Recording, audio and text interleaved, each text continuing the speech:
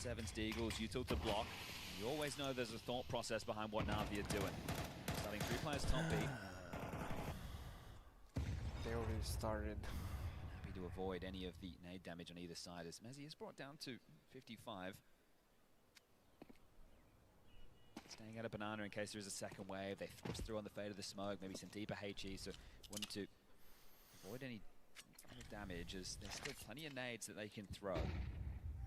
Flash the delay, as this is very standard from Vitality on Inferno at this point. 4 players together, Rops on the lurk. Wonderful rotating over to be the 4th man.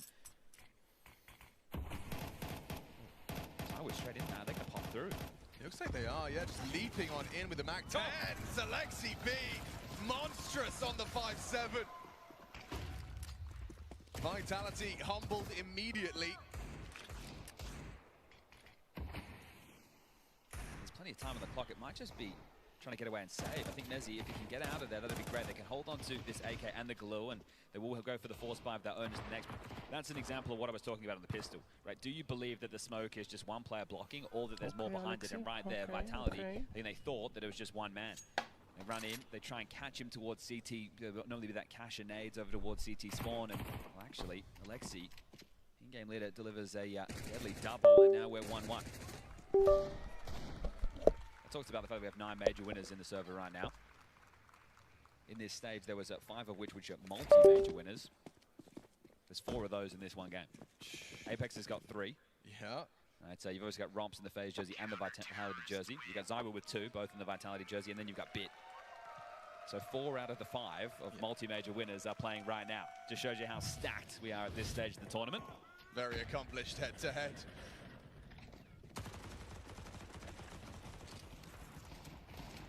Which was one of the reasons that I woke up today feeling like we might have a game chat. Yeah, and I agree with the sentiment from the desk, right? Navi are going to have to play their absolute best Counter-Strike, and Vitality are going to have to be a little bit less than 100%. But Navi, this is the thing. You know the way that they won in Copenhagen. Who's to say they can't do it again? They can grind out matches, and I'm not a man to ever doubt Blade. So the night to prep. What are they going to offer up? That's the question. They must have known Inferno was going to be the choice. For Navi, we haven't seen them play this. It was the last map that they played in Chengdu against Heroic that eliminated them from the tournament. So yeah, back-to-back losses against Astralis and Heroic, that just feels, if you're Vitality, you're comfortable on this map. It is a bit of a punish, but surely Navi, you've done your homework. You're just hoping to put your best foot forward, and traditionally on Inferno for Navi, that's Bit, the pit anchor, delivering. This will not be a banana play. They want the top mid control, and the bodies are in the right place for Navi again. They have a good flow of the situation right now. Yeah, they got a good read of it, and it's Bit that's going to hear this coming. See the Tech-9's likely to lead the charge, the 2 safe rifles to try and clean up the mess. Alexi's been drawn back over towards B. He's not buying it. There's Flames the Owl, and that's the bait and switch. Robs nails it. Bit static for just a second too long. It's Imet on the default box. He eats the flashbang. Wonderful. Oh, it's an awkward angle to get output, and they do break through. Okay, might just be like the pissed around tip. Alexi Makazi. Unfortunately for them, it's, just SMGs. They will lose one of the 2. That's tough. For a moment, they had the bodies in the right places. I think the smokes was starting to fade top banana. Lexi cheats back over to help Makazi, and in that time, they pop up mid, will get that Ogre. He's trying to do a little bit of damage, but now that his position is noted, they might just want to rip this one away from him. Worst case, you give him an upgrade. Best case, you take everything away. So he's still lingering. Zyber was the closest, and he's only on 24 points of health. Apex has gotten out of there.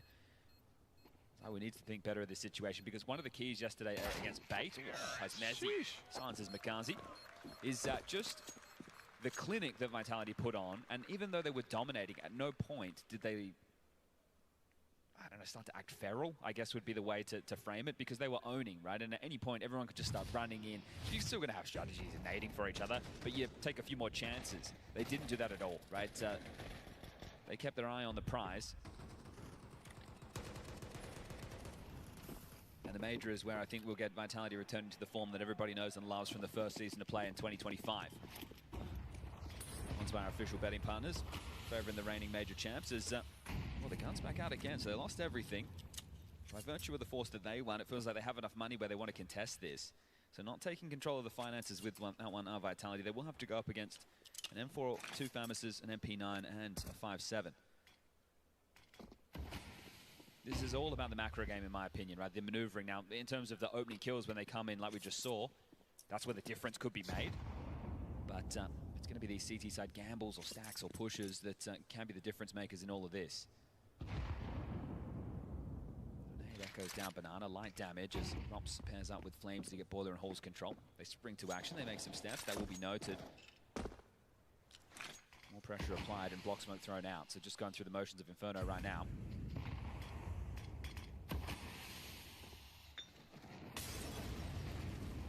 There's a real polished, nuanced diligence to the Vitality T side on this map.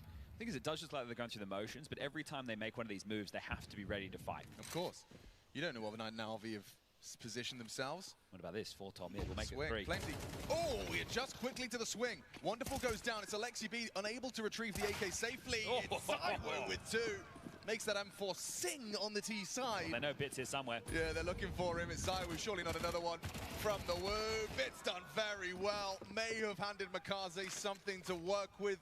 What would have been a nasty 1v4. Instead, a 1v2. 5-7 trying to close the gap. Will use that smoke to maneuver forward.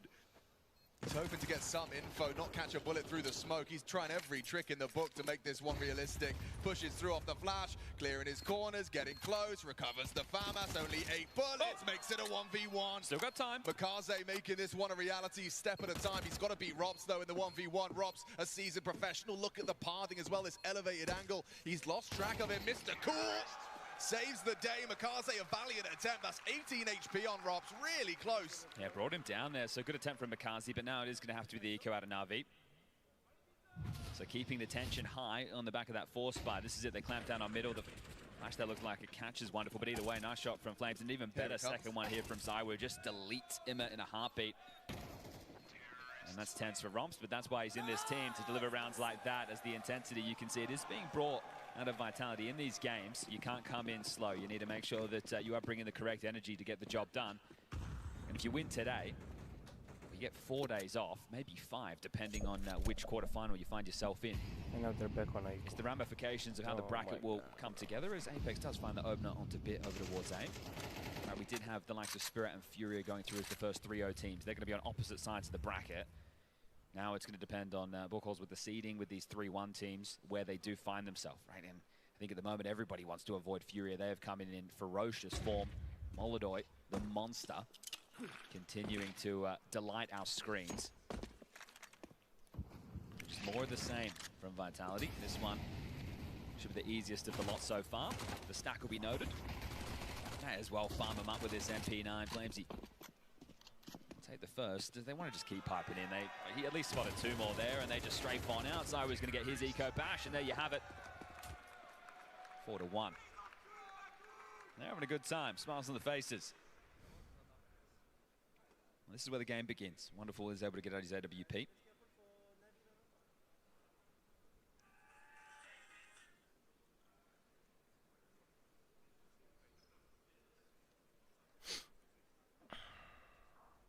Yeah, Navi's not winning this one. Just talking through the finances there, so acknowledging the type of buy. So this is where they're expecting their choice between firepower or utility. They've been able to get out that AWP. There isn't a defuse kit, so if we get into a post plant, likely to be a save just by virtue of the map. Bid is operating with a FAMAS, but that's so he can get all those nades to block over towards A. Now the question is the tone of both teams. If you go all in Banana at the start and you're Navi and nobody's home and Vitality just avoid all your nades, then you've used a lion's share of that utility to get the control, and then they can just sim around, play in the mid-round. If you want to play these back and forth games where you react to what they're throwing and you get caught off guard, they come through on a flash, they extinguish a molly, you could lose the round right there and then. So what type of tempo do we get from either side of the server? Just starting 2B is Alexi and Makaze, so unlikely to go aggressive. Apex, is that a flashbang? He is holding the flash, and they're progressing further forward than Makaze may like. Tries to put bullets down range on the car position, just gets flattened by Mezzi. That's a horrible casualty to concede for Navi. He was supported by utility, but Vitality do get the better of him. They've taken minimal damage as well from the opening exchanges, nades and the bullets of Makaze. Zywoo and Mezzi just a little worse for wear. Still gambling off the back of that, right? So Wonderful's here, and Imma as well, and Orp. Oh. couldn't be a better flash. Okay. Sure, he didn't pull the trigger. I mean, there was an opportunity for a frag back there. We'll have another chance at a pick. Apex is already across this line of sight. Everywhere you stand, there's a flash or a nade of some description. Imer might catch that one. Oh, he gets caught by the wallbang instead. 4 on 3, 2 of them are on B, and actually Alexi B has timed that very well. Now the bomb was not committed. Bit hasn't moved a muscle. He's ready for that fight. What? He's not ready. Flamesy wins it with a Mac 10. And that should be round right now. They're not going to be able to track down Mezzi. Should have the open bomb site, and they'll just punch that one in. Likely just to see them hold on to this AWP for Wonderful. And that'll be that, 5-1. Oh, that's a frustrating death for Bit, isn't it? You're looking for one there. You're expecting to have the advantage in that head-to-head. Flamesy's just hit 2 headshots in rapid succession with the SMG. They have looked sharp in their recovery games, right? They lost to FaZe, but then going up against the likes of 3D Max and as well as Bait, it's just been ragdolling. Right? It's been some fine form out of Vitality. Yeah, I was curious to see what, how much of a fight Navi put up today. Seeing their result versus Fury, you're like, okay, well, Fury are in that form, but Vitality's best of 1 form, it seems to have carried over at least to start us off here on their map pick. And if it is absolute drubbing, the problem becomes they will start on the T side of Train. So you want to make sure that you can get a couple of rounds where your players start to feel a little bit warmer. So it's not a good sign when you see somebody like Wonderful, who's been one of their better performers this major run so far. Sure, against weaker opponents, but you need him to step up in a game like this if you want any chance. Here's the opening exchange. So Mikaze doesn't charge all the way down Banana, but does try to catch them. Meandering around the half wall. Alexi, Imer, and Wonderful stacking the site after, and that is crazy on the Mac 10. He wasn't even looking halfway. Okay. Guys, listen, not a lot of rounds left, please. It's very important. We need to be on the same page constantly, okay? But not something like, let's do this. Not like this. We cannot just move because one player is saying. We need to be on the same page, connecting to the idea, okay? How do you pass that? I think it's just a comms thing, but it's hard when you're losing rounds, right, isn't it? You need to be more connected, at least for trades.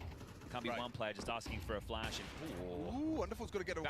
Down. Flames is a real threat on this Mac 10 right now. Bits ahead of this. Okay.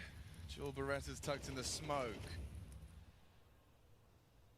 Maybe some revenge in that Flamesy Bit head-to-head from the previous round. Definitely going to stall out now, right? So taking a chance top Banana with a look.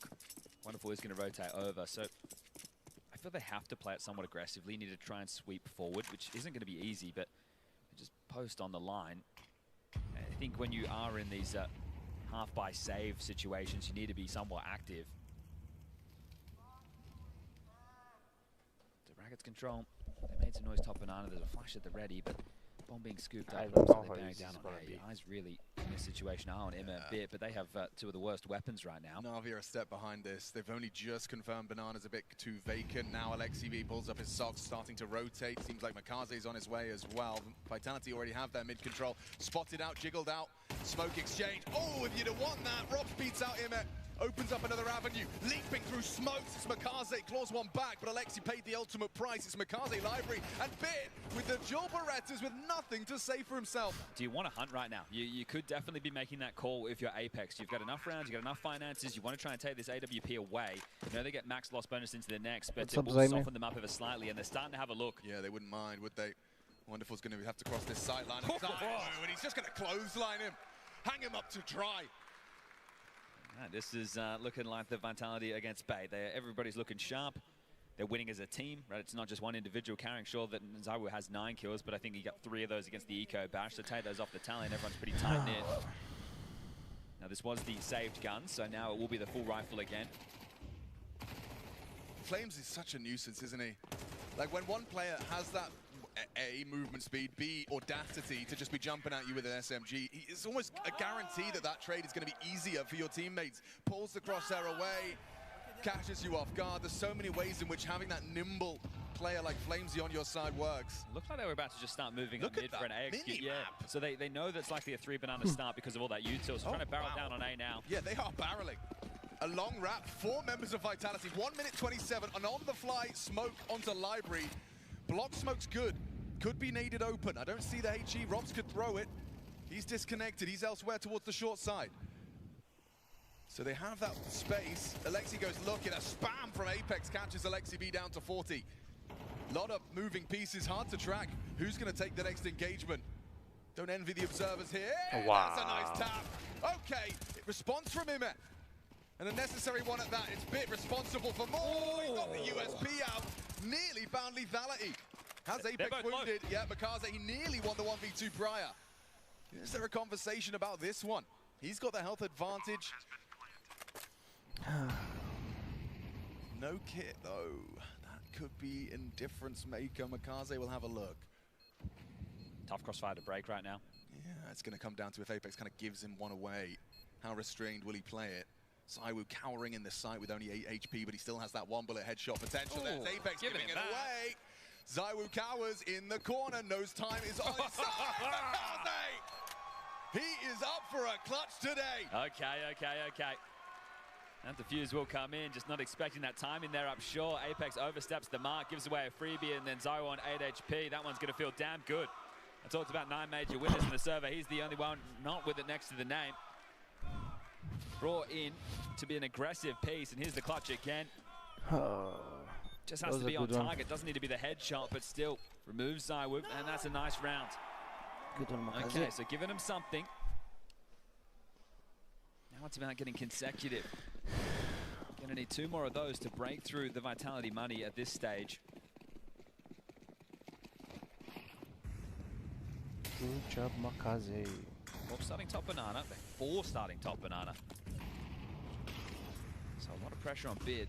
They do start coming his way, so he needs to puff up, seem bigger than he is, block early, right? He's gonna have to throw those incendiaries, the smokes, but they're gonna come through the smoke himself. ZywOo takes barrels and broom control.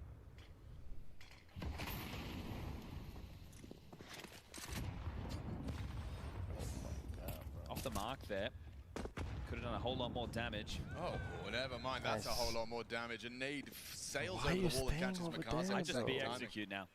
Yeah, you'd be tempted to, wouldn't you? It's Alexi being him that will be tested.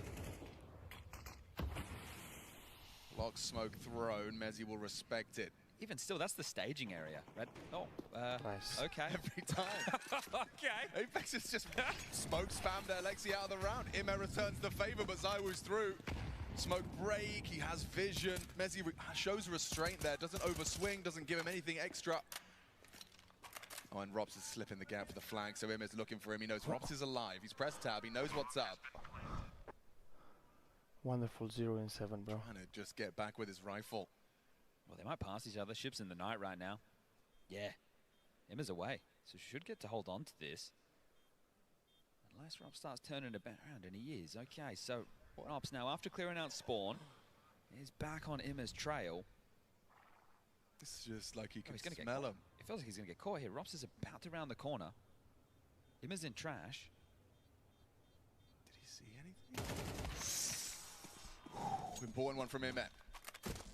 Still, the ZywOo's on his way. AK retrieved. I think that's enough. I think Navi will leave with the AWP and an AK-47. It's better than nothing, but it is number 7.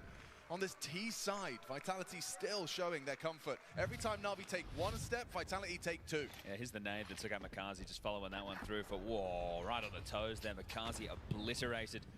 Smoke from the round is up. And there's the second. So Apex doesn't even need to see his opponents to remove them from play. Well, last time we heard the timeout from Blade, he was saying there wasn't many rounds left. Well, there's even less now. You could still recover this and get yourself fired before the halftime break. You save those 2 guns.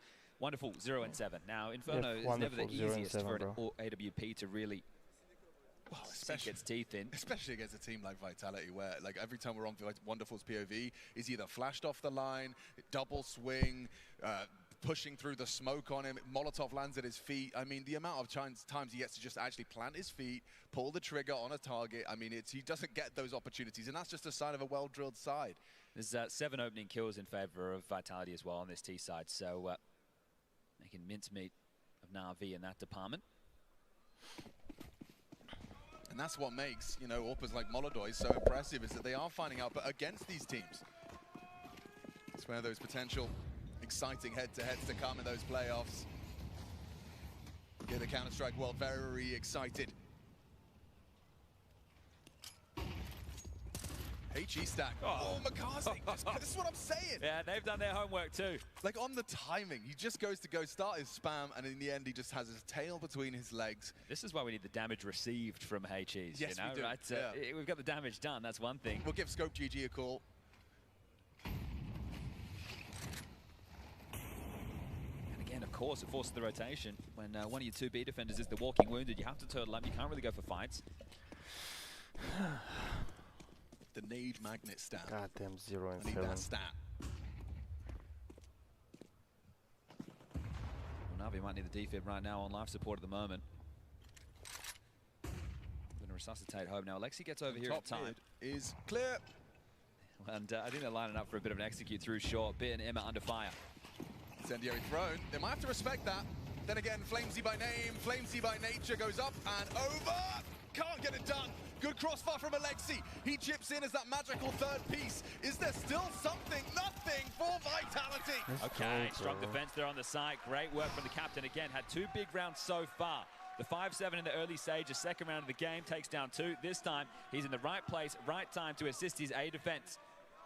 They're under a lot of pressure there. Everybody from Vitality piping up through shore and through apps. Remember, recovery is still available. You get this one. Might be a little bit lighter for the purchasers of Vitality going into the final round of this half. But it just looks way too comfortable there from Alexi. So much focus towards the pit. It just feels like so much of this map is determined by having that third piece in the right place. T-side tries to manipulate it into the wrong place. And the CT is the opposite. This time Alexi B being there just makes it look so comfortable. Has Makaze avoided nades? Yeah, he did this time. Okay. He actually gets to play. Yeah, that's a fortunate factor for him as Apex has gone back to spawn to pick up a couple of extra flashes. Okay, not bad. They still have a chance to a 7-5. 7 rounds on the T side is great, but I think just considering how dominant it has been, you're going to want a few more. And if you can avoid Navi getting consecutive, you're in a strong position to even grab those 9.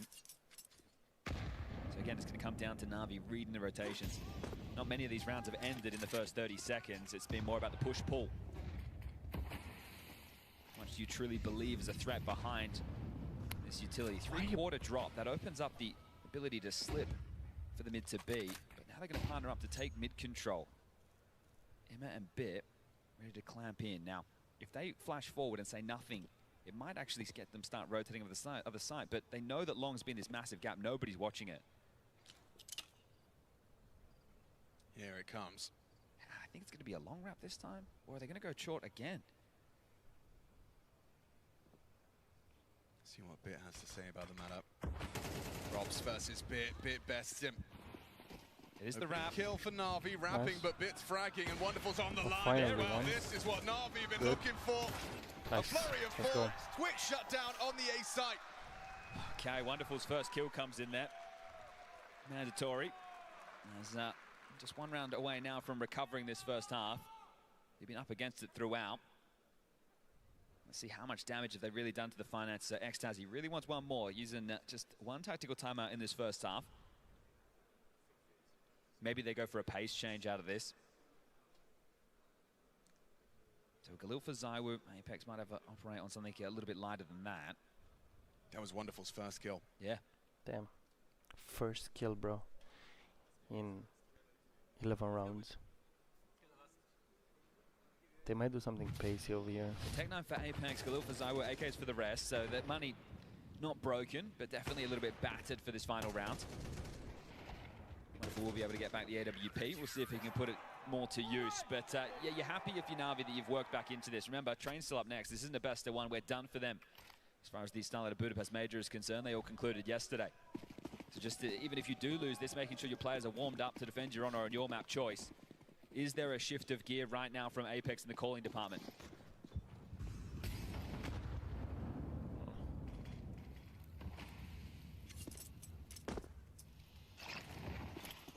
They want to go through. A quick boost to erect it off the back of the Molotov, buying space.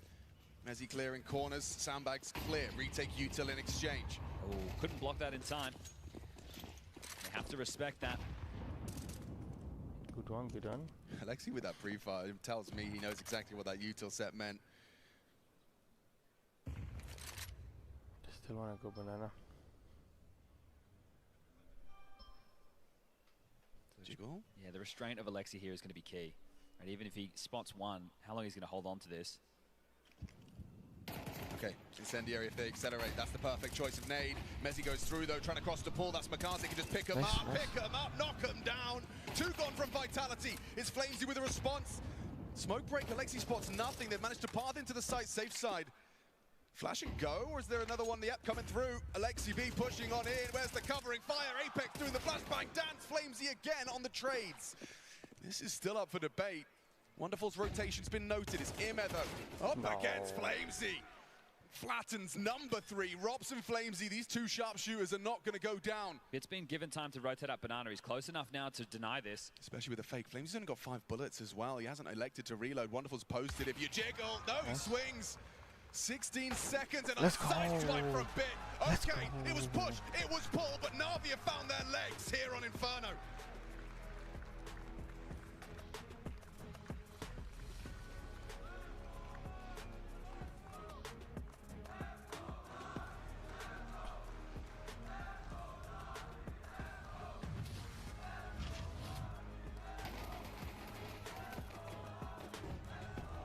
Good job, Navi.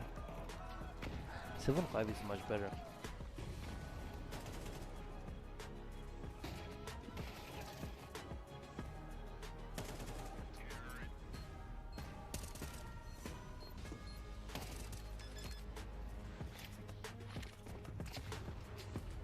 All right.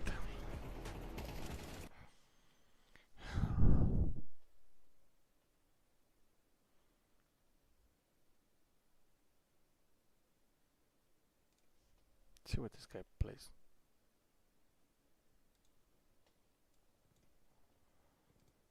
Warzone. Fully claimed. That's crazy, bro. I'm gonna get it. All good. That's insane. Oh, there's a rabbit. Hold on. Comes.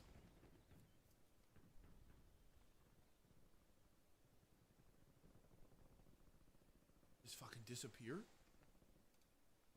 Disappear? Or what? Whatever. Or what? I said comms in the...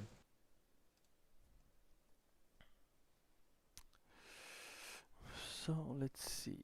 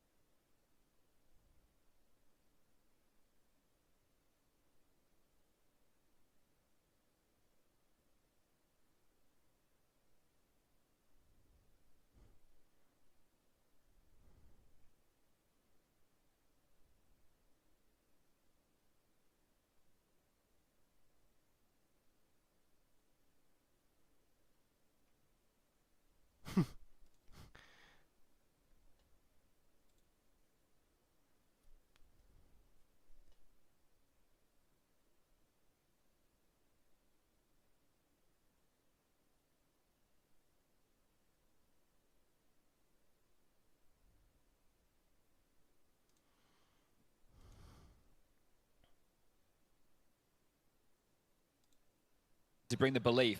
So that's enough, right? That's you want as many rounds as you can get, sure, but Blade and the boys know that they can work with this. They split the pistols. Rob's going to search for info. Right, let's see. Don't see anything there on his hop. So well pathed. There's Bit, Emma, Wonderful. We'll be able to slink into apps quite quickly.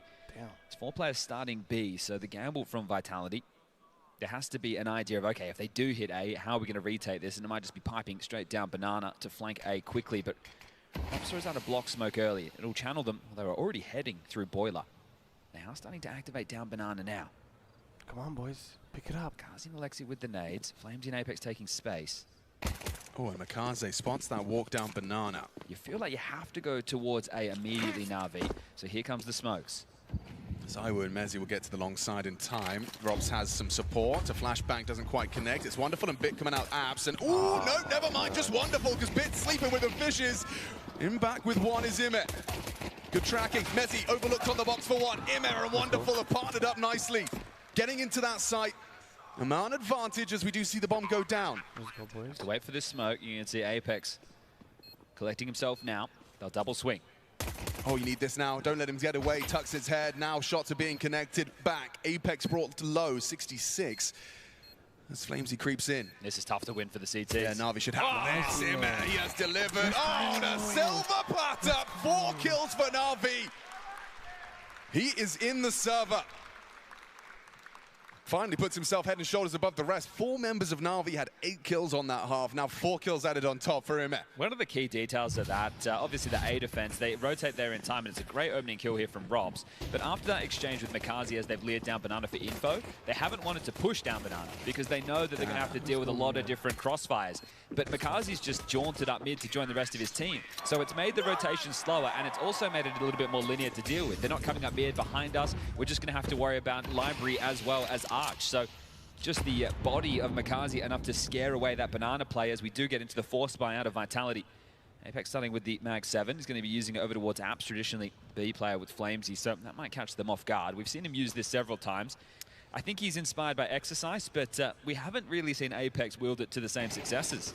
There is nothing more frustrating, though, as the T-side apps player to be having to worry and consider the shotgun angles that are available in these tight corridors. And actually, Apex has made a step. So Bit building that mental picture, knowing that his opponents are likely occupying his territory. Yeah, so at this point, it's on the B defense of Zywoo and Flamesy to be able to stall them out here.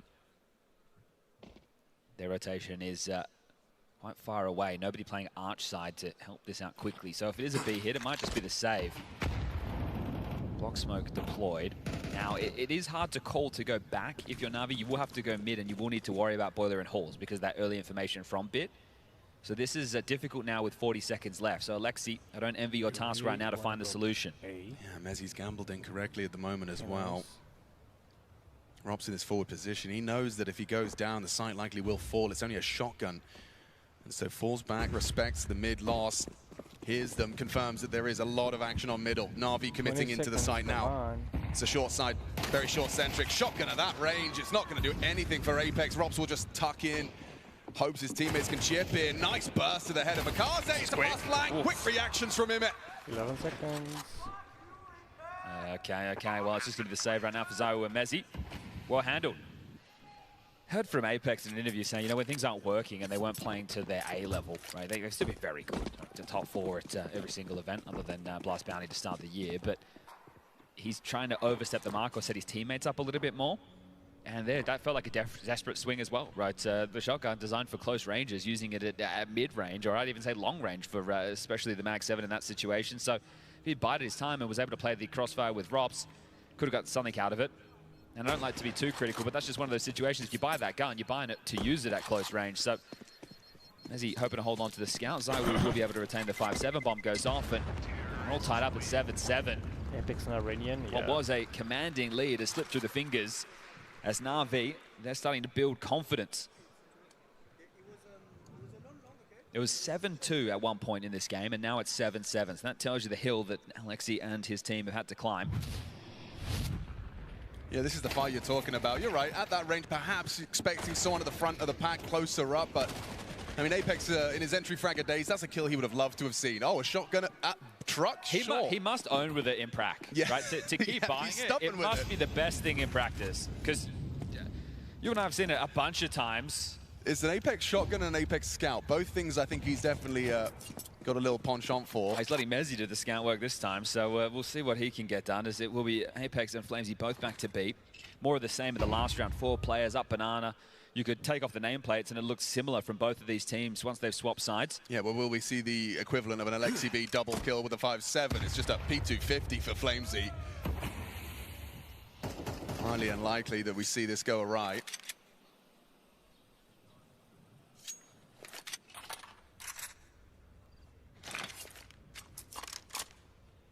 Well drilled. Yeah, you can see the timing of it, right? They get their smokes and they pump, then there's probably about, 4 to 5 second half-life on the CT block smoke. But there's another. Apex milking every moment of that. And Flamesy is back over towards A, so they are hoping that it will be the gamble.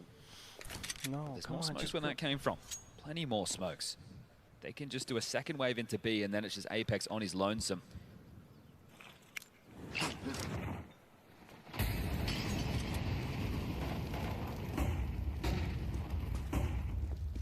Very rally of flashes. I think you're just playing for damage at this point, Vitality. Round is essentially gone. Apex does have a flash, so if everybody can rotate over, Apex can set them up. They can either try and pipe through that of Coffins or through CT. Never mind, he's going to give the flash over to one of his teammates. Mezzi with the scout. Rops has found one. Okay, if they're able to get in soon, there's still an opportunity. Yeah, that's what they're aiming for. Waiting for that call is Mezzi. Rob's joining the pack as well. ZywOo and Apex rounding the corner. It's Alexi B first test. ZywOo. Oh no, a double kill! How has he done that? How has he done that? ZywOo just storms into the site, and now it's up to him and spamming away. Vitality surely have got a 10-seconder here. Finds him off the bomb. They need to defuse. Immer has stepped up to the plate and delivering. ZywOo desperately trying to cut the wires, and Mezzi's gone and covered him. This is going to be damn close, right down to the wire here. Hold your breath. Vitality snatch it away. That is ridiculous, Navi. It was looking so good. I'm watching the radar the whole time. As those fights start to come in, Immer is at the bottom of Banana. He is at the base of Banana. He is called back in drive before the flash. Let's see that from ZywOo's POV. That is so frustrating. How has he walked in and got all three of you? He knocks you off the bomb. The very best efforts from Immer and Mezzi. This is a high-pressure shot. You cannot miss. You gotta reload it, man. Oh, my God. They stay so calm, so composed. Navi is crippling for them, though. That one really will leave a mark if they can't win this. You can bounce back, sure, but it has to be now. That one will leave a mark. That's the Vitality nonsense that we're used to in the first half of the year, right? Those are the rounds that would propel them to trophy wins. And it starts with like a kill on the lurk, you know, like how crazy. Bomb's already down. So that stops the spree of 5 consecutive rounds for Navi as well and brings them back to earth. Just as the confidence was starting to build, that's one that's going to fester in the back of the mind. That should have been ours. How have we given that one over? We dealt with the Force. That was just the lighter of the two. And now we've given them a couple of AKs and a chance to be fully invested, and it is ZywOo. That's crazy. So essentially into the guns. Okay. Right on schedule. 50 seconds, brackets control. A block smoke from the CT. So there was a long smoke down. They blocked over towards the long to make sure that Alexi cannot progress. At least not for now. This does look eccentric. Wonderful's here, so is the rest of the crew. Smoke in the skies. ZywOo's got a choice to make, plays in front. Flash is long. ZywOo ready for that head-to-head with Alexi B, but peeks on into Immer and just completely owns him. Booked by Immer. Rops staying dynamic. It's Mezzi who partners up, going lots of work on the site. Wonderful's opened up the A site for the plant, though. We've got an intense game of Counter-Strike here, a 2v2. Bomb planted once more for Navi. That replenish of the smoke over towards Moto is beautiful. I think that first one was blocked. There are kits in play. Apex has util. Flame's going to try and play through the short side. Oh, he's going to throw Incendiary on top of that. It's really uncomfortable for Wonderful. Forced up on the box with half health. Apex has amplified the pressure. Flamesy throws a nade. Wonderful's looking the wrong way. That's a lovely one. That's Amore. Yeah, frustration's understandably so as the defuse comes in. Some diligent util. I mean, I thought it was going to stop at the T side, right? I love that, though. That's a great counter-strike from both teams. Really good trade work, right? So you get this trade out of, well, Immer grabs that opening onto ZywOo. Rops gets one. Mezzi able to swivel in. Really great double. That keeps the round alive. Good util set from Apex. Normally we see that either missed or really netting nothing. And now with those 2 rounds back-to-back, your confidence is going to be absolutely brimming. And quite the opposite for Navi. That one's going to really kind of double down on the misery from before. Well, the odds by our official betting partner have flipped and flopped around, but it has been Vitality, the favourites throughout, and understandably so. ZywOo gets out the AWP against the Eco.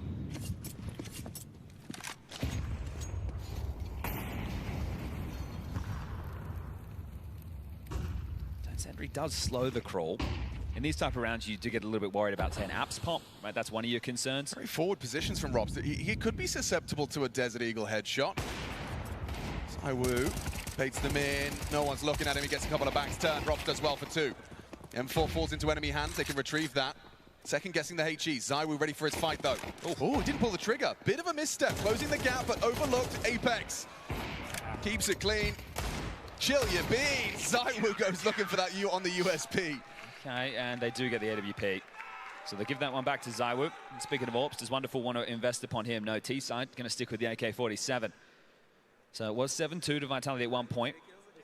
Navi worked hard to bring it back to 7-7, but you can see the vibe. It hasn't gone anywhere for Vitality. Sure, there was moments of tension, but with the rounds they're boasting, like 2 of the 3 of them have been straight BS. Yeah, this is going to be the final tactical timeout that Blade has a chance to call. I think Xtaz still has 2 available. If Apex just say, let's do the same, which means he might be the Joker over towards A again. But what adjustment will come out from Blade in this moment?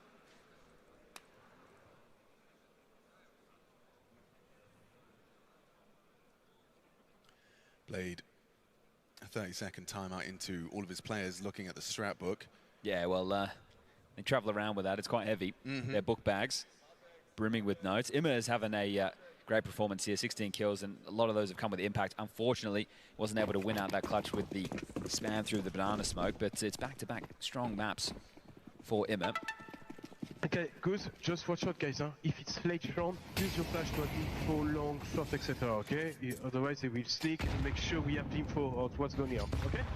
All right. Then I want to be in the dark. Next Taz wanting focus on the utility in the mid to late round. Just talking about Imma yesterday, 19 kills against Pain. So good to see him in fine form.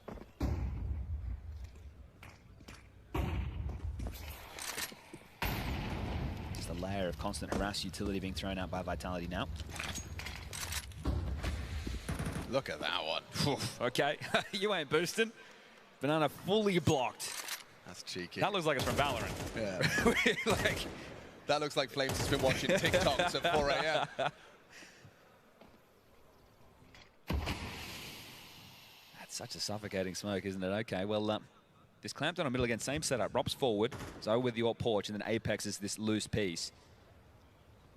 Mezzi rotates back. They're playing a 4-1 setup right now. And 40 seconds left. It might be the right call.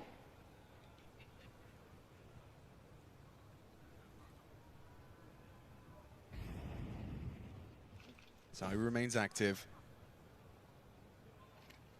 Hoping to pull the trigger off the flash. There goes Alexi. Now Rob's is set up for success. So re-peeking, and Rob's getting nothing. With empty hands, it's Mezzi on the forward position for 2.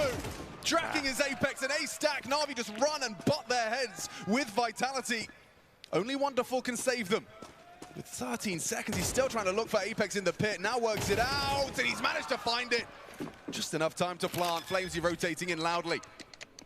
Wonderful knows he's got a chance, gets his gun out, needs to tap the head of Flames. He does it with it! That is Wonderful! Right, it's been a quiet game for Wonderful, but that one's for 10, and that one is for the 8th round for Navi. He's been having a strong major, but now he's up against the best in the world, and that's a great way for the young Ukrainian AWPer to shake off some of these woes. Low time, no teammates left, up against Vitality, and he turns it on. That's 2 2v1s that they've lost. One to Makazi, now one to Wonderful, so both teams coming up clutch in certain situations. I really thought that Apex was in a position to just close this down here. Yeah, he's trying to delay. Even if he'd given over the plant, then he's playing the 2v1. Again, being critical of the Vitality in-game leader. Money a little bit ropey. Apex down to a Famis. Game back on. Lost bonus for either team going into the next 1900. You lose that one, I think the game probably goes with it now, Visa. Wonderful. Huge impact. Now you need to make good on that. He's teed you up. You win this one, you break the money, an opportunity to tie up the game again before the guns come back out. God, no, Vitality are light on nades, huh? I say that as Apex throws out one of the last 2 smokes. So I was coming over, he has a flash, so if there is the execute, how perfectly placed and timed will this be? Bits in boiler, maintaining those rotations, listening for any sound cues, trying to make sure that they're unable to pipe forward for information. That's his job, just to make sure that the likes of Rops, Mezzi can't play more aggressive to facilitate the stack. Another CT smoke dropped in. Speaking of smokes, there's still 2 available. One for Makazi, one for Imma. You've done well considering how few they brought through. They've timed them well to have this one just starting at 35. The question right now is, do Vitality doubt this, right? They're playing towards the stack, and now that Zawu burrows deeper, it doesn't feel like it at all.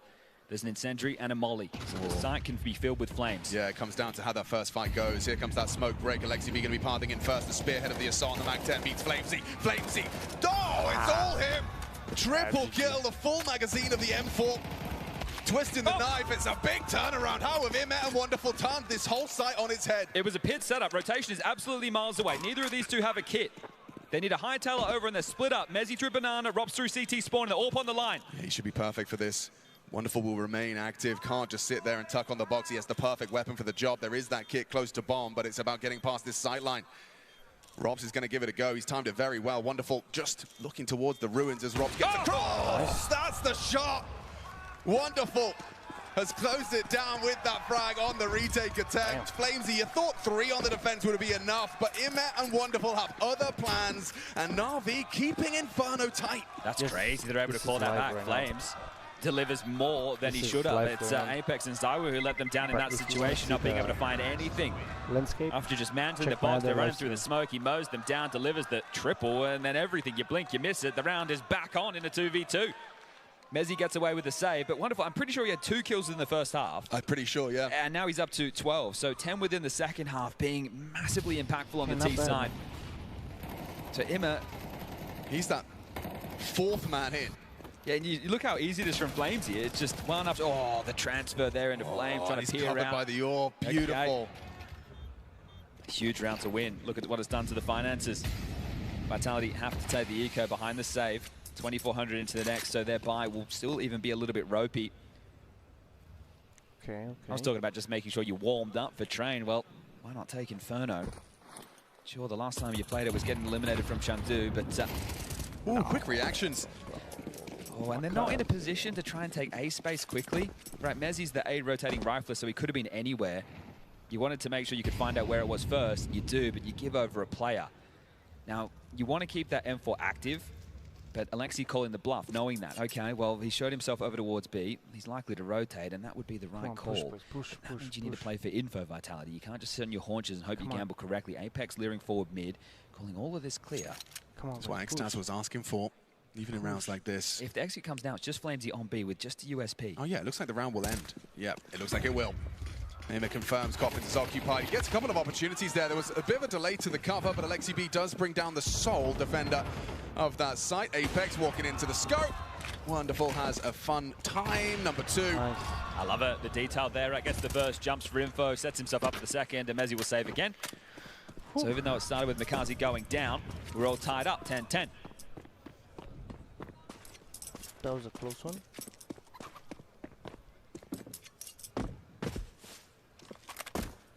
Great form from Navi. We'll see how this series continues, but if they're able to match Vitality and make them sweat, even if they lose today and they get through tomorrow, they're in the conversation once the playoffs begin. Spirit, through their performances throughout this stage, have elevated themselves. For me, coming in, they were in the 5th slot.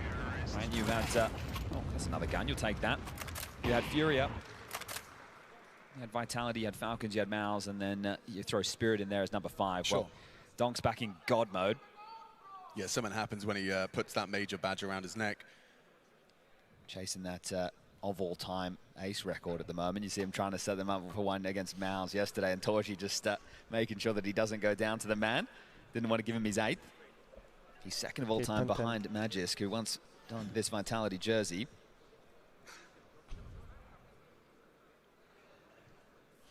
So it did take some miracle moments. It was a 2v2 on the A-bomb side. It was Zywo with the 5-7 on a B retake. In terms of clean CT side rifle rounds, Vitality have none. They still need to prove that to themselves and Navi that they can shut them down. Yeah, got to give props to Navi being able to kind of shrug off some difficult round losses and converting the important ones, converting the gimmies. Okay, those 2 set guns actually make the buy a whole lot more enticing right now. So they have all the nades, they have extra weapons, and it is even the AWP for Zywo, a couple of kits too. Half-wall smoke thrown from CT spawn. It's up before Mikaze really gets a choice in the matter. Throws out his util set that's going to keep Flamesy trapped in, locked in. No second layer though. Flamesy can safely occupy the sandbags. Makazi slowed down in the... Yeah, want to ask questions of Mr. Wu. Holding on that line. Wonderful's not far off, could be crouching in, and off that smoke grenade, he will have a little look. They want to poke in. Blocked by the smoke. Is he really going to make a nade play? I think he's, second guessing that. That's the right decision. There was a lot of bodies ready, primed and ready. Robson, Mezzi.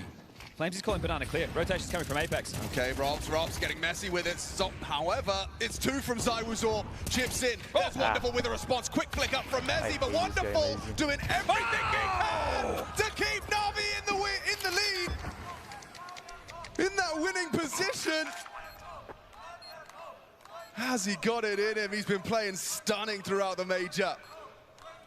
And he's turned another round on his head. It's only Flamesy that can save Vitality. He's walked straight past the kid. Focused on the one in pit. Wonderful dips into his own smoke. Flamesy now his position noted. Wonderful.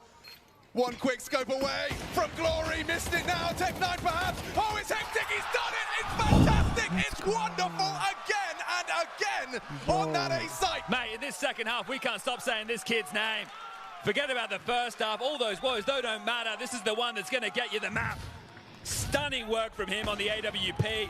ZywOo removed and just keeps on stepping into these duels, taking name after name.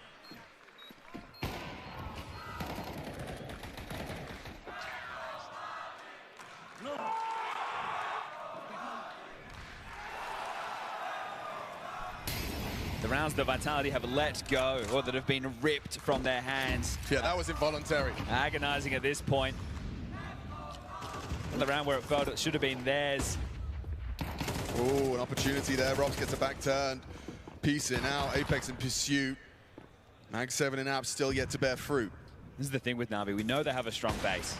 There's no question about that. Blade is going to drill your fundamentals day in, day out. It is about the individuals. Wild, bro. When in the system, that's when you need to add your own flair, your own flavor. You've worked hard for this. You've got them down to this hodgepodge purchase. It is max loss bonus into the next. Yeah, so it doesn't look good on the minimap, does it? Never mind the weaponry. Well, the 5-7's already done some damage. Let's see. Max 7, 5-7 on A. Robs was positioning himself to perhaps be able to provide that trade. A bit committed, but it's mid-first, mid-centric. Safe pathing, wonderful sideline. Nice try for number 2. Robs can't do it. Mikaze's insured it. And smokes erupt, so Apex, this is a good range for that. Yeah, catches him at just in the shoulder blade. And now Bit could be his next victim if he dares put his head in that shotgun. 2v4. And it's crosshairs. Yeah, 2v4. Hey! Oh, he does. Like little crouch peek. Trying to run him down, fakes it out. He wants to fight. There's 3 on his screen. He can't find anything but death. ZywOo securing it. Vitality. Not out of this one.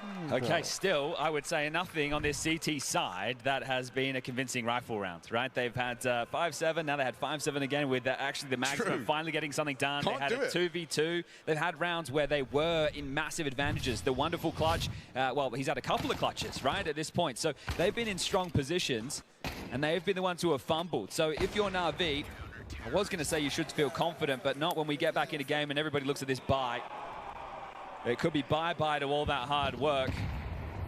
Wow, and they're broken too. What a tough way for it to go down. Wild. I think this has to be That's unfortunate. the 12th round for Vitality. This, bro, working all that. How can you let this one go?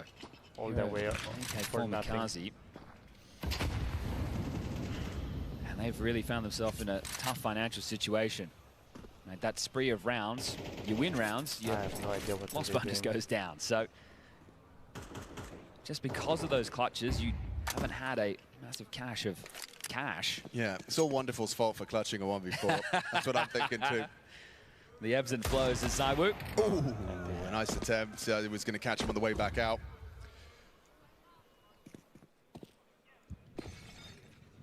No, but I mean, it is bleak, isn't it? To be scrounging for pennies in round 23. No one wants to be there here at the major. Especially in the qualification game, playoffs awaiting the winner. Vitality's pick and Navi have managed to really make a statement of intent. They're here to compete. But with 25 seconds, they are likely going to be running into a massive showdown, spray down from Mezzi and Rops. Yeah, this is where Rops makes his money. he got? Oh, Makaze with the covering fire. Okay, Zywoo chips away. Actually takes the rifle out. They can't retrieve that. Mezzi with that double kill. Needs number 3. Alexi B has other plans, but there's no time for a round win.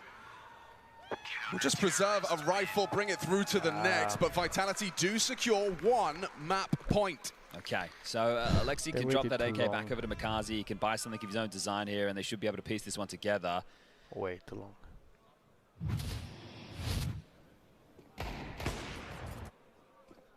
Makaze actually is going to be operating on a Tech 9. Wonderful's the one who gets the AK, so no Wonderful AWP. And fully strapped for the final round, everybody with a kit. Oh, wow. Nades galore. And aggression. Push, oh, of course. On round 24, after such a hard-fought battle, it's Mezzi that elects to take a huge risk. Makaze was not ready. Important trade from Wonderful, but it's Robs that turns tail, gets Zimmer for free. Keeps Vitality in the lead. Wow. Whatever your game plan is, it has to operate now without Makaze or Imek. Mezzi just throws a spanner in the works to start. Well, Wonderful's still alive. 19 kills, plenty of clutches. Let's see if he can find some impact to take this one to overtime. No. 2-2 split, plenty of time to recoup, but not if you get picked away with another. Flamesy looking forward in banana smoke, now fades. Wonderful and Alexi looking to take this space. Well, Flames actually been left to his own here. Apex has rotated back through spawn, so Flames has potentially it all to do. Long smoke keeps the question marks flowing.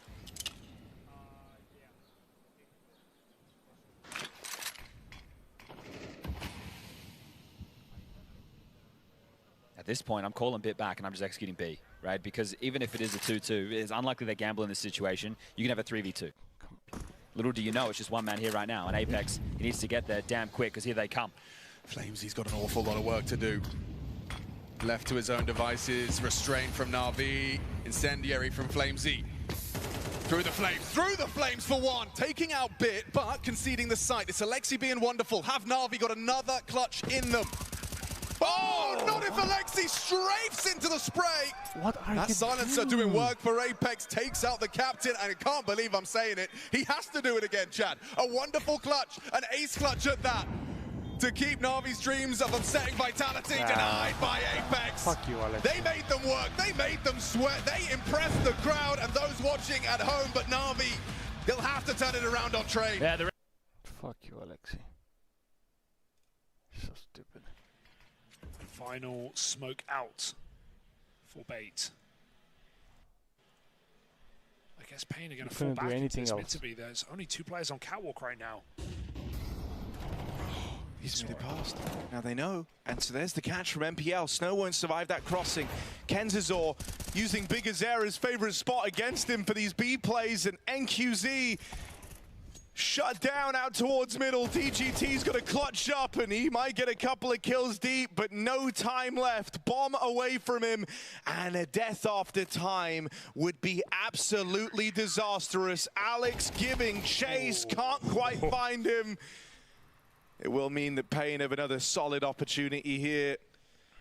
Dude, but we're hoping for double OT. If Pain want to pick this up, they burn their final timeout. They're only one in OT. They get it out now. You need to win this one, Bait. You've had so many chances to win this game. You've had so many opportunities. You've had winnable rounds at match point.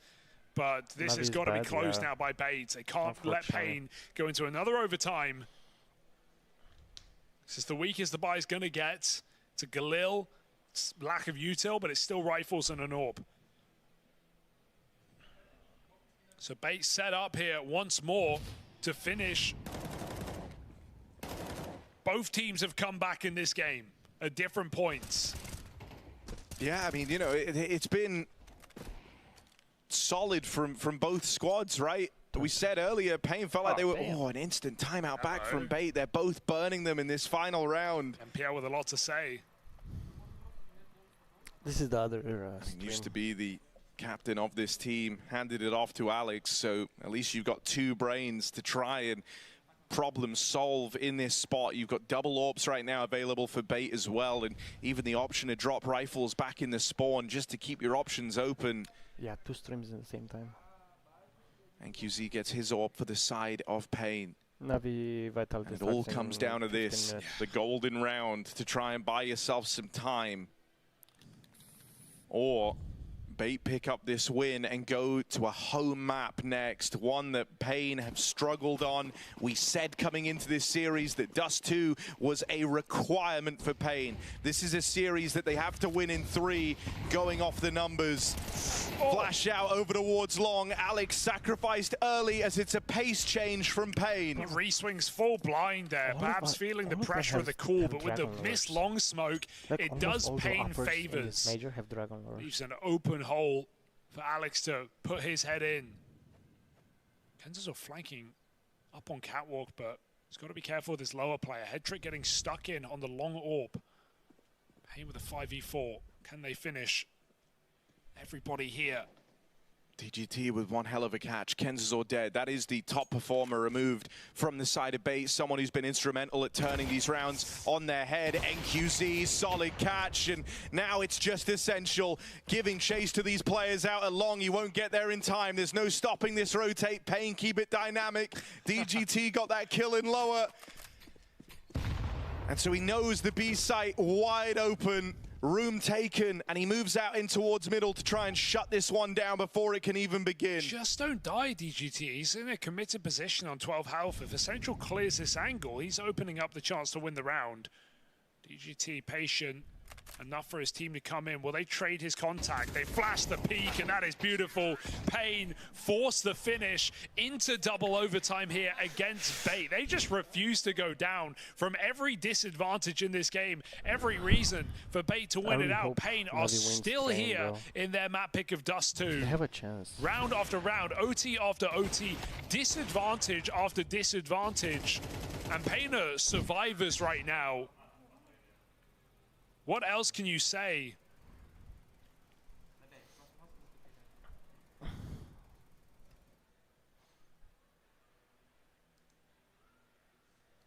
No more double orb here for Bait. It is costly, and if you lose those opening rounds, you really pay for it at the end of OT. So Bait stick with one. Gonna help Alex at Long for once. It's not been a long, heavy game.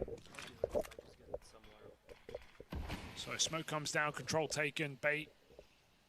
Put a player in the corner and leave it to that.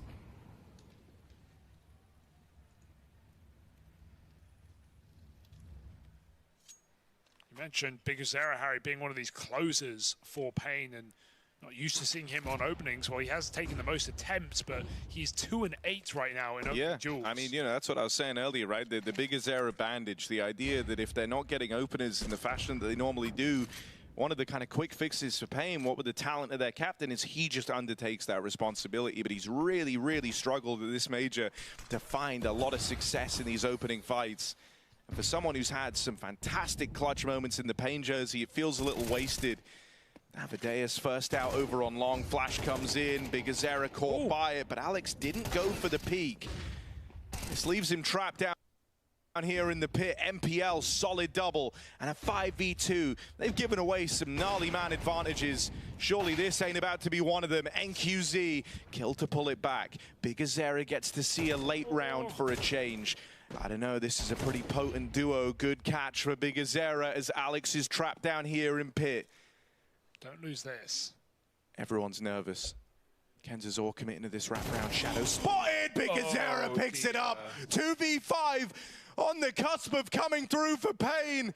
And QZ closing in. Spots a player on short. Times of the essence. They've got to clear MPL. And then QZ with a blinder. Can't follow up. They run the molly on the short side. But that is so far from comfortable for Bait. What a high risk. No advantage is enough, it feels like. What a high risk running through the molly in the 1v1 with 6 seconds on the clock. I think he'd already won the round, but he puts it in jeopardy. And you just see relief on the face of Bait. No celebration, as they're just thankful they win that round. You know, the first 2 fights or whatever, but it's Kenzazor coming in on the flank. He's got to feel like he got burned. There were 15 seconds, and he's being held on long doors. My, oh my.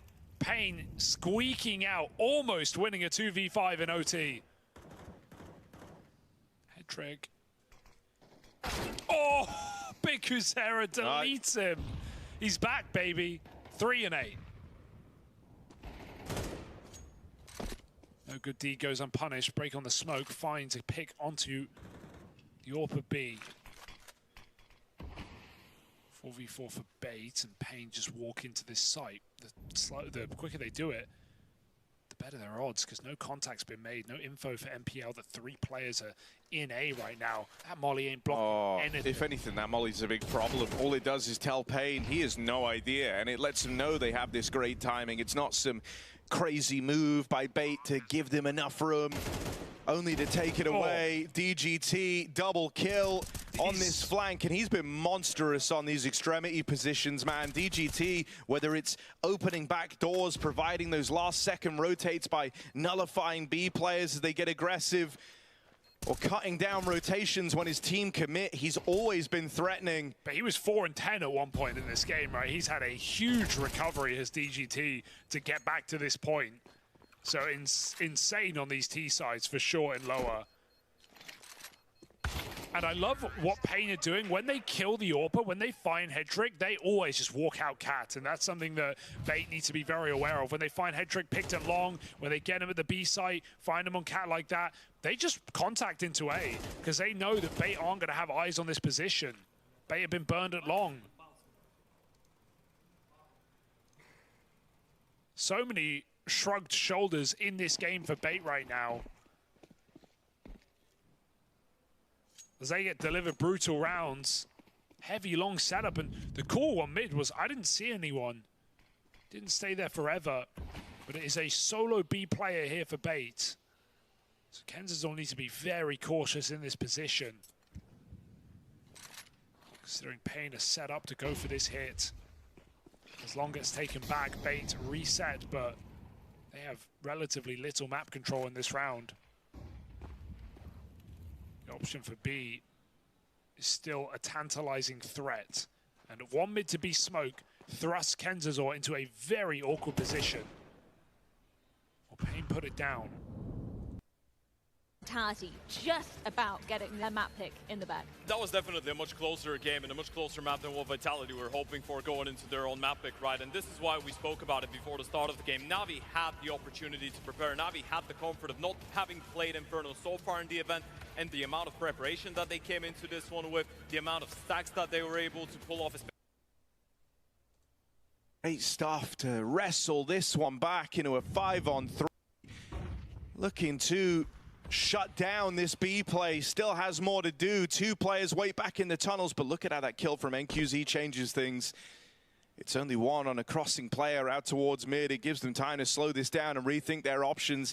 This was a 5-on-3 for Bait. We know they've struggled at closing these. Head trick gonna deal with that first man on the rotate over, and now Big Azer has made noise as well.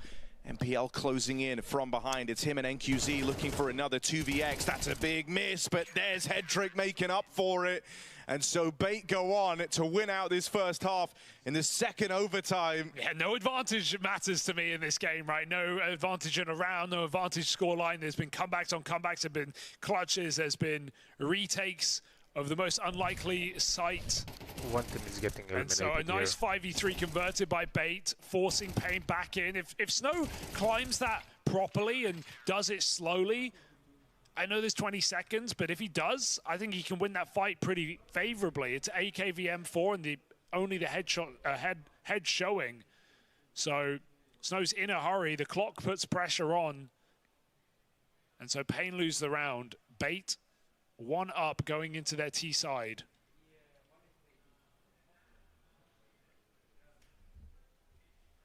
Been a T-sided game so far.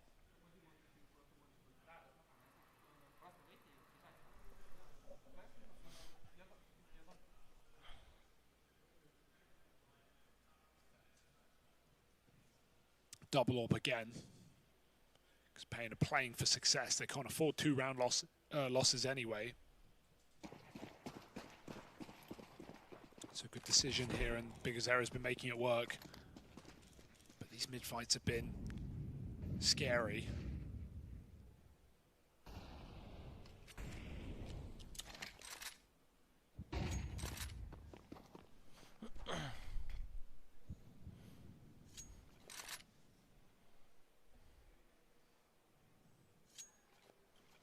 Bait taking it low and slow.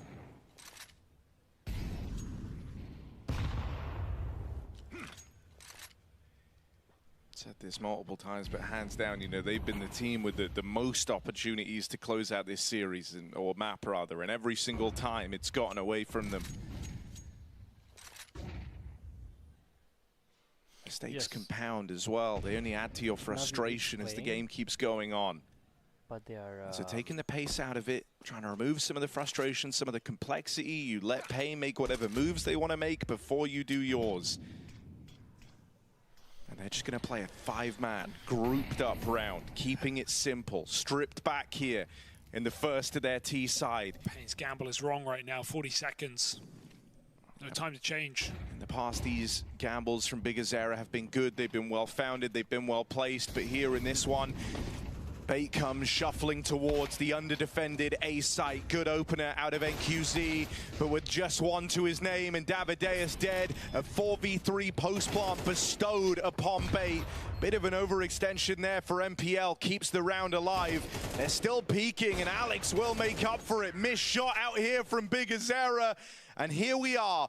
Bait arrived now with 2 chances to close on Pain's must-win map. Yeah. That'll be opportunity 3 and 4 in this game. Give me 1 second, guys.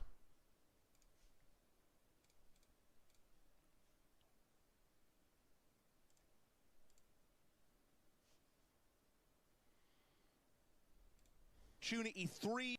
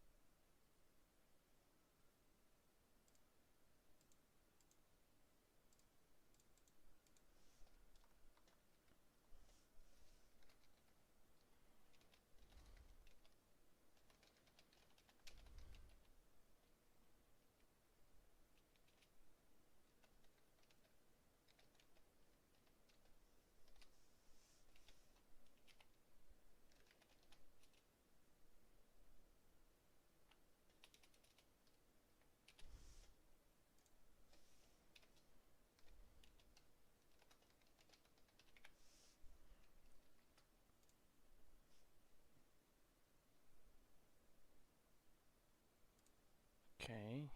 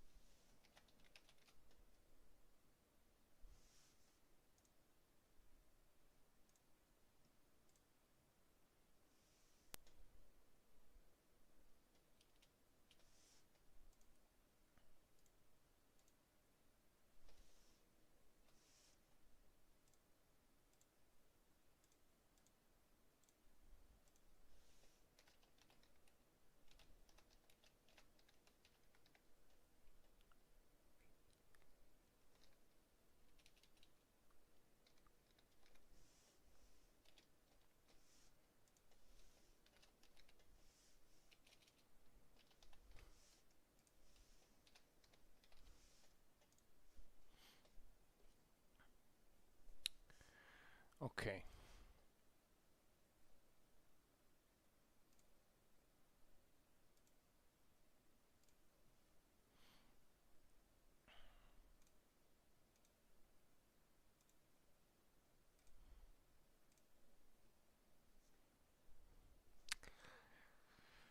I don't think so. Navi has a chance.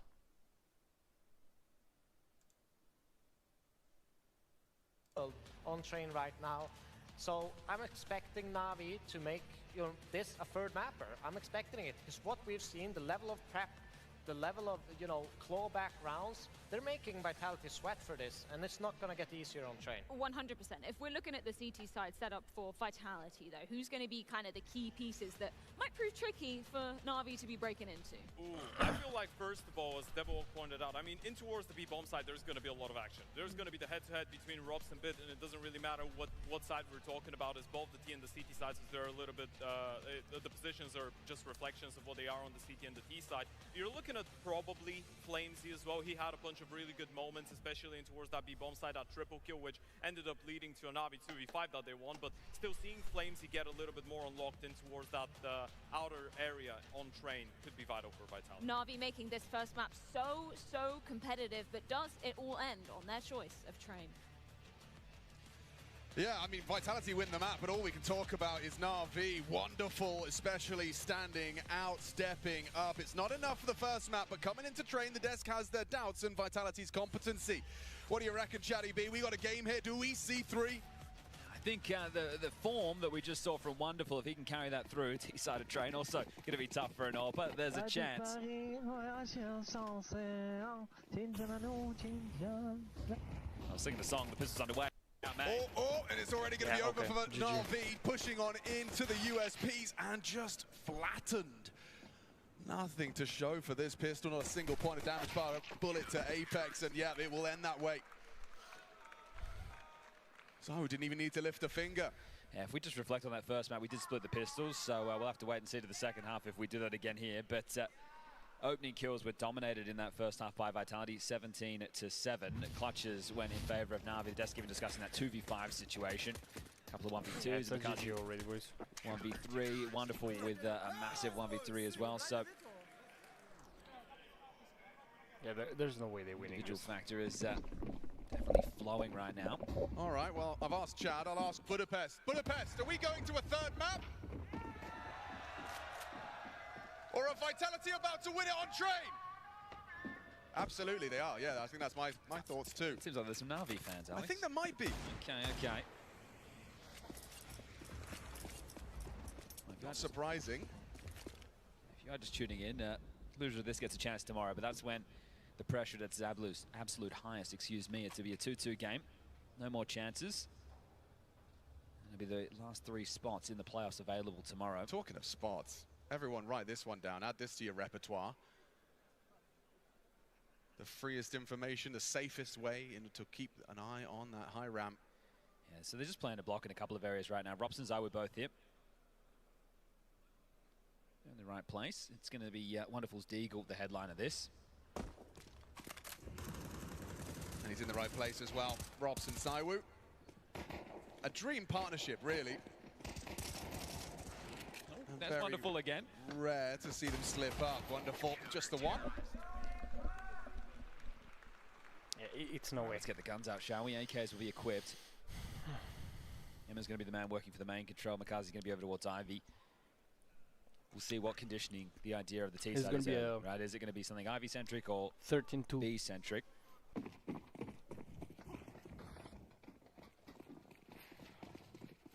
Zywoo and Rob starting B again. Are they going to go Aggie? Yeah, I think they want to fight this. Just going to be that HE. They avoid it. Bit dropping in first. It's Robs that could catch them on the smoke spam. He's trying to catch them on their pathing pop. Flamesy's blocked them for now and also has the support of Apex. Can't really go through that if you're Navi. So you're boxed in.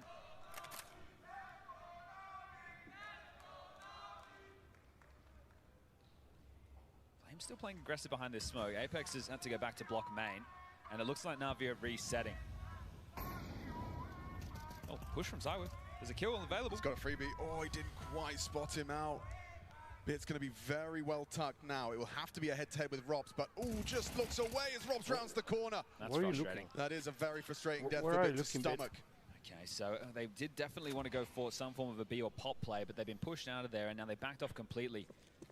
So in through main with 2, Makazi, Ivy, Wonderful, the late piece of this, joining these main players, and the push from Zywoo is massive. Apex forced away, the flashes do connect. White screen for him, flashing Ivy, Flamesy looking for trouble. Alexi B waiting for the smoke, good restraint. Losing Makaze, though they can focus now on this 3-man Navi squad. Zywoo's flank does look like he's absolutely won the round. Wonderful finds the bomb. No one's ready for Zywoo. Just in the shadows, what a flank.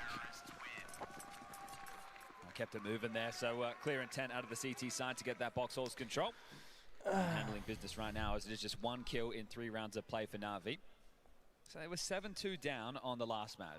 We'll give them time to work into this, and we set the bar at 3 or 4 rounds. Well-placed nade there. So a whole lot of this is planned to harass over towards B in the early stages. This one will have a few more upgrades than the last deco. 4 Tech 9s, a P250, and some util. Those ons by the official betting partner, making a whole lot of sense. I thought Inferno had us believing in Navi. It seems that others don't agree. I agree with the sentiment of the desk, right? To say that this is a bad map for Vitality wouldn't really be fair. When you look at a lot of the losses there to Mouz or G2, other top teams,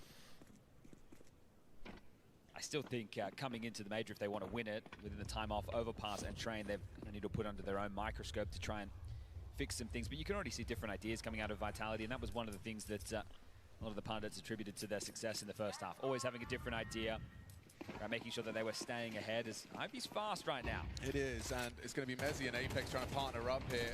Combination of a double nade and a big spray. They're so low. They avoid the spray, trying to run through the smoke on the reload. Maybe overwhelming. Mezzi just got to pivot back and forth. Gets himself a 3-piece. Or 2.5.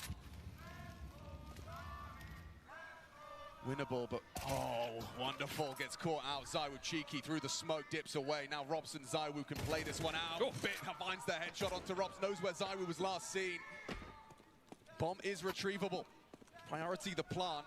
Looks like ZywOo's going to allow that to happen. Will Bit overplay? The longer Bit takes to get down the bomb, the more chance ZywOo has. Bit has an awareness that this is a possibility. But ZywOo is allowing him to make the next move. This one will be planted. Now ZywOo knows. Some problem solving on the fly. Think about where the plant is. It's playing for the fight. ZywOo's going to give it to him. Oh, what? The fuck? Crouches under the crosshairs. Bit can't even pull the trigger before ZywOo's seen to him. Okay, well that was essentially an eco, right? So upgrade from the pistols, a bit of utility, and there's just one man staying alive. ZywOo yet to die in this first half.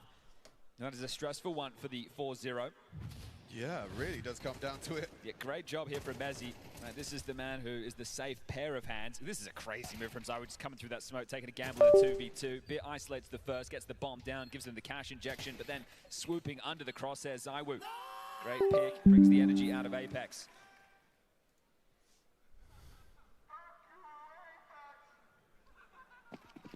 Well, AWP out for Wonderful, AWP out for ZywOo, and aggressive play over towards Ivy. Mikaze very passive. Keeping it dynamic on Vitality. Definitely added a few more sheets to that playbook. Flash does nothing. ZywOo actually investigates. Says he threw that from a mile away. The question now is, does he actually want to push off of this, or do they just leave ZywOo here? He can't stay here forever. Apex and Flames, he's looking to rotate over towards B to help out Robs, but here they come. Oh, straight down the ramp through the Flames. Apex is at least spotted out early, doesn't give away his life. 4 members of Navi now corralled into the site. Looking the wrong way. Apex and Robs getting the kill. Necessary is Wonderful providing the covering fire. A swing from Flameseek down. Mikaze brings it into level pegging. 2v2, bomb is loose. It's Apex up in the heavens. Gonna down to Wonderful. Forward position now. ZywOo in that clutch. Wonderful, he's got the kills, and now he has to get the plant. Surely not back-to-back clutches for ZywOo.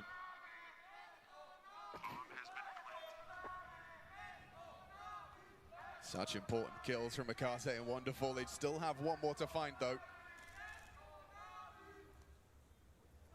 Playing on the ladder, Wonderful hoping to get a spot onto ZywOo's approach. That's enough, though. Information flows. Into the AK. Progressing high. Oh, that's the shot, and that's Wonderful. Still at it. Yeah, this kid's not missing a beat. The clutches within that last map, they're carried across into this one. Impact frags on impact frags, and they will get there first. Sure, they don't win it with the Tech 9s, but they get it done on the rifle round. It's great to see him in this form, right? When you look at Navi, we talk about the base of this team. We talk about their understanding of the fundamentals, Blade's system.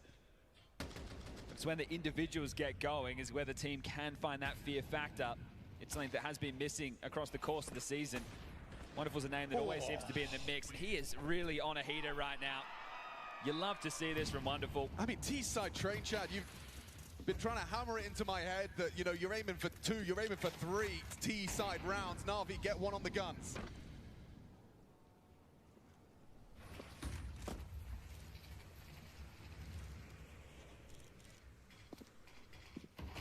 Respecting the Navi presence, dropping out a defensive smoke, minute 20 on the clock, and good map control at the moment for Navi. Double swing behind that HE smoke, and it's Bit that gets warded off at 50 HP. Block by the incendiary for a further 6 seconds. Ivy feels like the problem at the moment in Vitality. That's where the gap appears to be if we look at the radar, right? So it's just Mezzy going to monitor that from the back of the bomb train. Flame's going to work forward on main, and there's more harassment towards Ivy. So a 2-1-2 split. Once upon a time, this used to be very potent. You could crunch in, take away the space from the CTs, and there's only so many spots that they can really hold from. And Makaze is a very powerful opening piece. Could be caught by ZywOo's orb there, but he's missed his shot. Finds himself boxed into the corner. Maybe Mezzy! No! Makaze catches him. Makes it really uncomfortable now for Vitality. I'm heading back to B. Action on Rops. Look at Alexi working his way in. Yeah, Rops and ZywOo will be here. And oh, jumping up at the perfect time. ZywOo confirms there's a second body. Removes another. Alexi's gone. Bomb on the back of him. Not for long. Rops connects, and now that backtrack flank could be susceptible. Here's the steps, stampeding towards him. Swings on out, but Wonderful's ready. He's got it in a position to win it.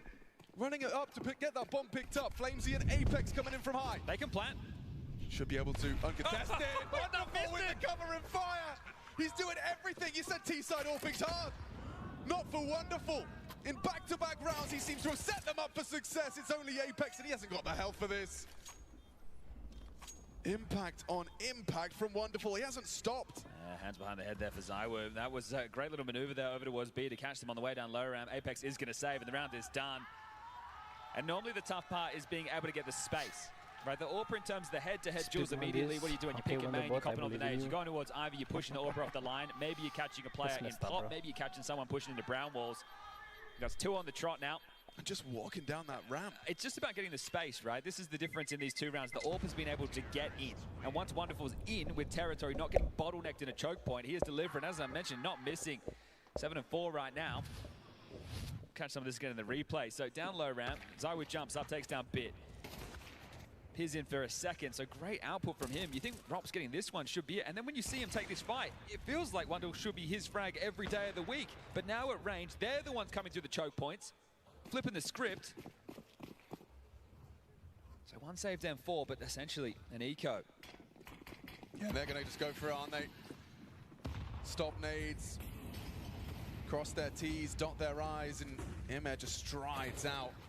Makaze covering fire onto Flamesy on that ladder. Lovely work. This is some good pep in the step here from Navi. This is great punishment against the eco, and the rifle was starting towards B on Apex, so wrong place, wrong time, no chance to even fight for this. And I also like the gear shifting around like this, right? Against the rifles, you're probably not going to be playing at a main, but you show that it's possible against the eco. Now, Apex does have himself a diffused kid, and I don't think we live in a world where this would be a possibility.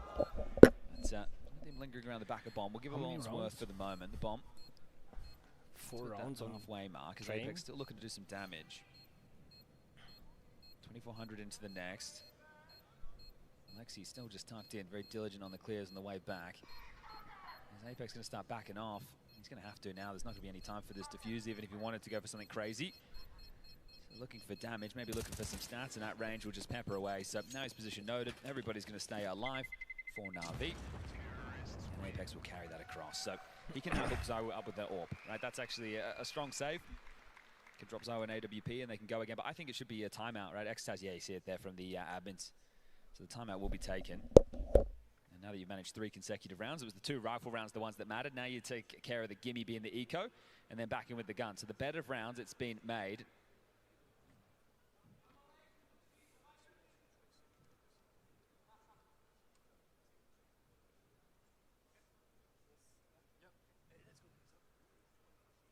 It's time to be losing the mid-round portion of the game, right? Because in the openings, it looks pretty good for Vitality.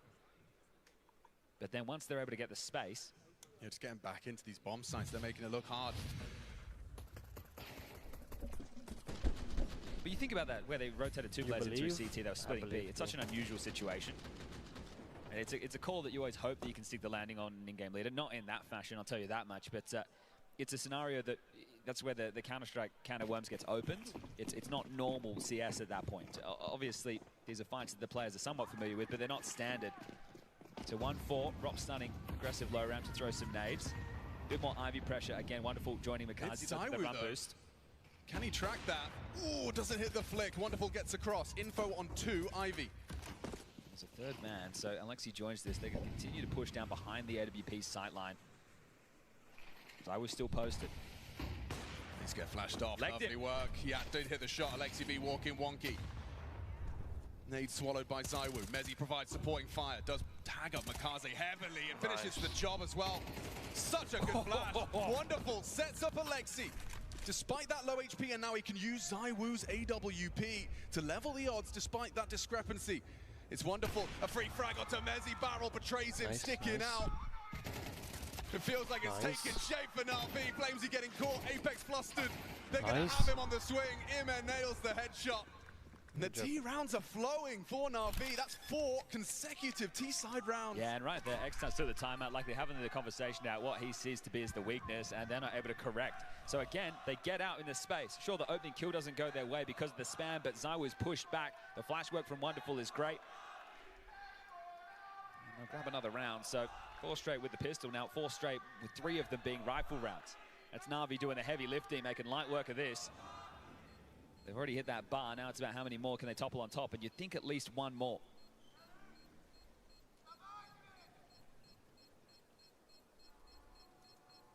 Yeah, really good flash work as well. You saw Zaiwu just both of those flashbangs thrown by Wonderful, bouncing off the wall for the first. Second one catches him, enables the frag. Alexi B, Blade, going to be happy with what they're seeing, what Navi are putting down. Still in the third and deciding if we need to get there. Still a whole lot more Counter-Strike to be played, but Navi are making a great case. If Inferno wasn't convincing, understand they didn't win the map, but their players are here to play today. Train is starting to take us there. Last time Navi, as an org, beat Vitality as an org, was all the way back in 2022. Masuda was still on the Vitality roster. That feels like an age ago. Time moves fast in Counter-Strike. So Vitality been getting their number more often than not. And yet, such a close first map. And now, already, Navi looking to take the lead on this T side. Like the calling again, right? Last time they just kind of pedaled to the metal. I know there'll be a few more investments available because of the loss bonus. And Rops is playing retake. So if you do just go for a B execute, now that they've cleared out Pop, that's most likely. You should just be able to storm in. Now they are lacking a few mollies. But they're not lacking the opener. Makaze, Ivy Space takes down Mezzi, and now they can just waltz into B. Robs would have to go massive from high ramp to make this a conversation.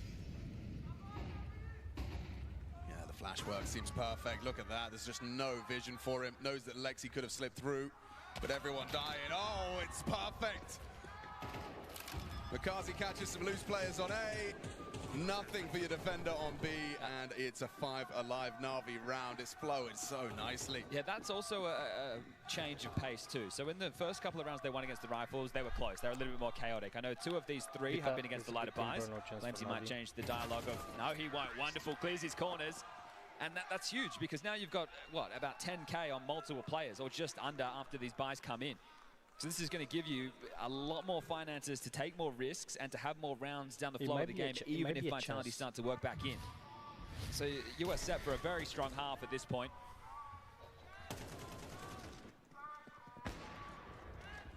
Good work from Makaze. Stressful situation. He's on his own, right? And I know he's up against the lighter buys, but still, it's rookie year. Out of the academy jersey into the main team. Are we going to see more output from Wonderful's AWP? Heavy nade. He's trying his hand a little Aggie peek. They go for a smoke break play, trying to clear out that all-off area.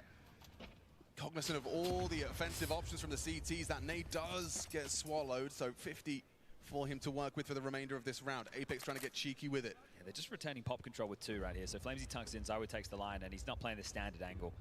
Probably wants to avoid the possibilities of the wall bangs that Vitality are oh so good at. Oh, not the one, no. Not the one. No, but considering he hasn't been missing anything, we'll give him that. Mezzi's been having a tough time. Yeah, he's been under a lot of harassment. It's a tough point of Ivy, right? If teams really want to push the issue and you're unable to block them, they'll keep coming and knocking on this door. City side map, by the way. It's a perfectly placed Molotov. Look how uncomfortable it makes him. Flamesy forced to extinguish, just feeling that pressure and strafing. Oh, he fumbled the movement. Woof! It doesn't choose to engage or take a shot. It's Ivy again. Yes, sir. And it is going to be Mezzi just here. No one close by to lend him a hand. And Makaze seems to have his number. Not this time. Mezzi gets his, gets out, confirms an additional step was made. Flamesy, upon the fade, is going to have two players to deal with. It's Alexi and Bip trying to pincer in with him and Wonderful from the Ivy side. 20 seconds. They have to make their move towards that bomb side, trying to close that gap. Opportunity, Flamesy. Oh, he actually gets one from either. And now Zywoo should have another. Catches Bit on the walk-up. Wonderful can't do anything here, and he loses his AWP. Okay, something back. Remember, plenty of cash to break through. Just 2 more rounds. This is salvaging the first half now, Vitality. You can still get 7 short. But Navi are going to be very, very happy with the 5 and on the trot in the fashion they were able to pick them up. Tactical timeout taken. Blade wants to get on the microphone. Now, he's in such a good spot to be able to call. He knows that they'll be fully invested. They have all the nades, and that's what Blade needs, right? He can go to the front of the strap hook as opposed to the back. Not having to pull out the emergencies. So if you think about the pressure of the game so far, they have been able to keep Ivy relatively honest. And we even saw Vitality want to go for an Ivy move early. Remember, they had that of Zywoo go aggressive with Mezzi. They had the space, but they lost elsewhere on the map at that point. So if you want to go for a move like that again, and now Navi just start to go into B executes. Navi chasing the wrong calls, but yeah, great pivot there from Flames. Important double. It's just when you have that aggressive outside hold and you lose Ivy, you know that you're susceptible if they can get into the backtrack. So you always feel in such a box on the CT side without that Ivy space. But here we go, back into the guns.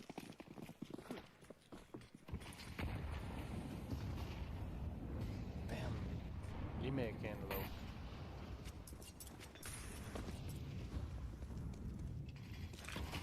Again, Makaze, this time with a bit more zhuzh to it. Just charges in, yeah, no flash this time. Zywoo's got vision. He's got your number. Makaze goes down. Apex finding Imit in the meantime, looking for that clawback. Oh, it was Wonderful towards main. Peeking into Zywoo. It might very well be a Zywoo round. They are inevitable, as is he. A 6th round, a recovery from Vitality. Nowhere back for Bit. Robs is here. Just walking on into this one. Rob secures it. 5 alive for Vitality. So, I mean, as you've described it, Blade's already laughing, but off the timeout, not going to get what he was looking for. Wanted to see 6, set that bar as insurmountably high as possible for Vitality's T side in the next half. This is the head-to-head Zywoo's been looking for. It's the first time he's got it without that flash in his face. Right, so they've done such a good job up until this point, Navi, of pushing them away. You can't get out. You see the difference within the rounds. Fast. It is. Certainly considering it. That's straight. Look at him go. He wants to brawl. Looking for that first blood. Flames, he's been completely caught out. Booked. Red card. Zywoo puts him back. There's that AWP at the back of the bomb. Messy from Apex. Awkward for Zywoo. Nades, Molotovs, the kitchen sink thrown at him. Advantage Navi extended and converted. It's a 6-6 half. That is a high bar. Vitality's T side has to match that output. 6 from Navi. And Wonderful hasn't slowed down since map number 1. It's now CT side open up next. Navi, they want to take this the distance.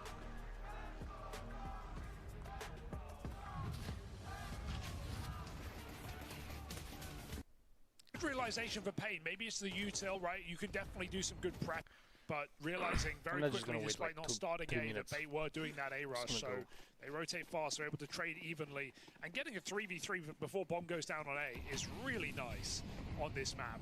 You typically see 4v5s or 4v4s Actually, at not bad best. for Navi at all. So Pain on the board, and Big Azera getting aggressive. Be careful as they sit on the other side of the smoke.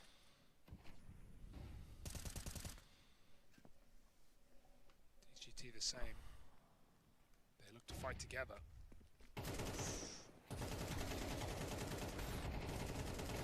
Oh, spam battle for this control. Essential tried to run down Big Azera. Maybe anticipating a reload after that spam is exchanged, trying to catch him off balance, but Big Azera holds on. Oh, he's very aggressive right now. Well, he's feeling emboldened. He's got a teammate nearby, right? So if they do try that smoke push again, you're hoping that it actually works to your favor.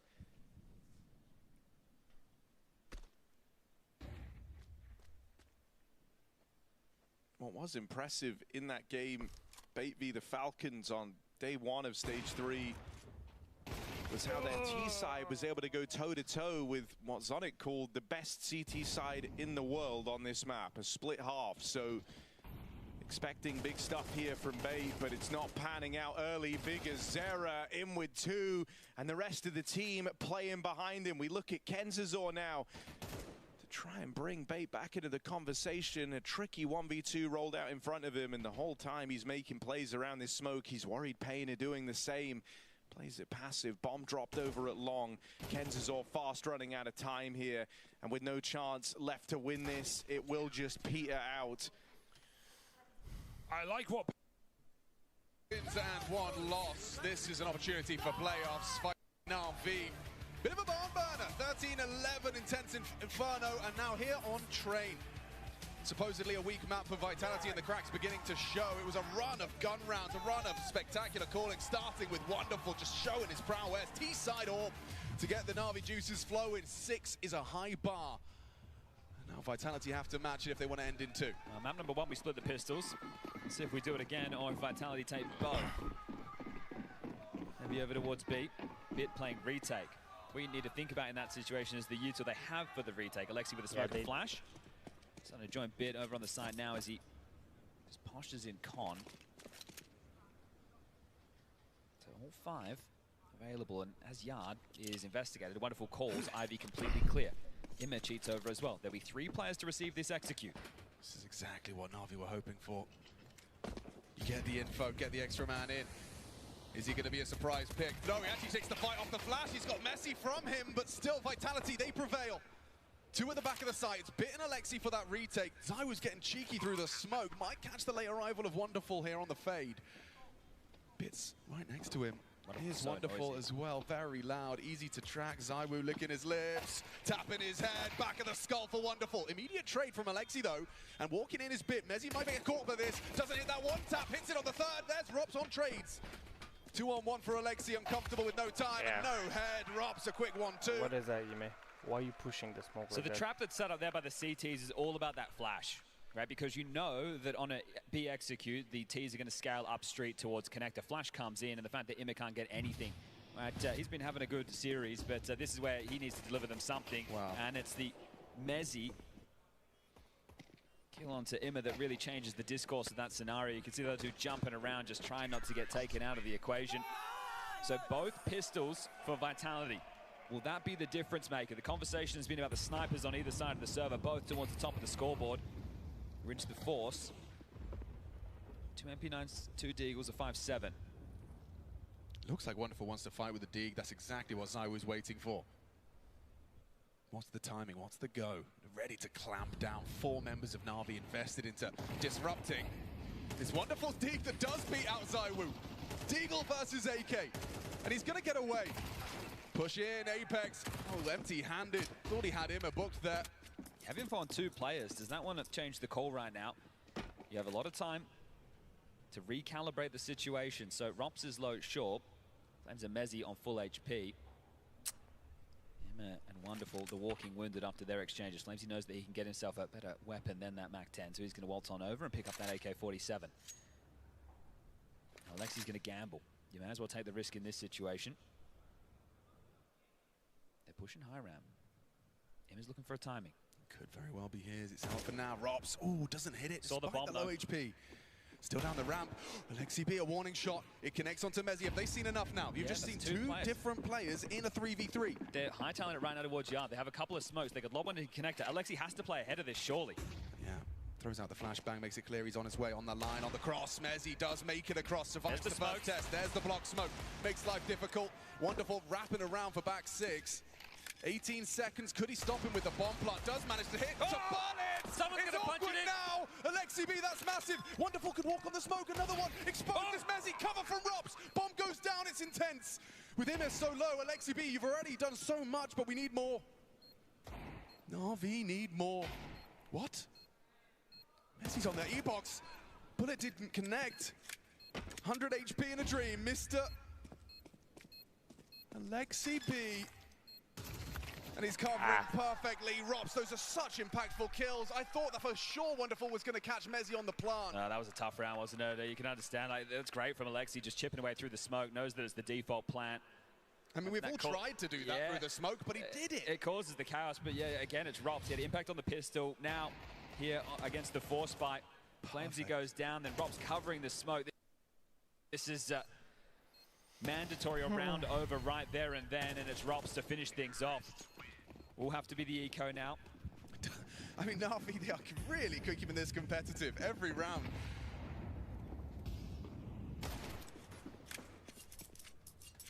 This one, I suppose, likely to not be as competitive. Well, let's see how much damage they can do. The ramifications of this can still be huge in the flow of the game. No chance for Navi. We have to see what game plan Vitality have in store. Well, remember FlyQuest getting stomped on this map. Navi have played this a couple of times, and this is why apparently it's looking like home turf. The other train game was against Bait, 13-6. That was from stage 2 to qualify for stage 3. And across those 2 games against FlyQuest and Bait, they lost a total of 8 rounds. So they've done that in just one map to Vitality now, but there's no reason they can't have a comprehensive CT side.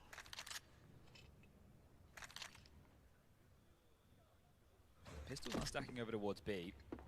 Vitality still just congregated at the moment, mainly around main. Yeah, they're just hoping that they keep the boots planted. Ima does punish Apex for now his you lead. go A, right? That's back in the day we call that a money man play. You'd send someone in to find out where the eco was, make some money, and then you need to erupt on the other side of the map off of your in-game leader's info, and they will do. How much more costly can this get? And that's the question. Very costly if you lose any more. Zywoo goes down. Didn't have head armor.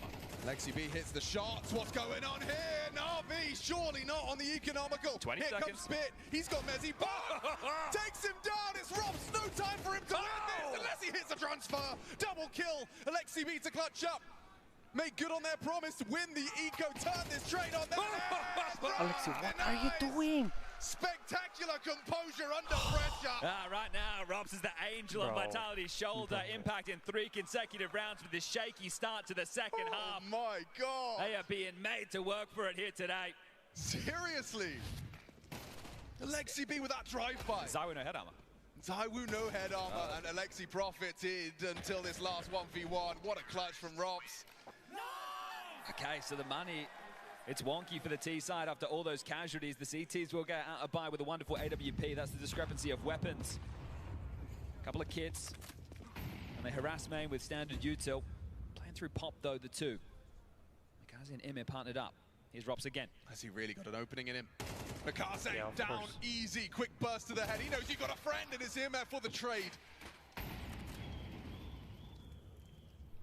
Of course he gets one. Round settles in now. The heavy presence of Mezzy and Zywoo. Apparently they've seen enough. Mezzy's just going to stay there and play for the lurk. He shoots a couple of bullets to keep the CT defense inquisitive. I said Zywoo didn't have an AWP, excuse me. He went back to spawn, yeah, changing last minute. Look at this head-to-head. Wonderful. Why just stay there, though? In the meantime, they've lost Bit. That wasn't high ramp. He was peeking for info. And Wonderful's peeking for more than info. GG. An early grave. Overplayed their hands here. There's info plays by multiple players not connected. That was what Blade was talking about in the early timeouts of Inferno. Pleading with the boys to play together, to stay connected. And here, that looks like they've just gone for a couple of hero motions. It's easy to have the adrenaline high after those 2 rounds that you feel that you could have snatched away on the lighter buys, but now it feels like you've given this one over in the guns. Yeah. If you're Vitality, you group up and you look for the finish with the nades that you have. If you go towards B, you're able to get that AWP posted on con. What you don't know is Emma and Alexi are both in here. 20 seconds. They can still win this. They can still win this. Turn it completely around. A 2v4. Alexi B. Only the one. It's up to Emma. Can he do it? Zywoo brought low. 15 HP in only 10 seconds. This gets awkward fast. Mezzy, what do you do? 9 seconds. Got a plant. He's got a plant. Emma knows this. Mezzy's going for the kill. He's actually lost the round. No Decision time. has cost him. Oh. Yeah, that's a Navi round. Emma takes the clutch. That could be a difference maker. I thought that was a certainty. Oh, they've gotten away with murder there. I'm still taking a timeout if I'm Blade. I'm getting on the mic and I'm saying, boys, let's keep it together. You snatched one away. You had a lot of opportunities there with the lighter buys, and fortunately the gamble pays off. Mezzy wanting to play for the fight, not for the plan. A tough decision to make. And it's actually going to be a Vitality timeout off the back of this. So yeah, they are rocked to kick off this perfectly placed onto the dome of Zywoo. 17 kills for him, but unable to be immune to the flak damage. Call this impact. And a second shy from Mezzi. I think he presumed he's pushed up oil, so he could deny the plant. Ima knows Mezzi has to make the play. Right now, this timeout from Xtaz is one of two things. It's to discuss what we can do with the finances that we have, and if we have a pocket install, let's make sure everybody understands what they need to do, because the money on the other side is still ropey by virtue of that 1v1. Famous MP9, still the AWP.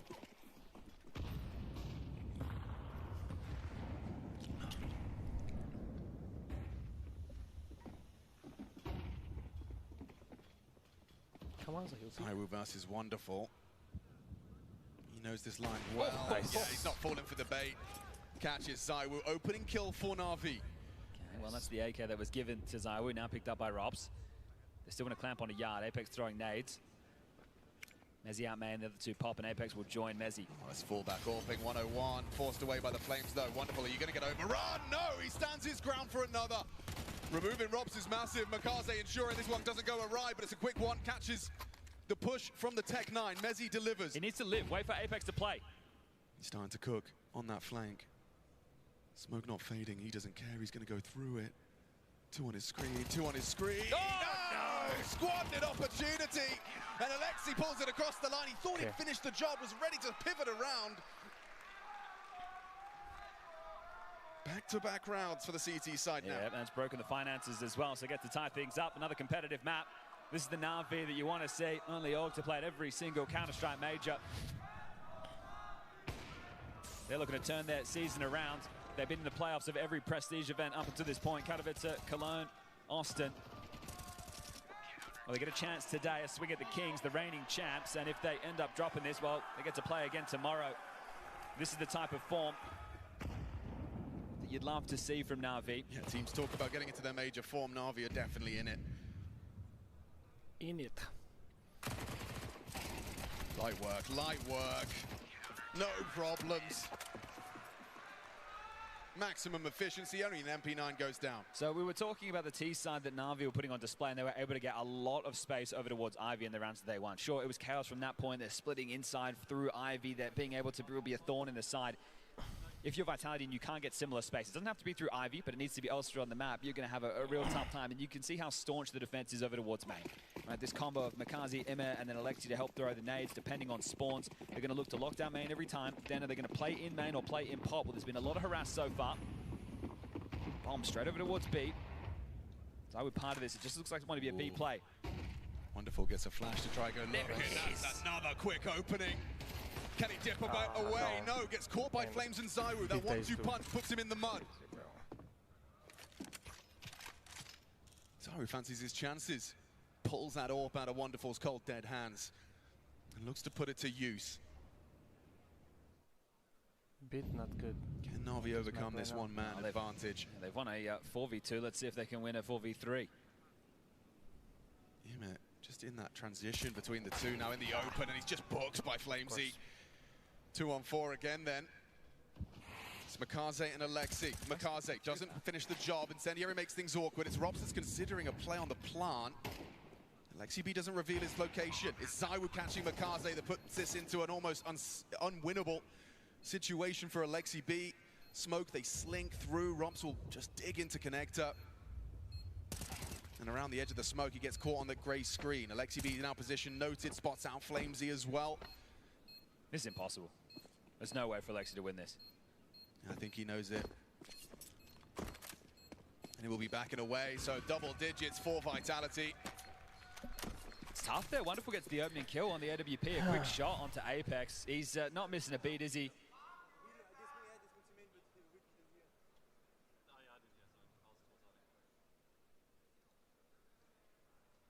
Straight in with a very direct call over towards B, but it's the frag back, right? So Robs takes down B, then Flamesy and Zywoo connect to take down Wonderful. That throws them around into disarray. And this is more shades of the Flamesy that we remembered from Inferno. When there's a player on his screen, removes them without too much trouble whatsoever. Yeah, it's a worst case scenario as well for him. Just being caught between the 2 points of cover. Up against aimers like Vitality, you will get punished. One timeout left for Blade to call. Make sure he gets this one in before the money's gone. Either team with 1900 loss bonus going into the next.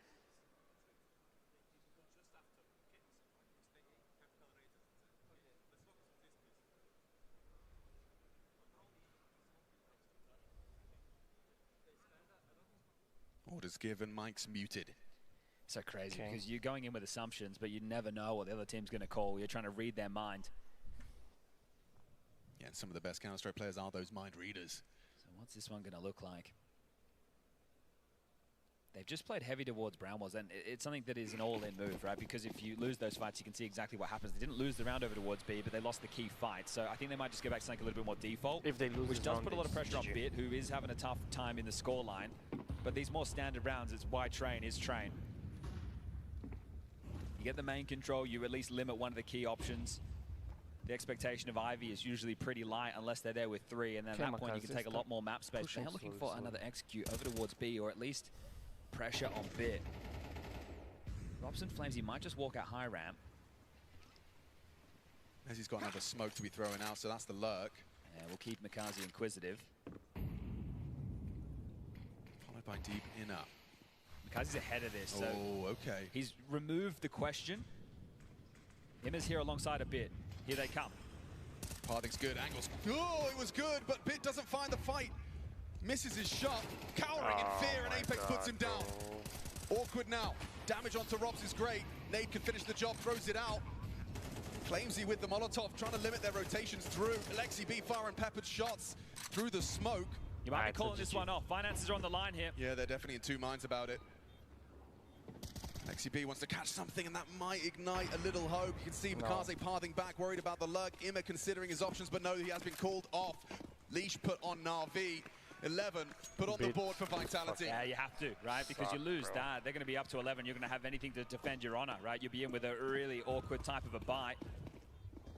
And those are not the choices you want to be making. So at least this will give you the 4 rifles. Bit's going to be kicking himself. I think he knows he's got 1 or 2 there on a different day. On a different gun.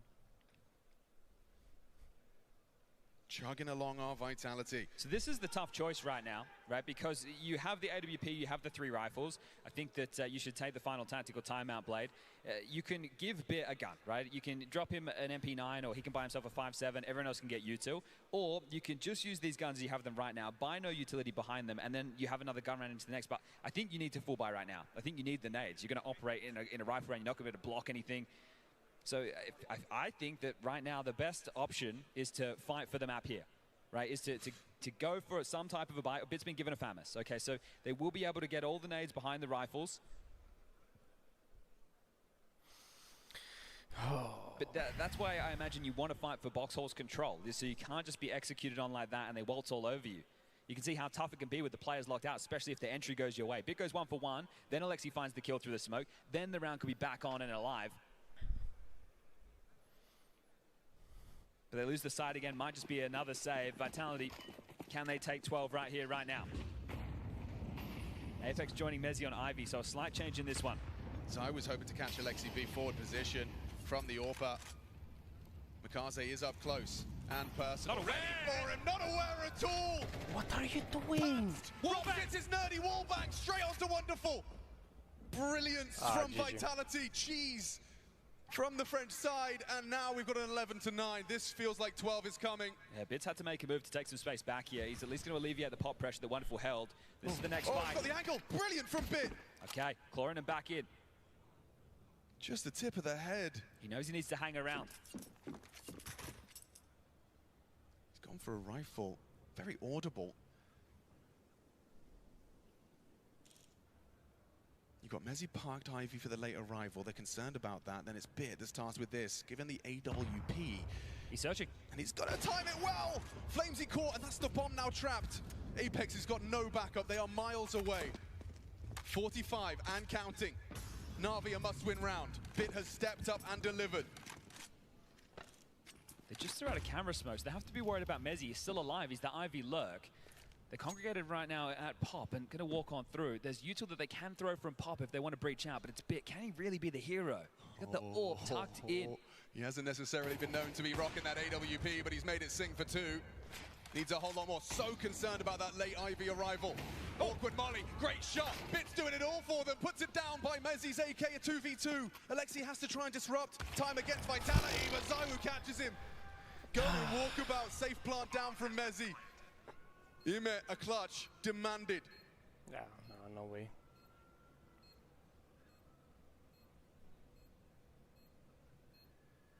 Feels like a certainty given Zywoo's post-plant position. Yeah, it's They would have to somehow find Mezzi. Oh my god, he has him. Knows where the first is. Anticipates Zywoo's pop occupation. Mezzi has managed to play a little bit of a reposition game. Dancing perfectly into the 12. Round away from the playoffs. Yeah, and that reaction from Apex says it all. He knows where the finances are at. They took the shove. They went all in behind the saves. They didn't take the eco at all. I think it was the right call, and it was damn close. It didn't start that way. 3v5. We'll catch these in the replay. So Makazi not aware Zoe was across, and then this wall bang. Oh, brilliant. Rops just takes down Wonderful, posted up in pop.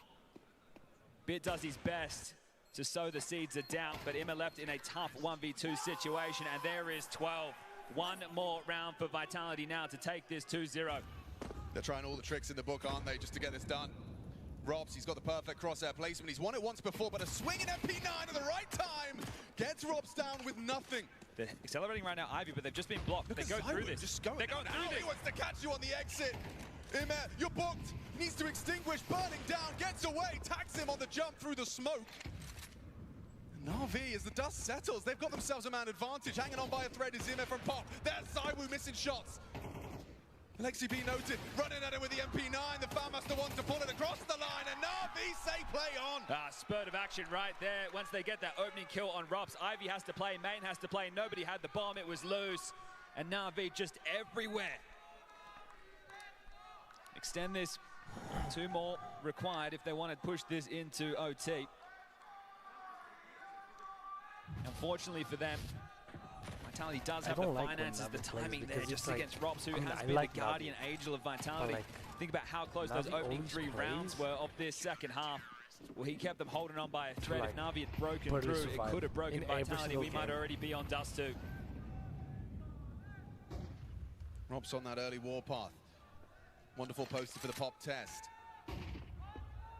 You win this. Vitality are the ones with the financial difficulties going into round number 24, but you've got to win this.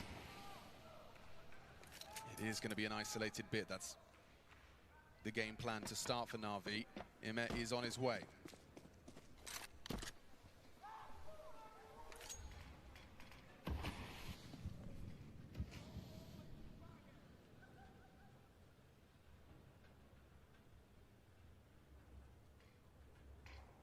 Just a high ramp. Lurk smoke thrown out. Makazi's rotating as well. There'll be 3 here. Yeah, they're kept at bay by the incendiary as well. They've still got a minute to play with. Is there commitment behind this? You can see Molotov ready, primed and ready. And Flashes on top of that. Imer has so much help from Makaze as well in the backtracks. Imer and Bit unite and defend. Spectacular start. Anything back? Absolutely not.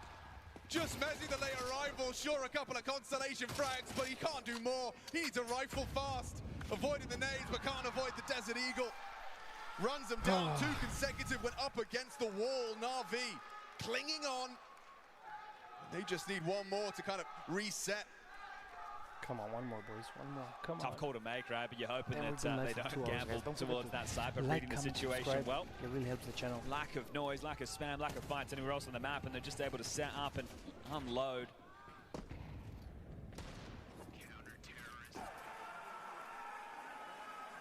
Final round of regulation. It's a broken and battered by Mezzi with the best.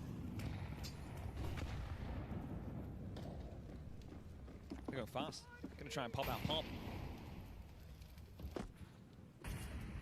Preemptive block util successful. You got to catch them on an off timing. That's the only way you're going to capitalize with these Tech-9s. The flash needs to be perfect. Just juggling util in spawn. Apex trying to set this up for the squad. Waiting for his cue. A hail of 2 smokes. Wonderful. Has an extra to replenish on the pop smoke. Makaze's close. Oh, Makaze wins it out versus Mezzi. You have main control. They flood on in, but the backstab from Makaze is brilliant. Onto Flamesy. Robs is doing way too much on that Tech-9. Not like this, Navi. He's got the dink. There's Apex picking up the pieces. It's all up to Bit. A quiet game on Train, and he can't close it out. It's Vitality. It's a photo finish at the end, but Vitality get it done in 2. They will be in the MVM Dome. A chance to defend their title. Looking to be the first team to go back-to-back with majors since 2019. Now we have to wait and see the ramifications of the playoff bracket. But Vitality, they have done their job. Bad, bro. Navi didn't make it easy. but they get through by the skin of their teeth, and Rops in this second half. Impact after...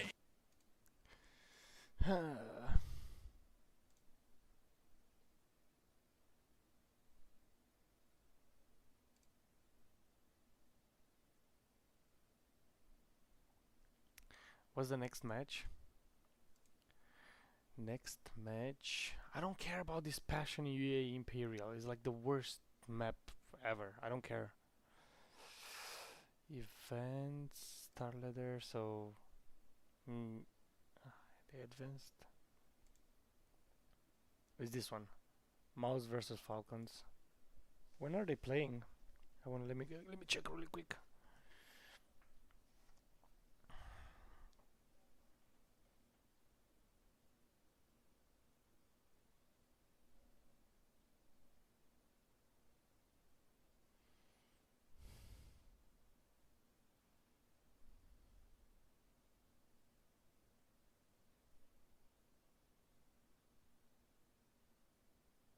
Let me see when they're playing.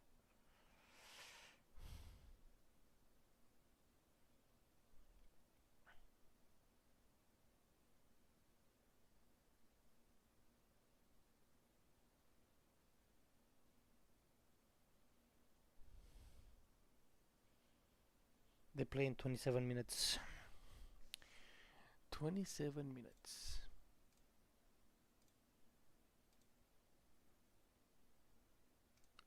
So, see some reels.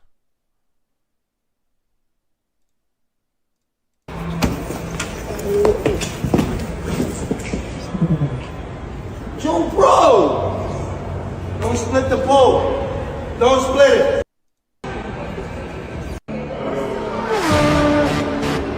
It's officially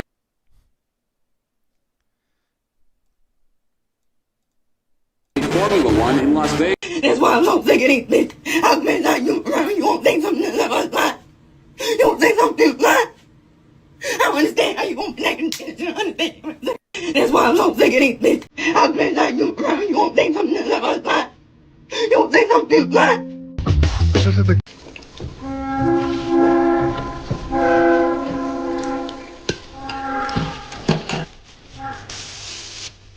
It's happening. Do you see that Bridgeline LV station? It's right over here, Las Vegas, south by the outlet south. Guys, it's happening. Do you see that Bridgeline LV station? It's right over. Jealous of the fiends, like why you?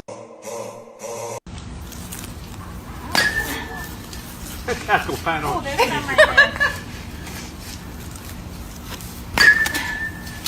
I can't even keep my. Oh, it came back.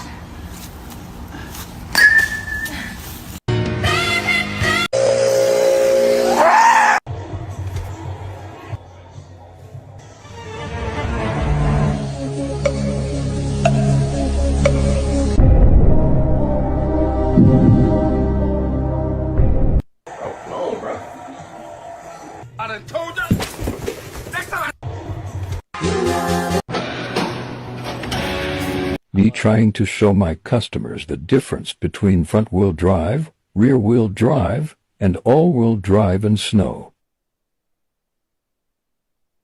Me trying to show... Holy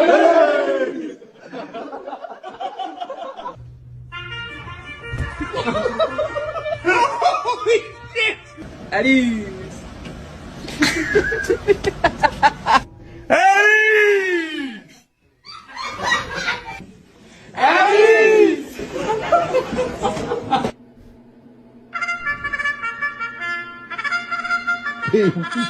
Eddie's!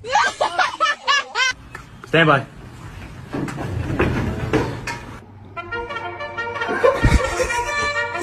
Eddie! Eddie!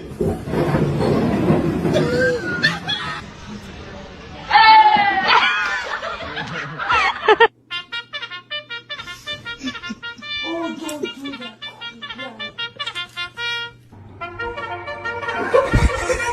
Eddie!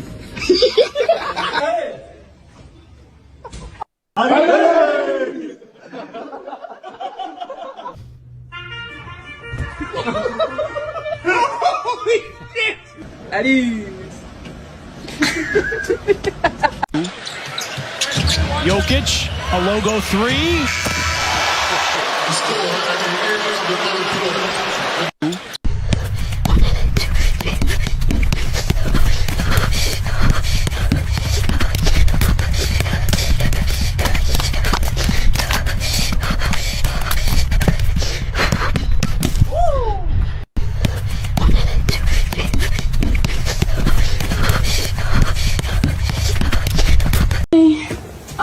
What the fuck are you wearing? My Christmas sweater. You said your dad was wearing a Christmas sweater? There's reindeer fucking on it. You're gonna meet my entire family tonight. You can't wear that. Go change. You're such a kid.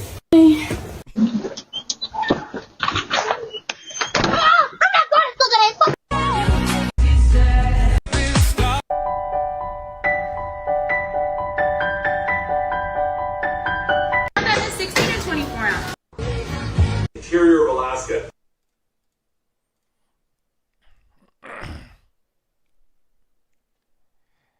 Navi so bad, bro. Navi so bad.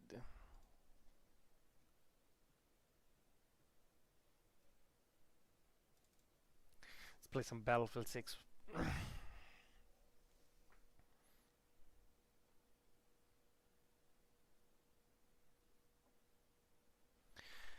Let's play a little bit of Battlefield 6 until we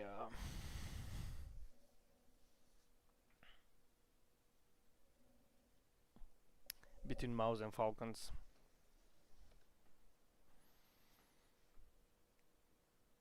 Oh, they changed it to 8:35. That's okay. That is fine. No problem.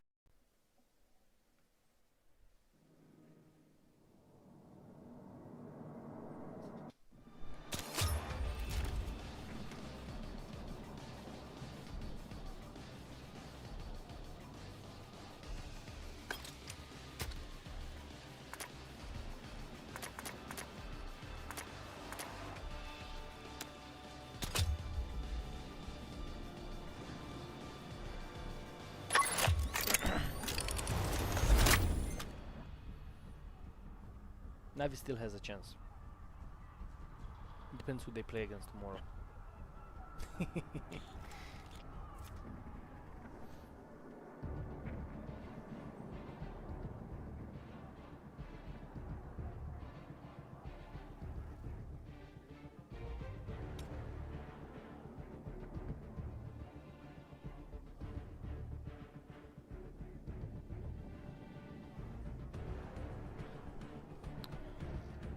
Started. Which map? Iraq Valley.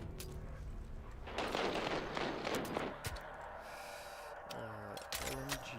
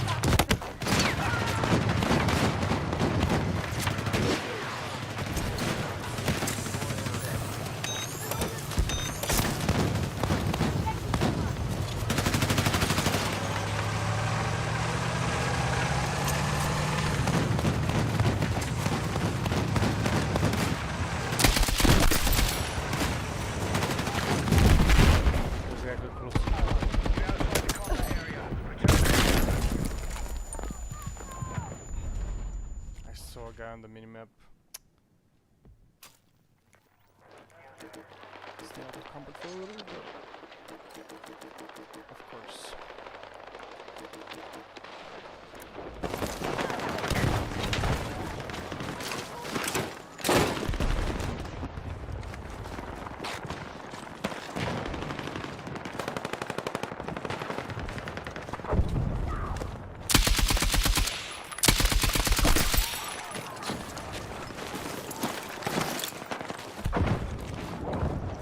Usually snipers over there.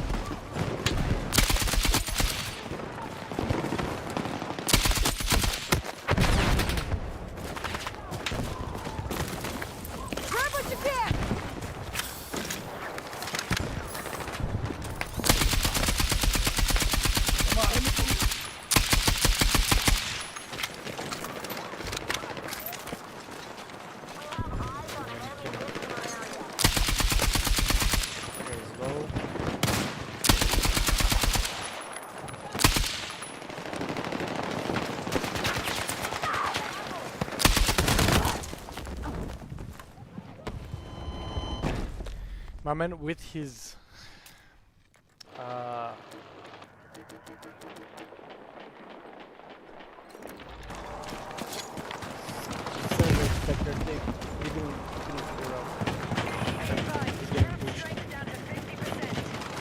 this map is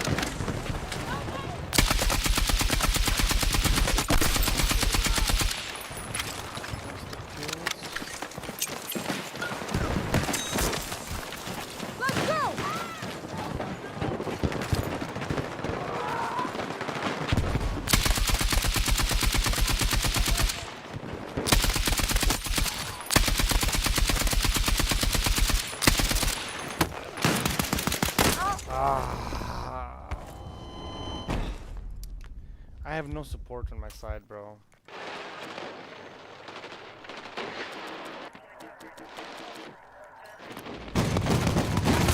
don't have the gun.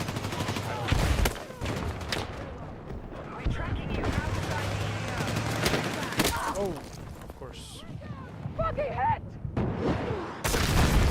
You're a lifesaver!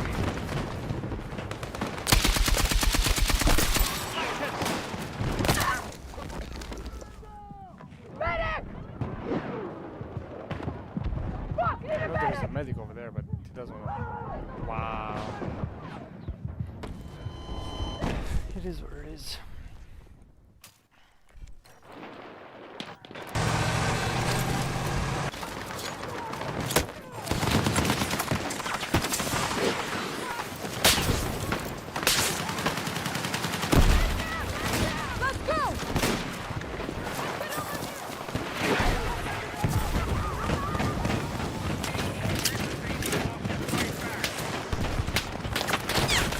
Why is the thing pushing me like that, bro?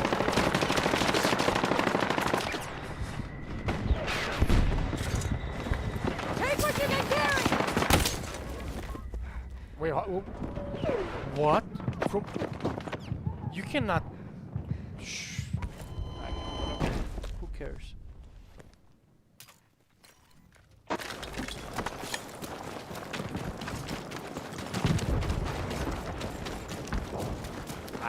This map is the worst for pushing.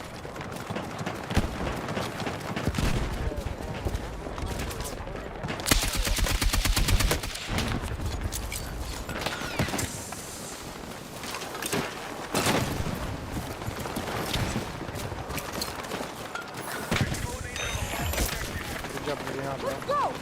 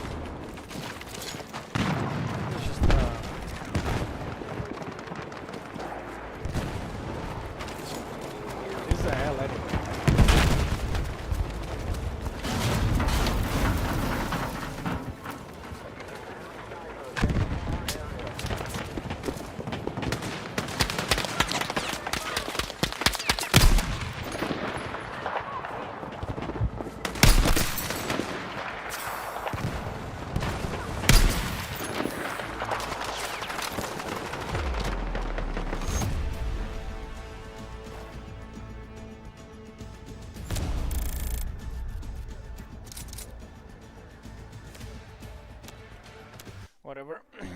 I'm waiting for the next game, which starts in 7 minutes.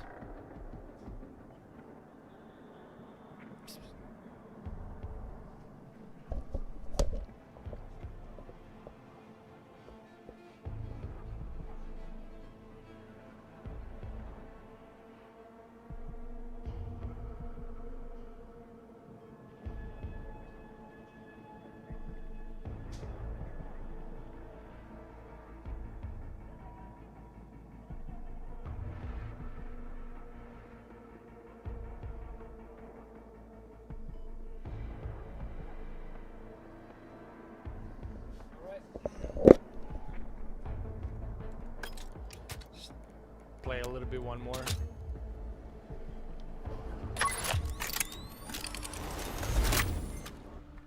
I don't know exactly what time they start. So breakthrough. Oh, this is a good one. But we're losing already.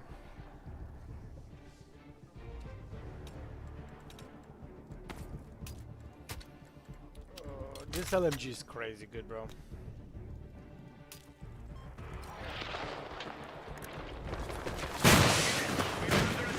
I saw a sniper. On this map,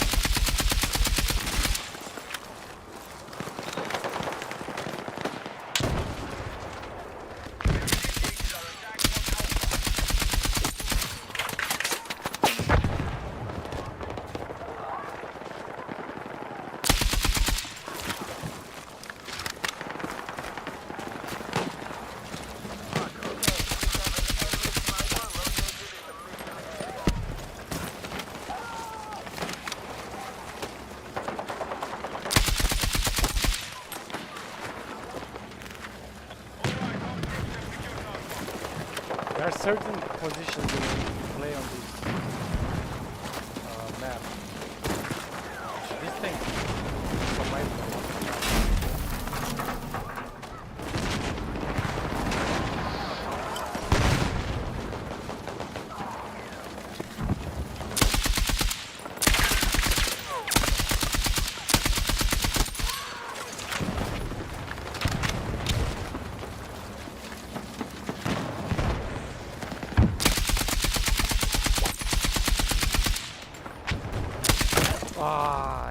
I was a bit too greedy. I was a bit too greedy. There are certain maps.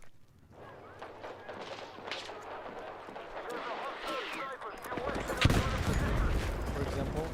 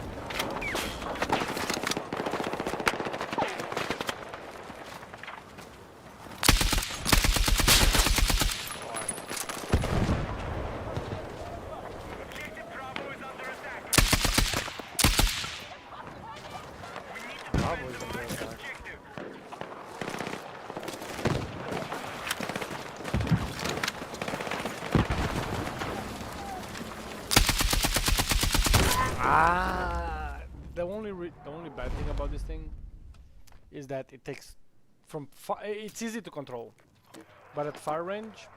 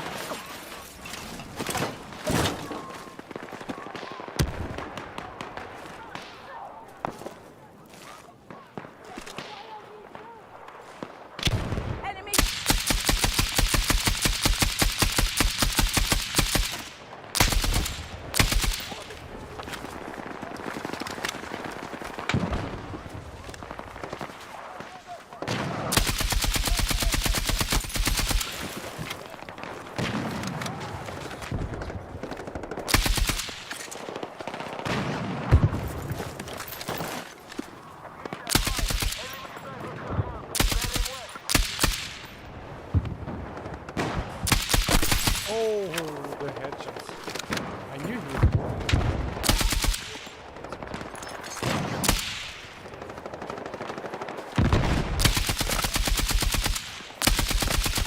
Look how many snipers are over there. That's why they kill them.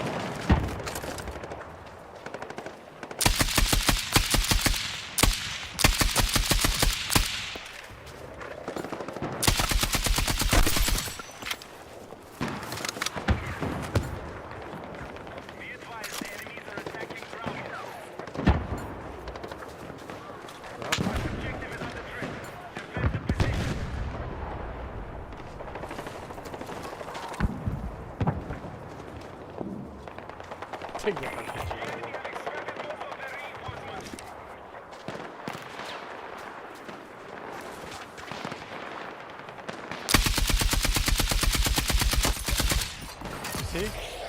They're not helping their team if you're sniping like that.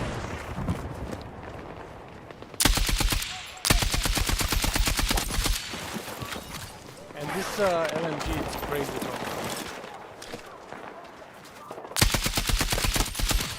Ah, come on.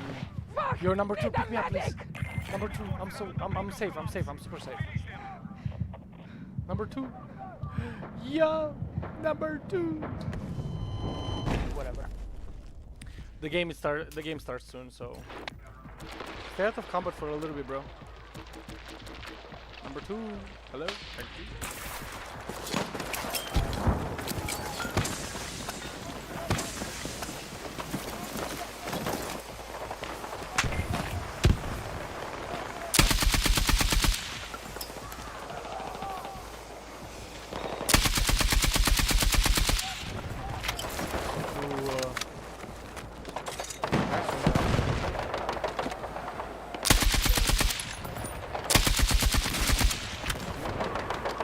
One more.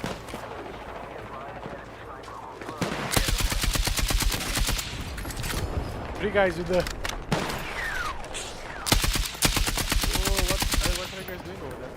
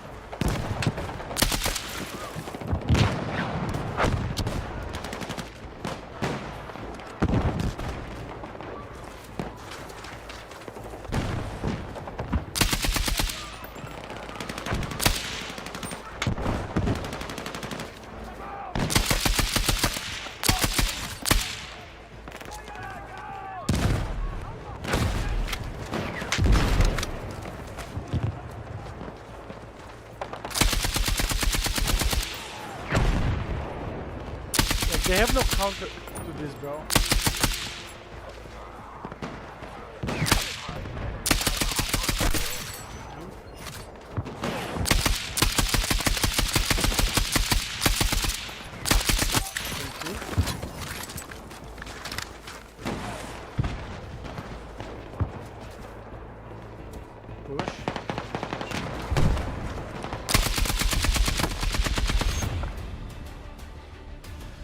Okay, GG. Let's watch some Mouz versus Falcons. I'm hoping Mouz is gonna win because I don't like Falcons at all. Like, I despise them. I really don't like them.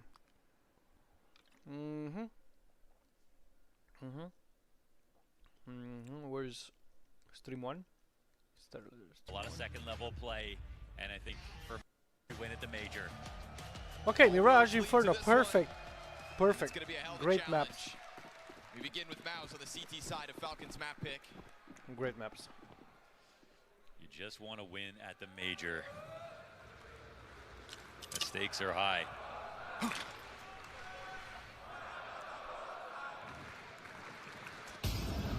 Dual Berettas awaits down beneath the palace. Jimmy given a chance first, but it's Brolin with the frag. Good turn. Sergeant's got a triple. And as Nico comes out, Rampy's pop. Mouz, we're ready for that one. Good lord.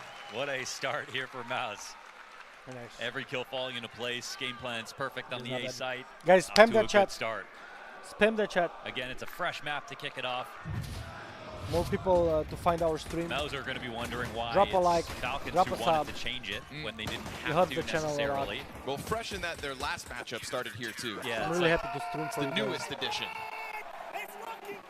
Yeah, Obviously, yeah. didn't go so well for Mouz last time either, so gotta find your footing, and I think a pistol will take off that bit of pressure immediately. We got a Nico Desert Eagle out on the field, Glocks all across it. You know, Falcons are a team that we know can push every team to the absolute limit. They only lose versus the best, and Mouz aren't on that list that they really lose to. But beyond that, you know, Falcons within Budapest specifically don't come in with as tenured as a boot camp as other teams. And they've also only beaten so far teams you'd expect them to. A victory over Passion, a victory over Imperial. I mean, these are chumps as far as Falcons are concerned. Mouz pushed to the limits already Nico. versus Stop trying with Spirit, your Eagle. the Paravision best of one. You know, they've shown us what their game looks like. Yeah, that's a great Spam one. I mean, it's the some first Mouz- real test here some for Mouz, Falcons in this stage. But, I mean, they earned their familiar place test. because they just crushed in their last two maps. So even though the opponents were weak, they were so far apart from them that it obviously makes you feel that this is going to be no different than their other series. But that little bit of extra pressure, the fact that this one is the game that matters when all the other ones didn't matter quite as much, it's the only things that Falcons have to sort of overcome. Mouz Sports. And if they do, it'll be more of the same. Guns come out in the third here for the Falcons. Ooh. Missed chance there for the Opper. Or rather, excuse me, that was just Spinks. Thought we were trying to throw a sniper up onto the catwalk, but no op here for either squad. He was just trying to get up on Cat. Yeah. For the moment, there's like a little gap over in B, but there's nothing fast coming out of Falcons, so they don't have much to be worried about. Bit of a shame, though, that there is this kind of like missed mechanical opportunity for Mouz. Bit embarrassing, but that's fine. Spinks will still just get into the windowsill, act like nothing ever happened. Flash into the ramp. Yeah, that's Feet why spotted here by Nico, but they disengage slightly. Brolin staying just on the cusp. Honestly, going back to the window smoke. Oh, mistakes both sides. Yeah, this one might be a bit more impactful. That minute smoke, that's this walk up now. Kicksands wondering, are we going to get paid for this? Josuke drops that Molotov to give Kicksands space on catwalk, but we've got two players very close to the other side of these bricks. Kicksands slotting in with that Galil. Kind of draws the attention of Torji, who takes a glance, but they don't catch that timing, and so Kicksands got the easy execute. Man advantage here in the first gun round of the Falcons. Pressure over towards the player Van. Torchi's got targets in the open, and he will lay down lead for the double kill. All while Jimmy's able to recover that pressure off of the first attempt, and then the headshot out from Xerxin. You've got support on the scene, and with Nico nowhere to be found, bomb possession over. Mouz put the right pieces in the right place and win off the 4v5. So it was clear from the first round that Mouz were going to show up and aim today. It's already a slow start now for the Falcons, and this is a round where they get a 4v5 despite their window smoke coming down. Kixan takes the risk of walking up Cat. No flashes into window, no mollies either, just tries to sneak by, gets the kill in window, and from a 4v5 with ladder room on a B split, they still lose. Good shooting here from Torji without the op on either end. And he had to make last-second adjustments, backing up off of Cat, going into the site. He was just trying to get away from Cat, not that they lost it. Ooh, our official betting partner with the odds towards Falcons. I think that's just, again, because of the head-to-head.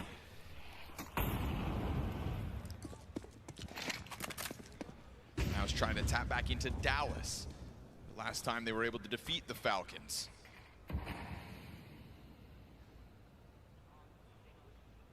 if memory serves, not this iteration.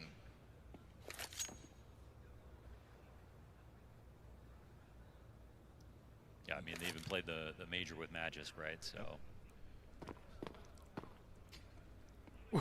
Kyosuke, Desert Eagle, ready for the contact. Doesn't find his chance to strike. Remember, Nico comes in after saving that last round with a purchase for the solo AK. See if he feels the need to kind of stay alive and see what the Deagles can open up with, or whether this one rifle will give Mouz something to think about. It's a game of give up space, but not too much, because Falcons are doing a good job of really crawling up into some key spots to force you to make a bad move. What an aid, ladder. This is where he died from when Kixan was able to slip the net. Wow, that is what you're looking for. Speak of the devil, Kixan straight in with the Desert Eagle headshot. And with the mid control came a little pressure to peek that ramp. Spinks gets spotted. Nico's AK's now been found. Feeling like you had to get something going, but you've at least still got two defenders here for Mouz. Pressure's inbound, AK included. Side of connector held for the first two. Xerxin at least able to deal with the sidearms, but now you've got rifles picked up all across the board. Torzi with a chance to be the hero. Bomb being planted in the spam. Oh, he gets it. Can't get one by Jimmy. Nico's got those two kills quickly. Still time to plant this. He's got to scoop up that bomb. Wallbang is connected, but he's missed his chance to win this off the bomb plant. Nico walks away. Got to give him credit. That was a great spam, and if he had finished that kill, he does open up a chance to win the round straight up. Would have been a very hard retake for Torji. Really lovely spam from Jimmy, right? Ultimately, that's what makes the difference. Like 6-7 bullets into that spam. Good on Xerxin as well. Holding back those pistols on connector. Kind of slows down Nico for a moment. They're getting paid a lot, though. Awkward for him. He keeps looking away, worried about a flash maybe. You know, once the AK's on the field, for all you know, there's utility with it. They get Sonic trying to fire him up. They bring that round close with one AK, so it's still a good, well-called round. But it's not often you see them struggling off the jump versus Mouz.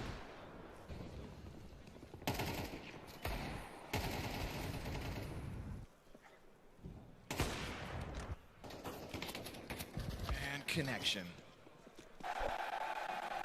Round right there with it. The audio is so scuffed. No. Falcons something to think about. But luckily, Nico got away with the AK, so still a part of this full buy. Certainly kept Mouz on their toes with that single AK purchase of round 3. Use an extra molly to replenish the top boxes. Still no T's here. For Monacy, but there is one for Torji. He'll find Tesses over towards the apps. Monacy can't get that instant entry, just pressures Brolin. Here's the push out from Nico. Jimmy's dead, and Nico catches the second frag. Can Xerxin multi-kill again? Peels one off, retreats over towards jungle, and Monacy's gonna catch him. That's man advantage for the Falcons. Torji back to ticket. We saw him clip the wings of Kixan trying to climb over Palace last round. This time, Kyosuke dead. Smoke bounces off into his face. Man, did you really want to give him one extra kill? And there's a small gap here. Remember, Monacy's down to the 50 HP. There's no utility here for the Mouse side of things, and Falcons still worried about where Spinks is at. But Spinks stands on the opposite side of that smoke. Just sitting within this, they're so concerned about that connector catwalk pressure, they don't realize it's a double up. They plant for it. Unprepared for that left side peek. Now Monacy, insta-headshot. Oh, come on now. Make it 2.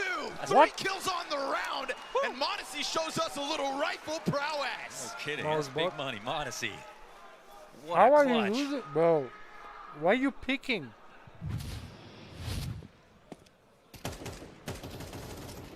And you know after that last peek, he was just going to tuck forever and make that impossible to get the bomb planted.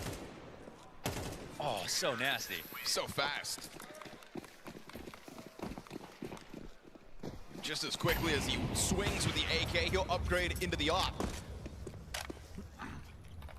Falcons flexing a bit of star power in the first 5 rounds of play. They needed that to get the engine started, that's for sure. Big clumping of Falcons outside of the A site. Yeah, a bit of a riskier for them trying to run this one fast. Just that FAMAS down beneath Palace, eats the flashbang. Brolin tucked into the corner. Oh! Manages to bind to SS, then the jumping Kixan Mac 10, a notorious Mac 10. Bomb planted for default. This one will be open. Yeah. Pops it open, Kixan bested. Zershin's got his. Right now it's Torji and Zershin that are trying to keep Mouz in these rounds. Monacy, back-to-back clutch attempts, this time 1v3. They gotta wait for Spinks to get some info back. Monacy has to be active. Chucking that smoke forward, Monacy tries to play around. Oh, and he gets found out by Torzi. Torzi with a triple. I don't love how they go for the default plant right away. I mean, it's 2 times now that they've left CT as a liability against them. This is a spot where they come in from the right side. They aren't going to take CT control, and they only go 1 for 1 on the kill, so it's not like they've really pushed everyone back so much. Like 3 CTs are waiting here. Them having an HE is not unfathomable from this spot, so. I mean, getting the bomb down early, you know, sometimes you criticize the team for getting the bomb down too slowly, and then they don't wait for they don't use their smokes to their advantage, but.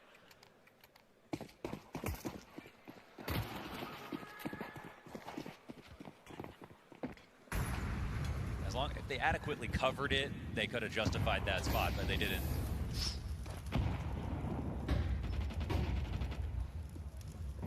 Kyosuke's got targets here. That bottom connector push from Zershin tucks back in, and Spinks sticks around a little too long.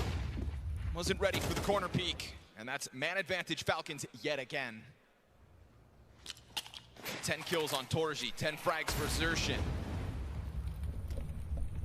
It's a deadly duo out of the gate here, 6 rounds in. And I just felt that Please last no call Navi was a little risky Falcons for Falcons tomorrow, because the full A rush is sort of all or nothing, and you know you would like to see them try to grind down Mouse's economy a little bit more, so that even if they lose, it's close. But this definitely can make up for that position. Oh, TSS, the timing is perfect for Zershin. Just this creepy crawl off of Catwalk. Zershin doesn't waste a second with that one. Nico doubling back is going to find presence here by Jimmy. Oh! Looked like he had the jump on him, but Jimmy reacts. Zershin tries to keep that pressure up, but then just gives man advantage back over to the Falcons side. Or rather, the evened out 3v3. FAMAS. It's going to be good enough. Brolin catching the kill to connector. That's going to cut off bomb temporarily. And as Torji still awaits his target inside of A site, you're just not going to see anything yet. Yeah, you do need a big mistake out of this. There's going to be no ops coming in to hold CT spawn. Plant won't be free either, and the bomb's awkwardly in connector. They don't want to give over another kill the way that Zershin stepped into middle and tied. Monacy eating a flash. Very uncomfortable here. Still has 60 health to work with, but that layered Mouse defense out towards middle still gives enough time. Kixan tries to chase it down. Oh, it's close. Oh, it's really close. I think he's got it. They're rushing him down. He'll cut down a player, and that's going to flush them off. Jimmy standing at the end of this one guarantees Mouse's 6. Good example of why material advantage matters a lot. Like, there was no way to counter that play. Brolin knows he can just die and win. But 3 times now, we're seeing Falcons struggling to get the bomb down on the A site safely. They're kind of just closing their eyes and hoping in some of these plants.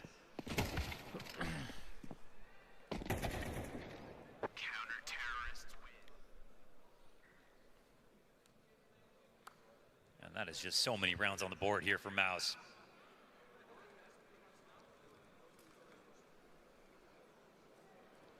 quickly into another timeout. It's 6-1 already. By coming back, it's Chat, going to be. you think it's gonna be a just blowout? fine for Falcons. They don't have mollies, which is one thing, but maybe they can afford one more.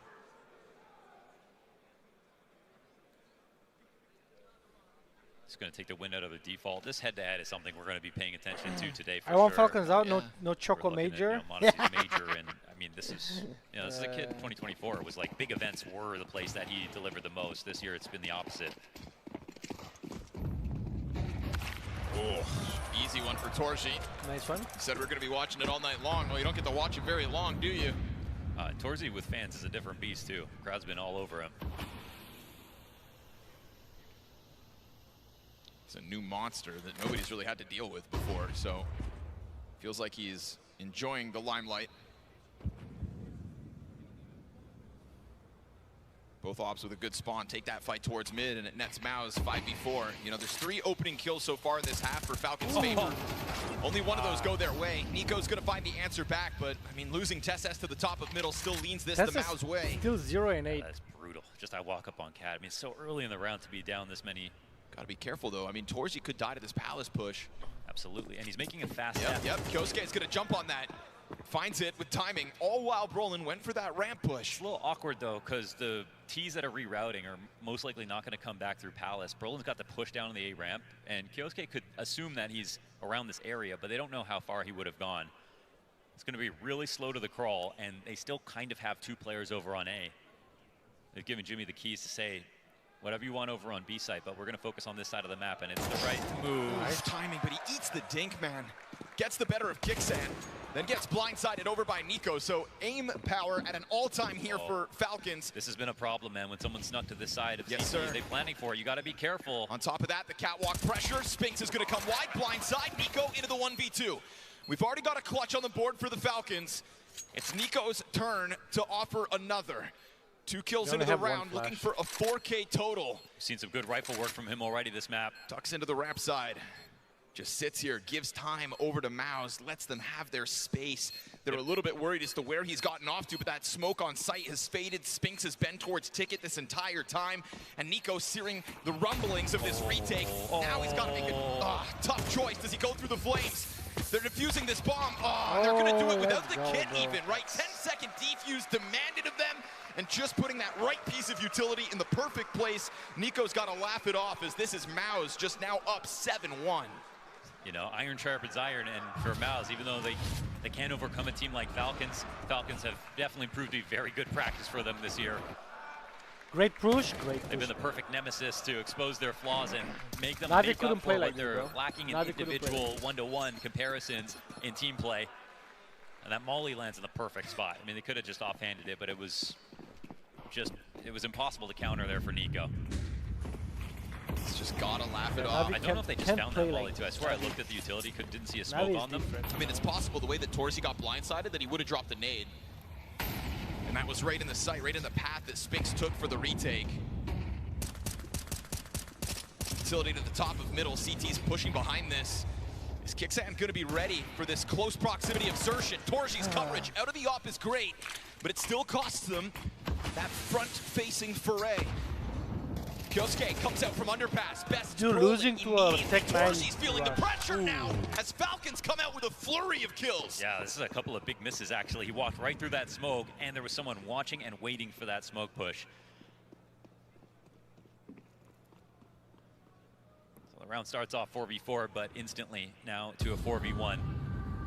It's starting to feel like they've got to get a little more loose in their chasing of the Mouz players, and Mouz clearly extending in middle at the start of this round. I think it makes sense that Falcons chase them. Navi bot.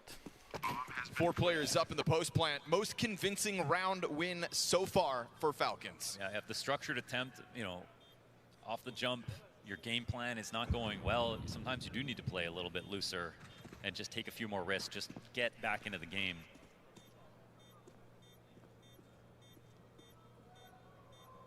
It'll be enough to give them a second round.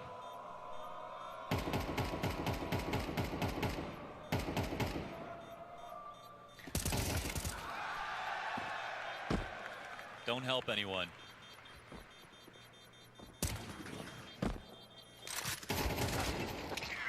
goes. No save allowed. 3 players up for the Falcons. That's the kind of round they need to get back into this one.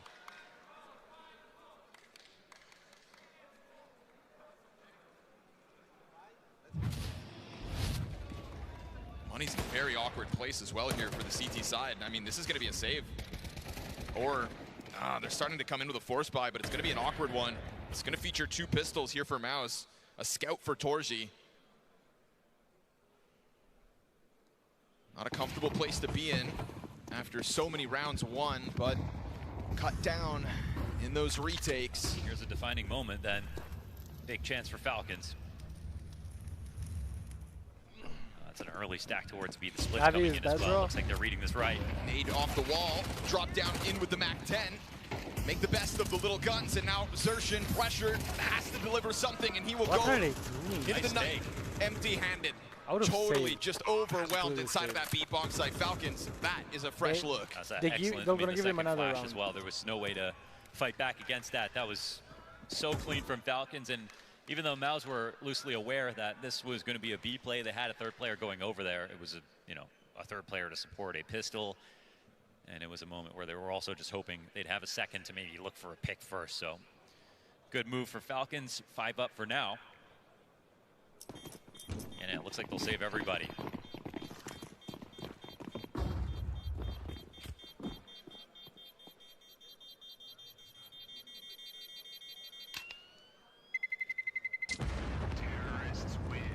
And you really see how comebacks begin. I mean, one play walking through an underpass smoke, somebody watching it, but they whiff. And then suddenly now you've got a situation where a team's forcing up. They have to save next round. Yes, hit it harder, bro. And the lead isn't nearly as intimidating.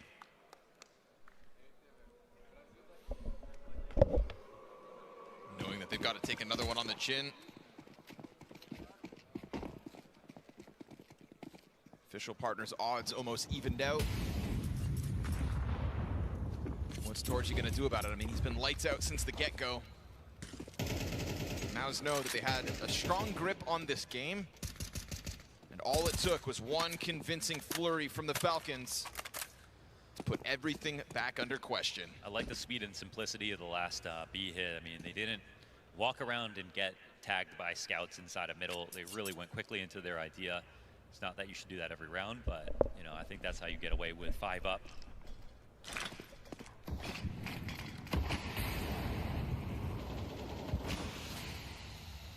Kicksand's going to pop this open. Can the pistols make anything of it? Standing there. Oh no. Okay, top con smoked as well. They want connector. I think they made their game plan quite clear. And you see, it's a vacated B site. Molly on Cat. How stubborn are Falcons going to be about this take? How pesky will Mouz be with such limited guns? It can be very pesky. USP could just give it a bit of a jiggle at the top. We'll see if any kind of a distraction is offered for Brolin. Corner's getting cleared. Oh, he didn't clear. Kosuke doesn't fully clear. That'll cost him his own life. Luckily for him, Tessa's there to trade it. Now we're starting to look at the USPs. That was the best pistol of the 4 in the round. Torji collects off of that scout. Oh, and he finds himself another. And they're going to remain adamant. Pressing down into Torji. Finally misses. Falcons come through with 2. And they are stubborn that they want that A bomb site. And if you have all the advantages, all the time, utility, better guns, you still should win. And they show how you do that, but at the same time, I think Mouz were quite close to actually overturning that round. Still, it'll be a 4th for Falcons. They get 5 in this half. I think they'll be pretty proud of themselves. They burned through 2 timeouts quickly just to get this thing back in order. 1 key round win, and all the effort to get players down in the rounds previous results in the force buy, results in an eco.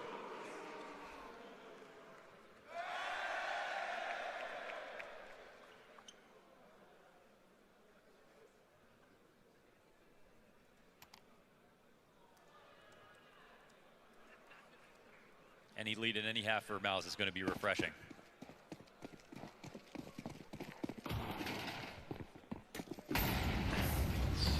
Fast rush. Well done. Insta-kill on Monacy. Falcons thinking they can skip a couple bits of protocol and instead find themselves 3v5, but the answer's already coming together. Brolin tests the waters again. Torji catching one with that op. And we're gonna find Kixan in the clutch this time around. Modesty was able to pull his off. Nico, not so much. Can Kixan now? Minute 20 to try to cook. They try to embarrass him with this close, but... I mean, he's got a player coming from behind, but Kixan still in the middle of it. Oh, it's got the headshot on the Spinks. Unfortunately, yeah, down to a single point of HP. You'd think this clutch is now impossible. Yeah, I mean, the fact is, Torzi has the full cutoff from this angle. Brolin's going around to the safe play, which is getting into ticket, and Kixan with a molly, you know, he could force a peek, but it's got to be first bullet headshots right now. Cannot take got the time to try to walk around and catch somebody off. But it's him instead that gets caught on the timing. Well done.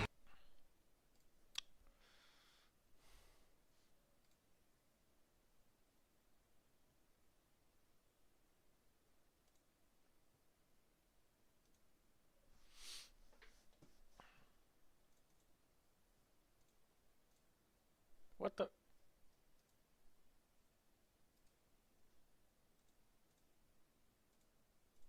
I was like, what happened with my stream B? Let's look for stream B. Who's playing? Passion UA with the Imperial. I do not care about these teams. Who went home though? Who went home? Bait or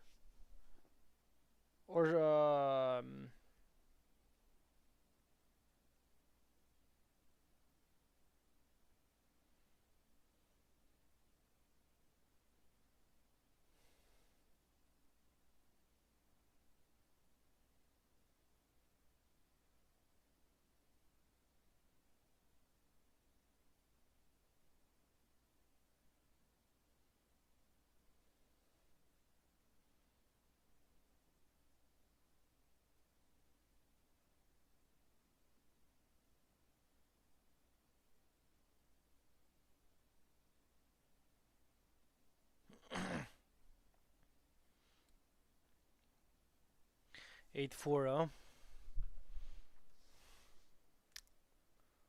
Whatever.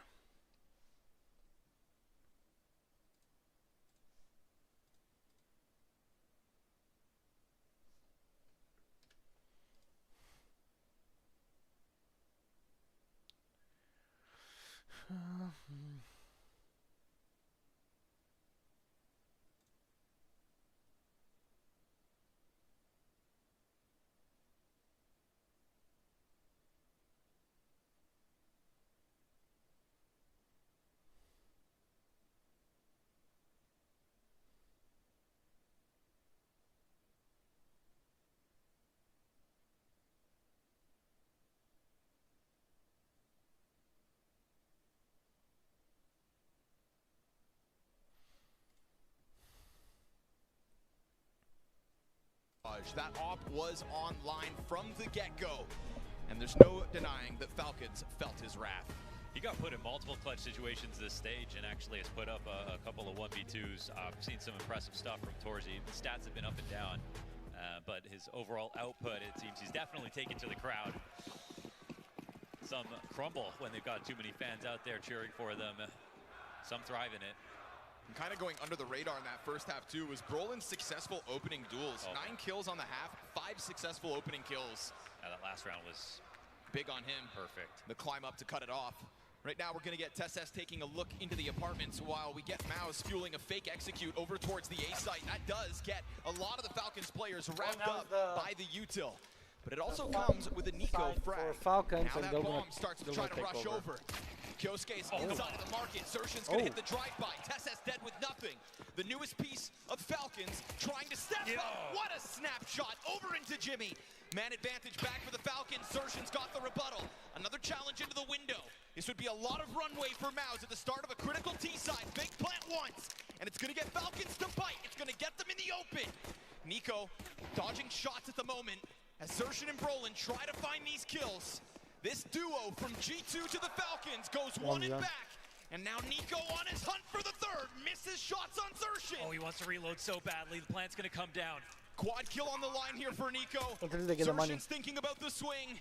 decides to tuck back into the corner, and Nico closing that gap slowly. Nice. Quad kill by Zershin again at the top of the board for Mouz. He was on a skateboard on Cat.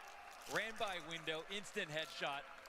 A 4K closeout of Zershin, and even though Nico read every peek, a lot of those shoulder peeks were perfect. He never actually stepped into the line of fire with his head. This next shot. Oh. Dirty. Yeah. And all for naught because the other two players that are there with Kiosuke both get killed. It shows you that aim is, you know, so much of the game, but also probably like Zershin, he can keep up.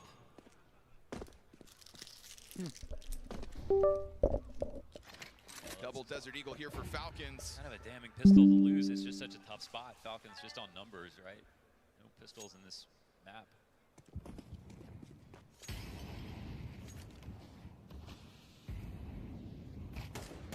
Good pinch though. Brolin dies out.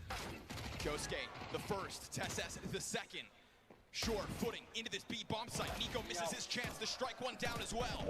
We go back to a man advantage. Mouz off of the back of that clear inside of the site. Unfortunately, Nico can't deliver.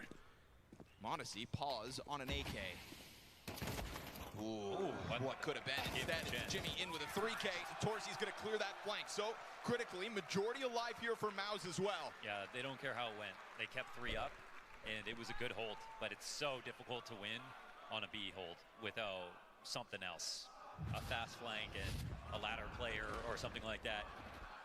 Kiosuke does his best effort getting that deagle kill, and it gets scary, but it's a recovery that's just as impressive.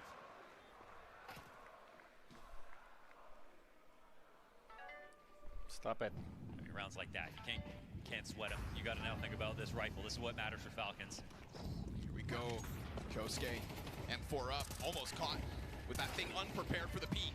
And then we get Nico and Monacy to establish a Falcons advantage. Jump out from the window. Again, Mouz just trying to take this one by storm. And over towards the marketplace window is pressure that gets the best of Tesses. Nades in hand. Awkward moment. But he can't punish. He'll chuck that over towards the bomb planter instead, and that's going to be Torgy down to 68 health. They know this T's in the corner. Smoke down, but still, Monacy's going to shave Spinks off of this post plant. Falcons have clawed back another edge. Zershin and Torgy have been at the top of this board from the get-go for Mouz. And touching inside of that smoke in a moment. Bench player down. Torgy, 1v3 denied. Wow, Monacy comes out with big impact, and Falcons find their 5th early on. What are those moments, bro? Each kill was fantastic, and I'm sure Spinks is regretting peeking into that window when they dropped 2 smokes there to try to hold back that retake. What are those moments? I was right here. Even Kiosuke put into a really tough spot. Got a dink before he died. Helped out. Nico got the kill in the end, and then they had good rotates. Ultimately, still, so much of this just comes down to Monacy.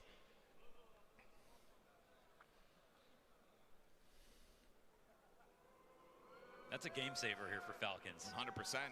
And it's nice to see from Monacy, right? We've been kind of talking about him at the major and waiting for him to kind of steal the show. Doesn't do it with the op.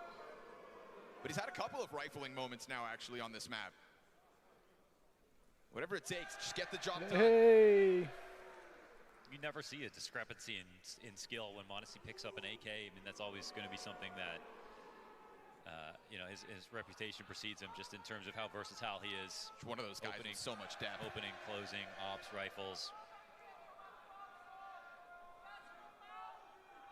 Just trying to put it all together at the major. Final event of the year. At a major that feels more open than any major that came before it.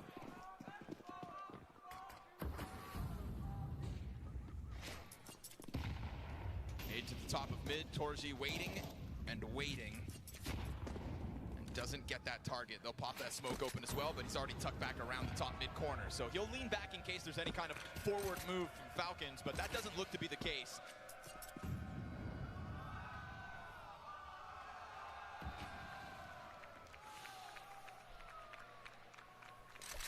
Early grouping of Mouz over towards A. We get that one lurk. There's only one kit here in play for Falcons, and utility is decent from the perspective of smokes, but that's pretty much all they've got to work with. This is actually, I think, quite a good round to go for an A hit here for Mouz. This comes down to the hold more than the retake, I think. I don't think Has there's that utility too drops in threatened front by of him. that, yeah. Brolin's gonna go through. Kicksan's just waiting for the Palace player. Kicksan's alone. Oh, he eats the teammates. No, excuse me. Zershin pops one at the same time. This is gonna be really hard now. Okay, Hail Mary from Monacy. And Doesn't again, connect. That kid's in the site. They have to go pick it up. Kyosuke, though, already here on ticket. I mean, he establishes a bit of map control. At least they can try to get this retake going. But yeah, they'll have to push past the bomb, then double back for it. Monacy, Brolin with the Galil. Turn around, get out of here. That's it. That's the final word here for Brolin So and CT. Brolin again, opening kills. Yeah, and I think the call is perfect Brolin, from him. what man. was like, that? The A play in this round, they drew out just enough utility. They knew that this was going to be a reasonably easy site to take, and yeah, we saw it. They felt like they could see what we saw.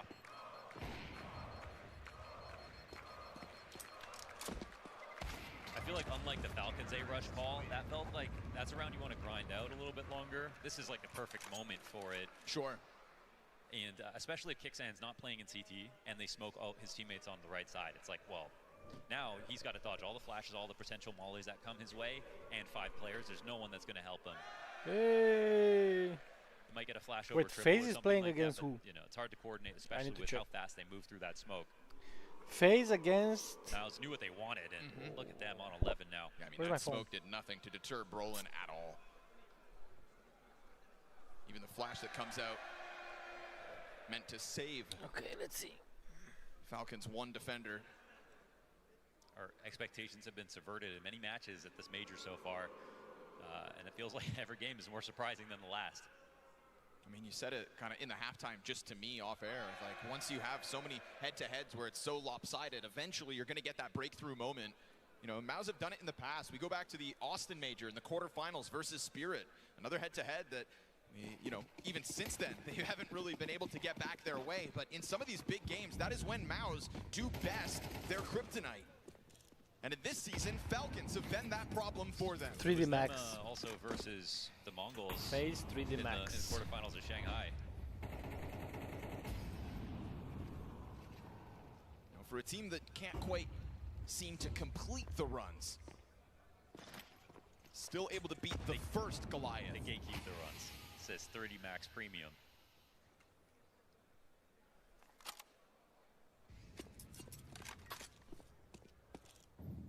Brink of a 12th round, still waiting for somebody from Falcons to go God mode. And we've seen the clutches, we've seen the potential, but man, look how they're clumped right now. Falcons, they don't actually know what's going on this round. They're getting real suspicious about A, and they're actually leaning in the correct direction. Sure. That's a nice sign for them. But you can see the way that they're looking. It must be difficult to lean in this direction as well when we have had Mouz just go for those B floods at the start of this attack. You know, no stranger to just jumping out through apartments. 45 seconds. It's going to take a second because they need to get their connector players up.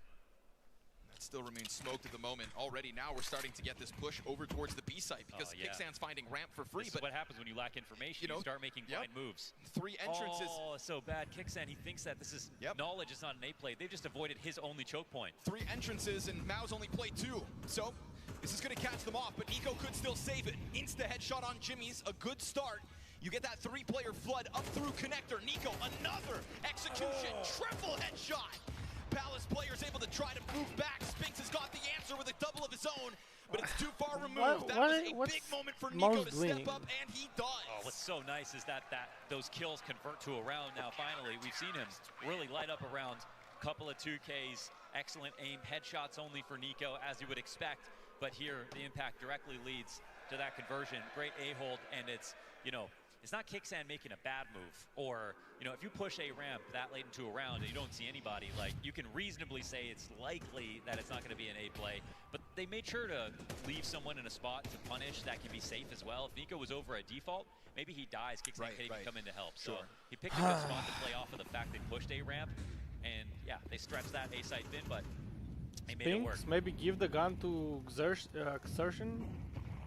He's obviously top of the charts as well off the kills. Better position than you. Falcons find that convincing round. Falcons send Mouz into the bottom of the bin. Desert Eagle here for Zershin. Timing not quite found. And even though we haven't had extremely tough tests for Falcons so far this stage, like Nico's been incredible. Sure. We've seen him some great maps. You know, this is a test that we know Falcons can pass. In fact, they do every single time this season. But doing it in Budapest was the question. Why Mouz also slow? Not a huge fan of Sometimes the way pro that teams are first really half slow, of that man. round played out for Falcons. Sure. I would have liked to see late retake on mid. I would have liked to see a little bit more info. I mean, I guess the kick sand push in their mind, that's a lot, so fair enough. But if they let this happen again, and you know, we've got free roam right now for Xerxin, and he's just got a deagle, but his job is to lurk. All he needs is Nico to put his head on that silver platter. They're not coming back to clear this either. You just don't want the guy with a deagle to be a problem in a late round situation. It's a good nade. Spinks chipped down, but he plays ahead of the smoke. Ooh, hold on. No smoke. It's over towards Palace. Wall goes up. Frag goes deep.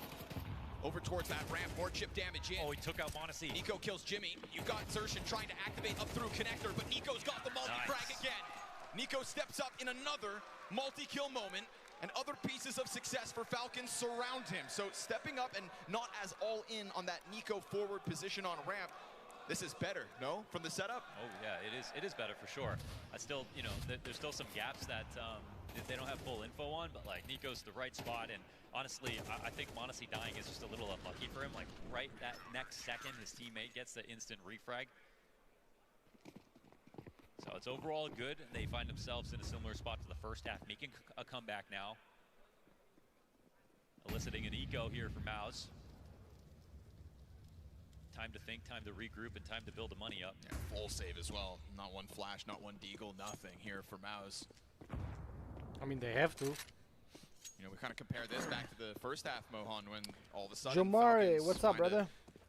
a couple of successful rounds back to back, and Mouz suddenly this game no longer looks like a free close. I mean, if it gets any closer, like 11-7.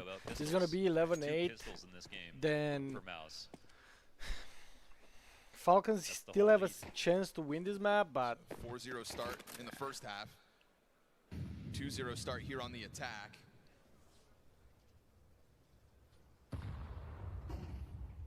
so what are they doing right now? They are discussing the next like this with your neighboring nemesis. You see it every tournament, ending your run over next and over again. round. It's gonna be things like pistols that change that result. Not these pistols though. This should be no problem. Especially with Nico catching Brolin. Hi, Joma. Focus ahead. Bit of a shooting gallery. Easy. Quad headshot moment for Tesses. Feed him the unarmored clocks, why don't you? It's a 3-round game. Yeah, and what this means now is just that they'll have money to buy. Even if they lose, they'll have money to buy. So, Falcons have stabilized very hard. They're a few rounds down, but it does get scary here for Mouz. So they try to figure out how to close. Yeah, and also the last 2 8 takes. Come on, boys, 2 more rounds. They didn't lose a player. I'm not even a Mouz fan, but I just don't want Falcons believing it was B Falcons to go forward. I mean, they're gonna have another chance tomorrow if they lose this. How many good today. chances do you get? Last time out burned here for Mouz. $25,000 pool of money on the side of I don't like Falcons Falcons because it's like, bro. It's going to be a grind. They bought all the best, quote-unquote, best players, and Falcons have kept that they door really suck. open. And while Mouz waited for this buy, the fact that still they comes in with a have limitation. unlimited Brolin's money, Galil. it's just When we talk about his success in opening duels, going to have to do that with a Galil. Could be a daunting challenge, especially in the face of warmed-up Falcons players. Spinks tries to get an early angle towards apartments. Instead, all he's going to do is eat that frag grenade. And we've been waiting for kind of Spinks' big moment. Quietly, he's now down to an 8-13 scoreline. Absolutely. He's got an ace at this event so far. Almost got 2. And guess what? That came late versus Paravision as well. So you'd be a fool to write him off. But you just think at 55 HP, the odds ever lower in this round. Cyclone's changing it up. They want to make this a B lane. And it's again Falcons without info on mid. So at some point, you know, you are going to make the wrong move one way or the other. Kyosuke. Whoa, this is a huge peel back. You actually have Spinks leaving his spot, now working towards underpass. This is turning into an A play all of a sudden. I wonder what has conjured up this moment here for Mouz. Going to the A play. Now we're going to have the reclaim of mid here for Falcons. They're getting really pressed up against the windows. They're not going to see anybody here. But what info is no info in this spot? surely with no cap player, they're worried about A. Also, only one smoke for the execute here. Smoking both sides. They're splitting the difference. Where does Nico go? That's what we have to watch. Got to be CT. 30 seconds to this clock. Full-blown execute setup, but that execute only features one smoke grenade for Mouz. That's going to keep the door open, most likely for Kixan. And he takes an early peek. Now 2 members of Mouz, sub 50 HP. Kixan wants to go back. They don't have the smoke to cover it, but at least the Molotov to prevent that top stairs peak. It's going to burn out, though, and when it does, somebody's going to come peeking over top of those steps, I guarantee it. Brolin bests Nico. Zershin catches Kixan. Can they plant? Mouz down to 6 seconds. Bomb just got dropped by the wall bang, and there's the pressure up from Ticket. Falcons step up into the fight, and they will do so with 2 players surviving. Oh, that's massive. I mean, the style of attack was good with the molly on stairs, how they were pressuring CT. No one within the site, but that actually might have worked to Falcons' benefit. Instead of sacrificing one guy like they did with Kixan earlier, they made sure to retake this one together. Now a smile on Kyosuke's face. 2-round game. 3 very good rifle rounds we've seen from Falcons on this comeback. All versus A plays. Mouz they diverted from their own idea to make this a B hit. We saw that Spinks was up there in B apartments waiting for his teammates to get up cat. But for the first time, Falcons, they come and check mid. Trying to rally. And a full B hit late into the round without cat is really unlikely, especially if a team has been successfully taking mid over and over again. Ooh, already showing a bit of skin towards ramp. 11-9 is going to be one of the a close game. Because they know Mouz. I mean, it is a close game already. They know exactly what they're going to be working with, and it's just about don't make mistakes here. We'll see what kind of timing Mouz throw out as well. And it's not all of Mouz on just pistols either. That Jimmy AK looks for an angle through window already. Let's see if Nico wanders back in a window. This is what they're looking for. Kyosuke's allowed this angle wide. Nico's gonna go right on the brink, but I think he saw it. Yeah, he did. He prepares himself to go into the duel. Kyosuke still holding towards that bench peak. He wants these players of Mouz to try to take a step up towards him. Nico then queued up for the window peek. Pistols for the majority here. And Kyosuke confident within that mid-challenge. He will drop Zershin. Still, Jimmy's AK in this mix. We go to 40 seconds. Brolin taking his time over towards the ramp is applying no pressure onto Monacy. So a shooting gallery down through Khan. 5v3 established. 30 seconds now. And Mouz trying to get this push to go. But Monacy, it's his show. Easily steps back up to it for another kill off the op, and this one fizzles out already. Mouz's AK never able to get this challenge going. Jimmy just wants a fight. No frags found until this moment. 15 on that clock. Spinks has got the bomb. Oh, this Deagle kill. It could have been huge. Would have ran that bomb in, would have had a gun and a clutch attempt. You need to adjust your... game, and Falcons right on Mouz's heels. This is such a classy comeback out of Falcons. Some tough rounds, some good responses. They're not losing the anti-ecos. Like, it's just been so solid, and they've made up for the pistols and then some. The way he sits looked like Falcons were under pressure. Now looks like Mouz. Silver lining, Mouz's economy stays alive. Purchase back for Torji. Op is here for Mouz to try to challenge, and you've got Nico kind of playing out on an island. There's a world where he gets punished on some sort of a fallback, maybe an overface. Smoke pop momentarily. Nico still floats down here. Kyosuke gonna fall back. Nico takes a ton of damage for just looking at middle. He is sitting on 25 health now. He's a good guy to beat up. You know, not opping here with the rifle. Has been very active. Key component. Mouz are missing some X factor. While this comeback is taking place for Falcons, Nico's the one who's shining here. There's no 2K entry to cement the bomb plan and guarantee the round. It's not coming down to a 1v1 retake defuse, nothing like that. Falcons are suited up. This is gonna be the last chance for Mouz to have real confidence before our round begins. Finding mid for free this time, right? Yeah, they found that like 3 out of 4 rounds. One time Falcons really push into it. There was nobody home. Extremely. Now we have. Here we go. Fight on ramp, and Jimmy gets bested. Kixan has gotten so much value out of these ramp pushes.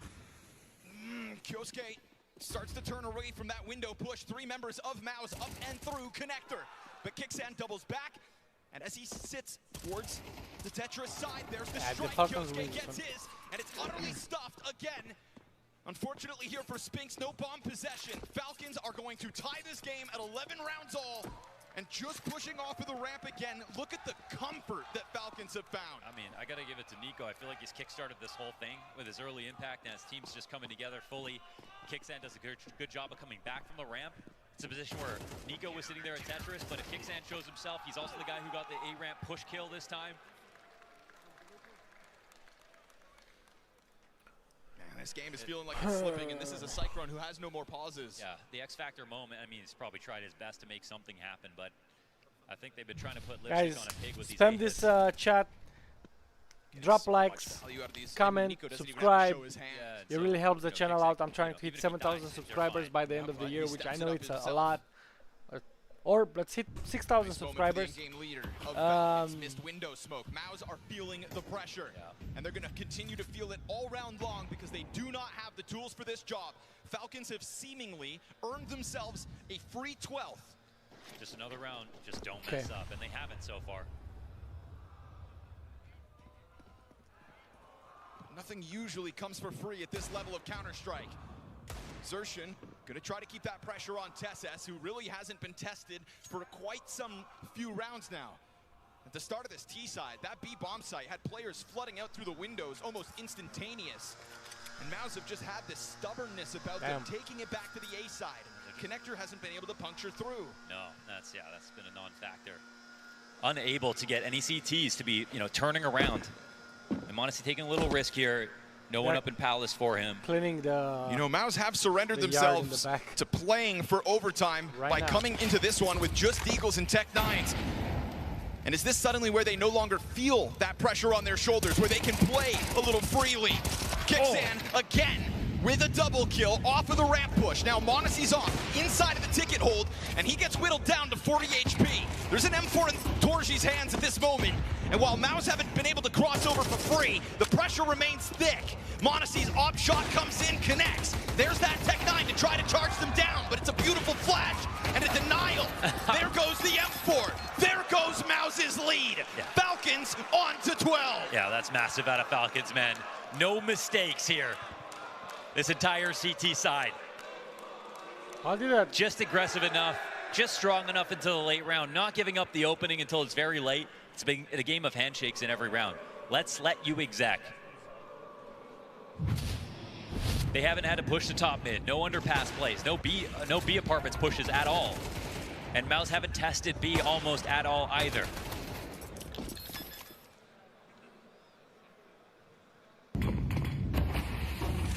Seven rounds consecutive here for the Falcons. A masterclass of momentum. Ooh, this one's gonna sting. 2 pistols for Mouz boys. in this game. Confidence boiling over for Falcons at this point. Probably feeling untouchable in the calls is Kicksan. And Monacy establishes that first opening gambit. Now Xertion catching Nico though. A little Hail Mary here in round 24. It's the most space that they've gotten this early. Unfortunately, it's not with anything really behind it. It is just Xertion trying to operate solo. Kicksan off of default. It's going to get the better of him. And this was all while the rest of Mouz still just remained in the open, playing their options, but nobody playing to trade Xertion. You see, Kiosuke is such a beast in these spots, patrolling these headshot angles. You can just leave him there forever. And this is finally the moment when maybe it's too late. They want to try to test TeSS on a rifle round in this side of the map, and look who's here. Monacy. But opened up shop with that first kill towards mid, meant to make this 24th round easy. They'll play that smoke, and TeSS only able to get the one. Monacy here for his second frag, ready to put this map on ice, ready to shatter the dreams of Mouz of starting this series with a Mirage victory. Whatever.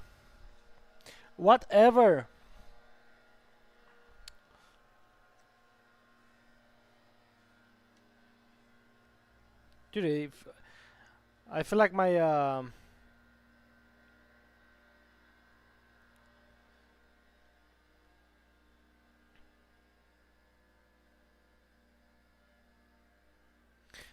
pick'ems. I mean, I didn't pick anything, but I feel like all the teams that I wanted them to win, they're gonna lose. Kind of feels sad. That's fine, bro.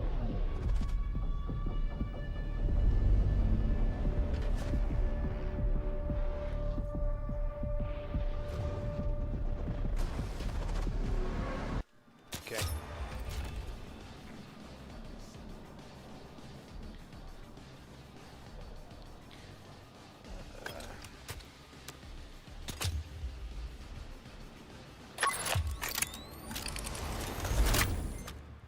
Yeah, I play Battlefield 6 because it has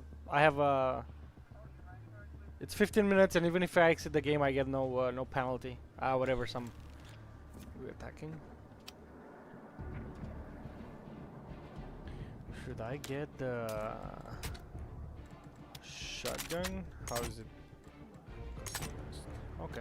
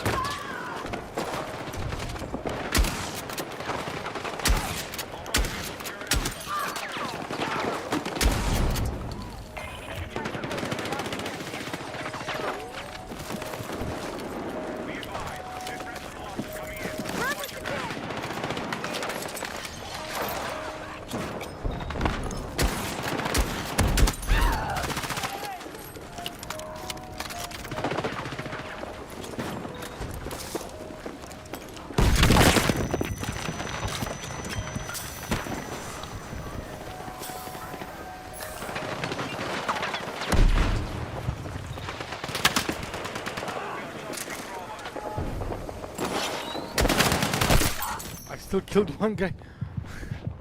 Stay with me. I need a fucking medic! Yo, pick me up, bro. Pick me up. I'm right here in the corner.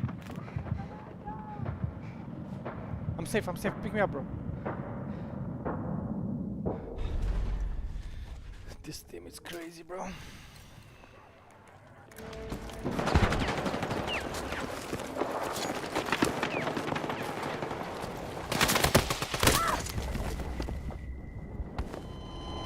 What is that gun, bro?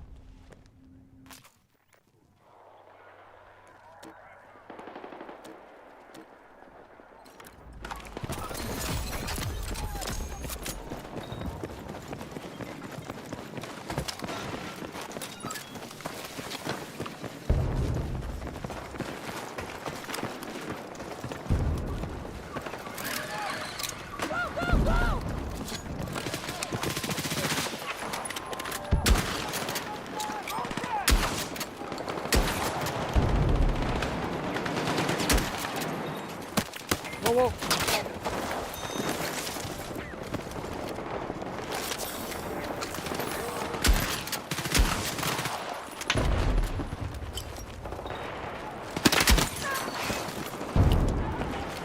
So the slugs are much better. Let's go!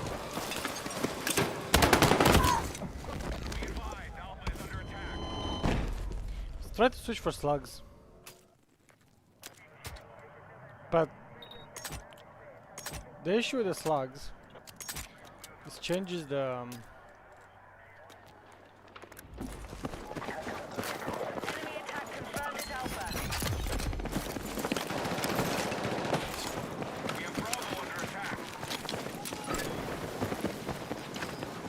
like you gotta hit your shot.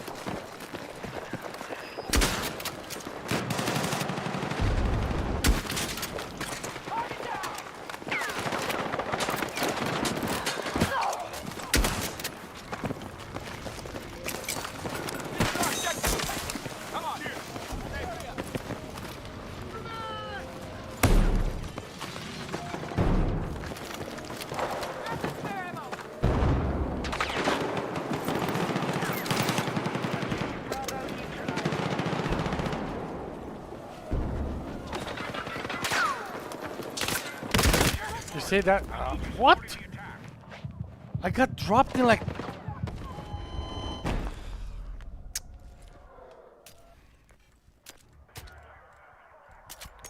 modify this.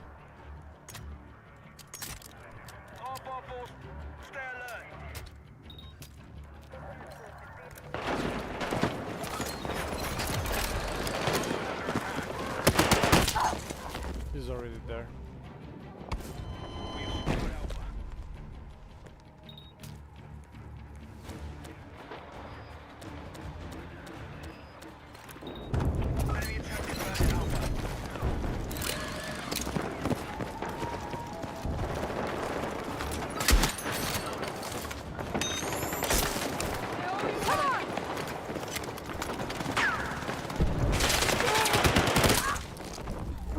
He's shooting there and then he's shooting me. And nobody can trade him. That's crazy.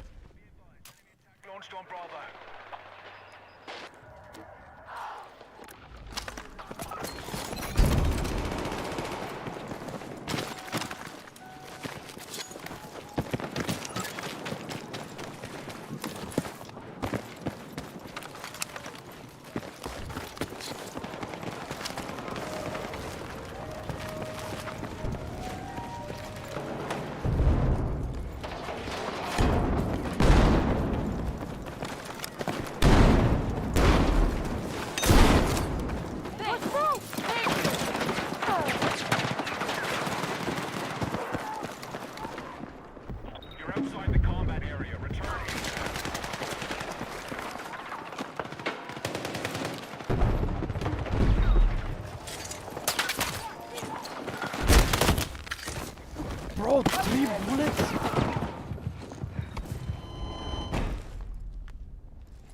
Alright, let's switch to... because shotgun feels weird right now.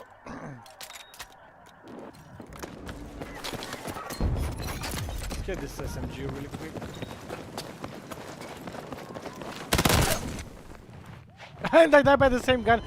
Bro, what is this game? Sometimes it's so weird.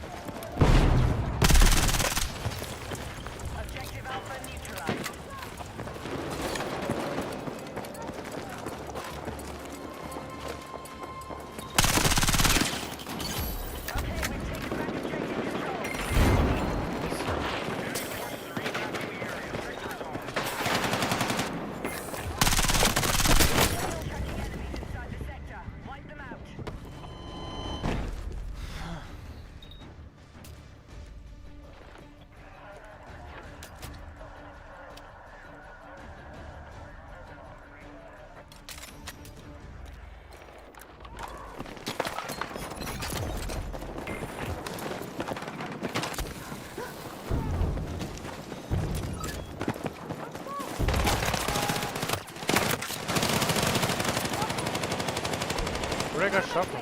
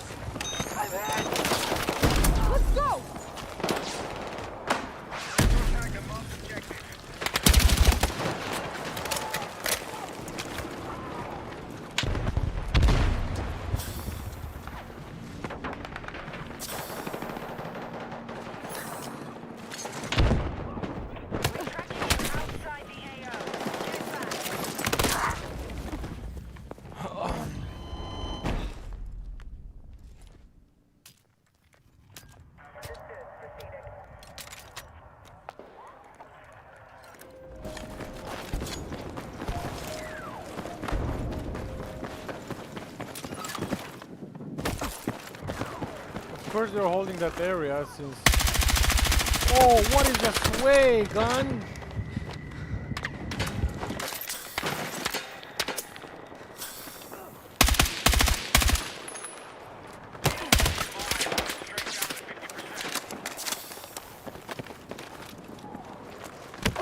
Bro, how do you always know where to look for me, bro?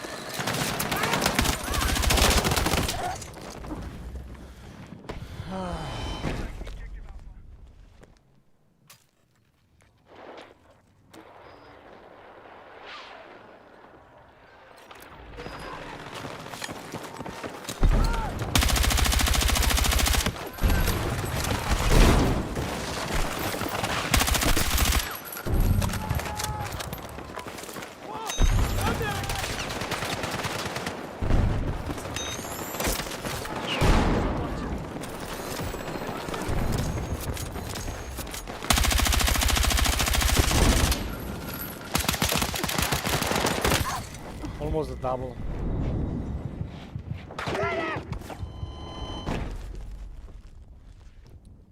Alright, let's try a different gun.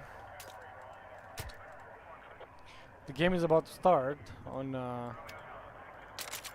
for the stream. So I know it's not suppressed, but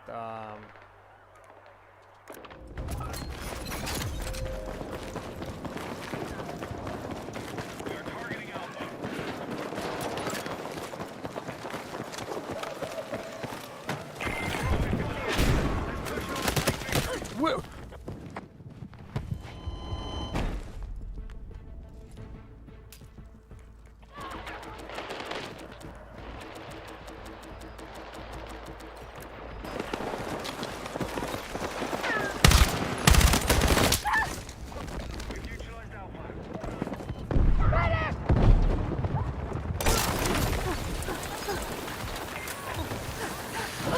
No way!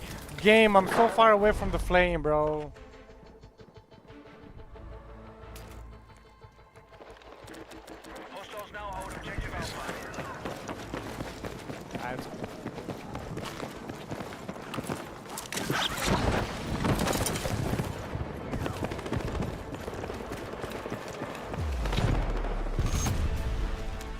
It's fine.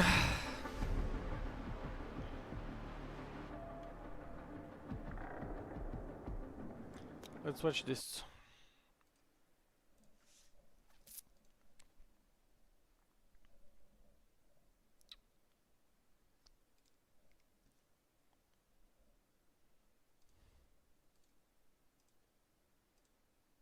This here. No, put me on the camera now. Well, So, I'm trying to get a video to show my... you see, this is the outdoor space now, so you can entertain people and do all these things here. No, put me on the camera now. Well, So, I'm trying to get a video to show my husband the house. no, but you need to. But your husband needs to visualize himself because I'm standing in as your husband, so you can see.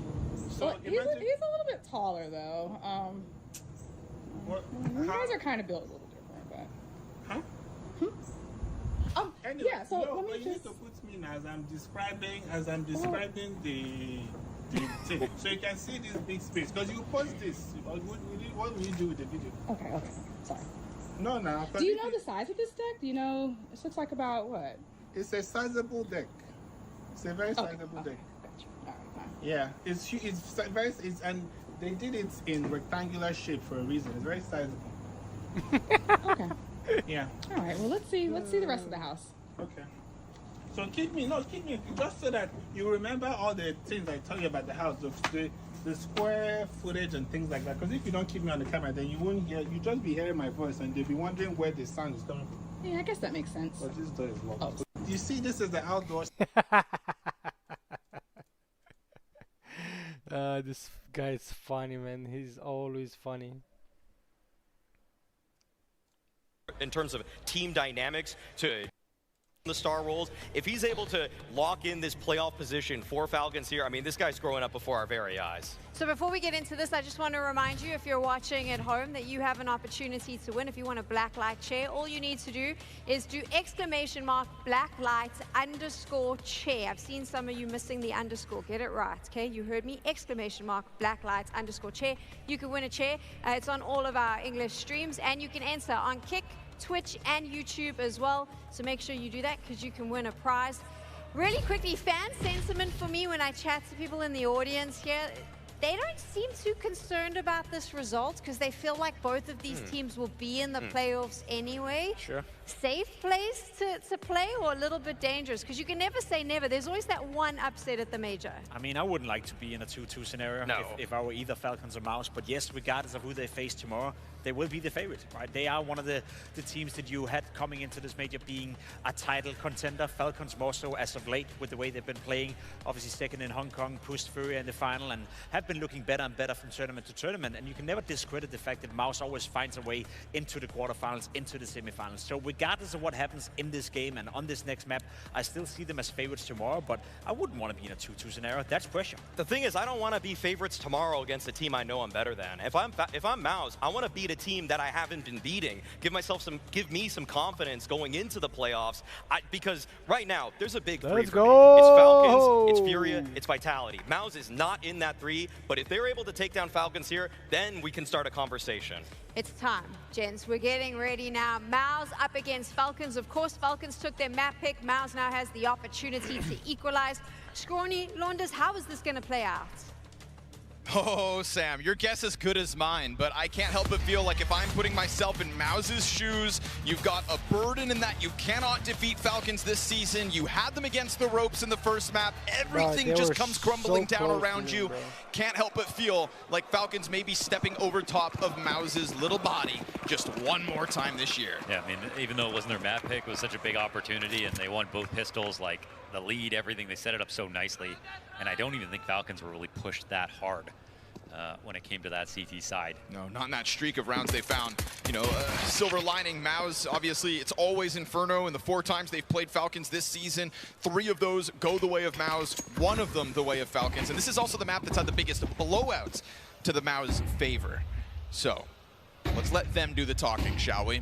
Already That's total short control, already A-site wrapped, but that gap on smoke. They weren't ready for it. So Nico makes the most of it, establishes a man advantage. Torzy already hears this fast flank coming down from the B site. Will he anticipate a third? Yes, insta headshot onto Kixan. You've got Monacy in a tough spot. He sends his teammate back towards Boiler to deal with it. And so Monacy this whole time just kept his eyes on the prize. That's the bomb site. Jimmy, concerned about the potential apartments flank. Beretta's point blank goes down. And now Kyosuke in the clutch. Dodges the apartments player, but a fresh mag needed. Pressure back applied. And he's going to be cleaned out. 3 for 3 on the pistols or Mouz. And that's going to be a nice stat if they win. So obviously you never turned down a good start. Here's another one for Mouz. Very nice round out of, I think, Torzy, because he heard 2 players coming fast on the flank. The third guy was thinking he was going to creep up, walking slowly and guarantee this trade, but Torzy didn't get tunnel vision. And again, they know who they're playing against. There are going to be tendencies that will win this game for one team. So much better than a demo, the live head-to-heads. Just don't fall victim to any shenanigans. Don't let yourself die to the single MP9.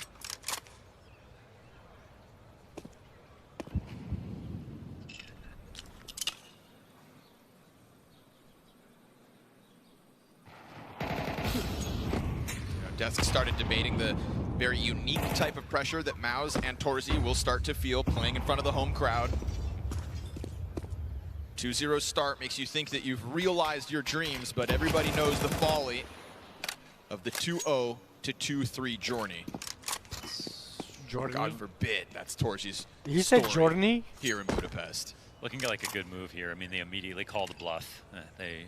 Falcons tried to block to trick him, but that won't work. TSS, chance to get some damage in. They might be a little concerned not having got that kill. But no, they're going to trust themselves. Wrap around the arch side with the smokes up. This is a whole lot of threat for TSS to have to deal with, and he gets caught even trying to just clamber over the wall.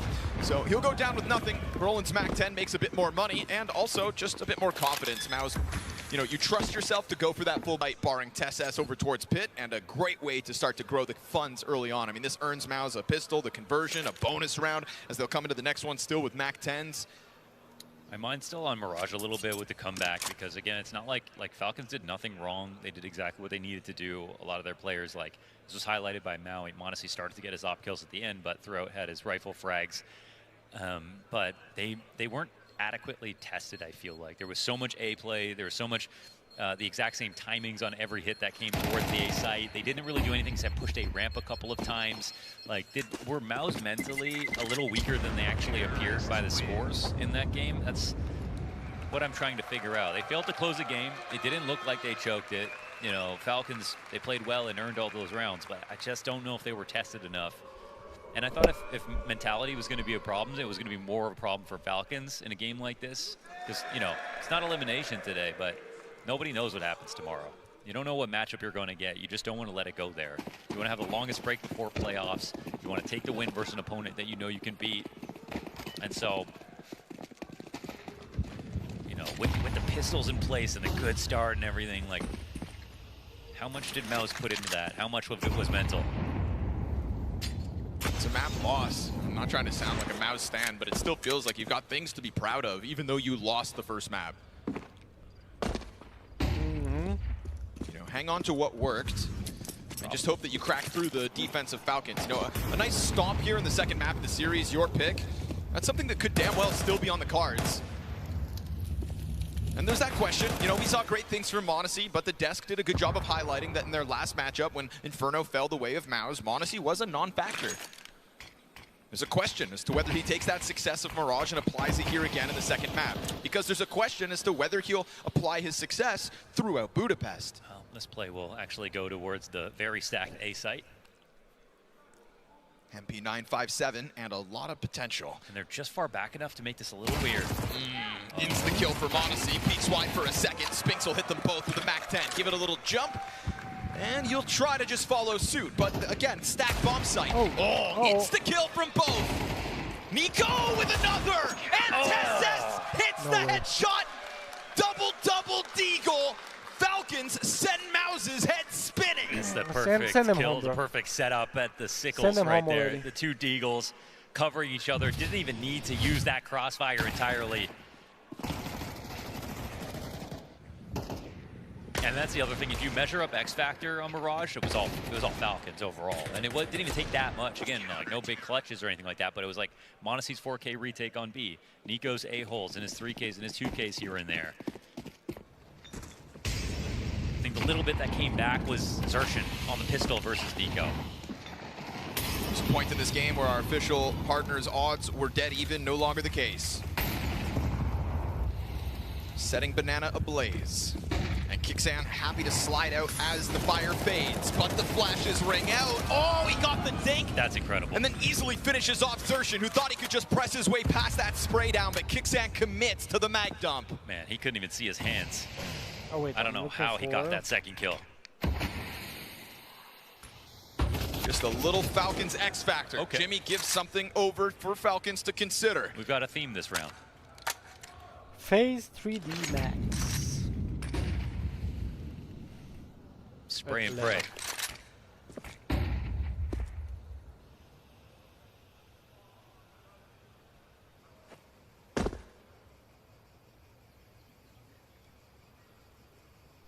Nico, because Jimmy was up in that apartment, should anticipate somebody there. CTs have a very strong map because they're trusting m0NESY. He has the op over on B. If they walk up, he gets a free op kill. Here comes Nico. Oh! And Kixan, both dead on both sides of the brackets. Entire A site's dead. Everybody walks into that. We get that push from Jimmy out through the apartments. Mouz just sat there and waited. That's kind of a sick read. I don't feel like we've really seen Falcons give over moments like that. The only reason they pushed is because they didn't want to leave m0NESY alone for too long. If they lay B pop, then they have to have some info. Otherwise, they're just going for a slow rotation back. He can't go for this clutch. There's no way. Just walks away from this. So Mouz, sit back and allow that one to happen. God damn, that all comes off of the Jimmy spam through the smoke on the balcony, and then they just sit and wait. Such a good call, actually. Instead of Mouz thinking they're pressured to make the move, they leave A site quite quiet, and they think Falcons are going to free re-clear this, and that it's actually a walk up towards m0NESY, because as the time gets that low, you can't just go from the middle of mid and then exec to the A site. There's some things that have to fall into place, whether it's your flash, players getting to the end of halls. That takes a little more time than turning the half wall on B and just running. So just a great call here from Mouz. This is Jimmy, baby. I mean, I'm glad they got this one back after Kixan's 2K on B. Catching TeSeS the moment he jumps up. There's that Torji kill that we don't end up seeing. And Spinks head on a swivel. He's the guy to double down there. Super easy. By nature of the round win, Falcons found still money to play, obviously. You can thank your Desert Eagles for that one. Mouz coming at Banana immediately over the half wall with the boost. Kyosuke, right click. Ooh, gotta disable that. Doesn't have the setting disabled. Challenge still, and yet because there's 2 and 3 players in position, Falcons recovery is immediate. Oh, they thought they were gonna be able to run right through it, and Falcons will give them something to think about. Nice try. No way. It wasn't a mouse jump, but it was still a mechanical error, not something you normally see from Kyosuke. Yeah, not something you see at all in CS2, because that's when they added the setting to disable the remove silencer option, so. You know, maybe he likes to have the option. He's trying to flex with that USP again, I bet. You got to keep it on if you're trying to go for style points. Right. He strikes me as the kind of guy that would. Everyone wants to be simple, but it's just not that easy. Awkward.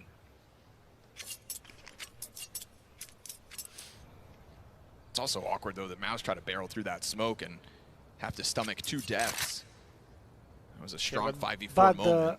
Again, we're going to get Falcons with 2 defenders inside this A site. The change-up is that m0NESY's here, right? Previously, it was the rifles. Previously, it was the CTs to take that step forward. But at 30 seconds, Mouz are going to remain clumped. And as they do move forward, m0NESY actually peels back, playing sight instead.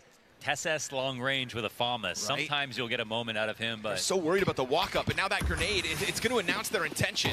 m0NESY's just got to go into the back of the site and hope he hits these shots, which of course he will! The first one at least! Torzi's going to pressure him into the back corner. Bomb plant will be huge here. Little bit of money to be made, and he's not going to get away with his life. He knew it. Commits to the bomb plant. Gives Mouz a little bit of extra bang for their buck, but it's a Falcons second round win. Crazy we get that moment from Kyosuke and they still end up 2-1 in those trades. Another good start for Falcons. This time better close. So we got a good mix of, you know, openings out of Falcons, responses from Mouz. Navi lost today, bro. So sad, yeah. Just never know when you need that silencer off. Not a bad 4v5 he just recovery. Needed 4 more seconds and that would have been fine. Oh. Easy. Never mind.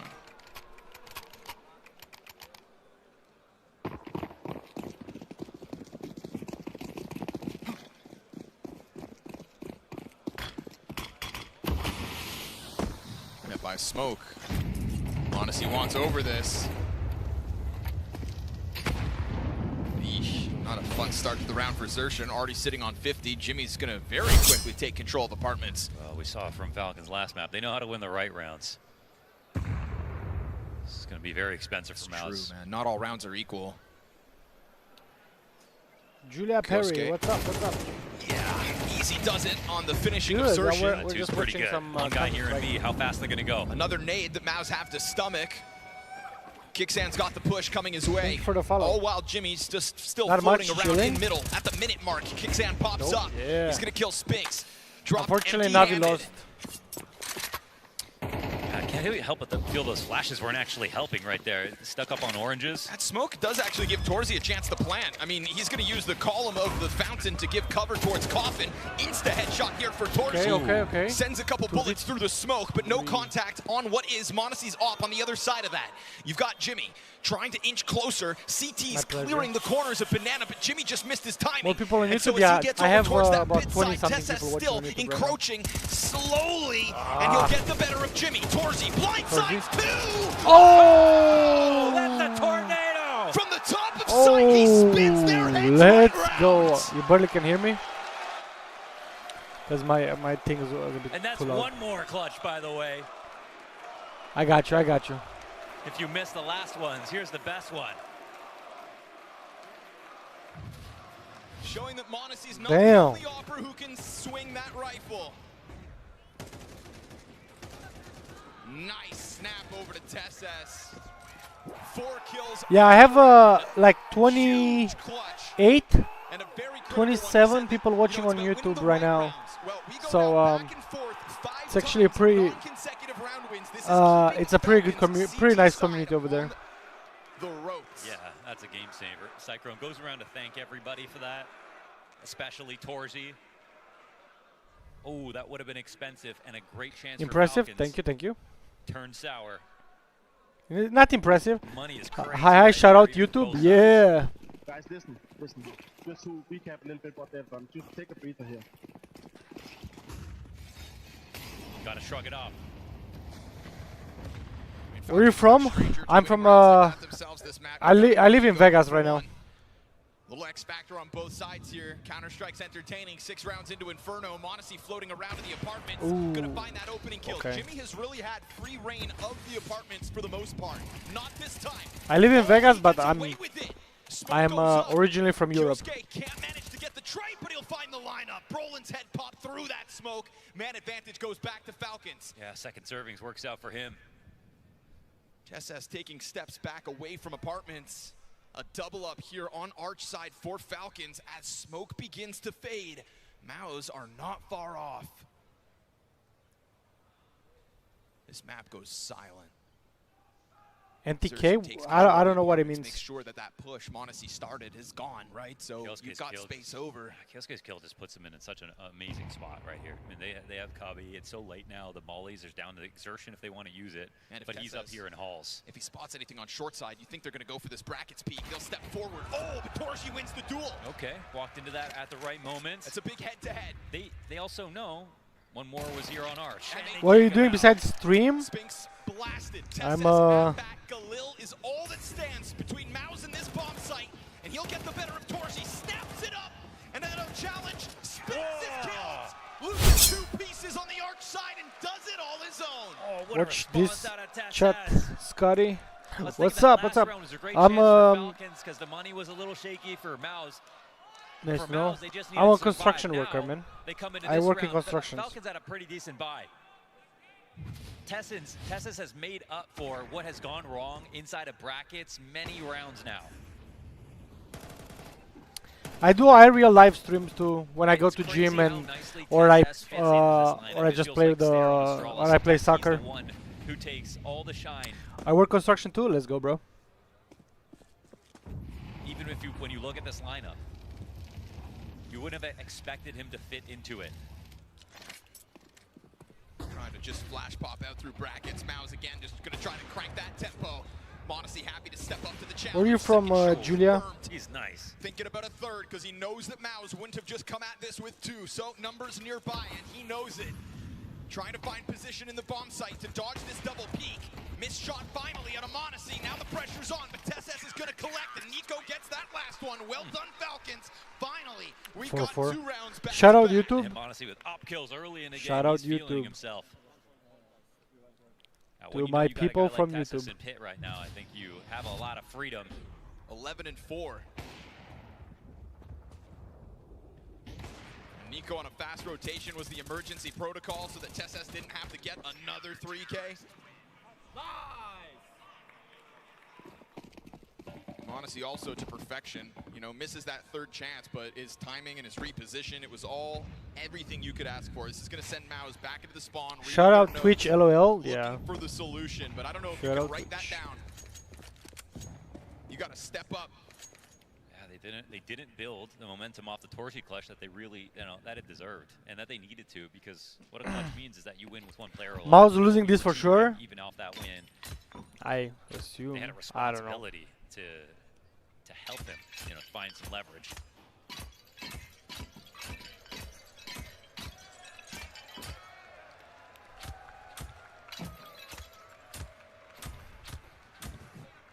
The only one not reading notes.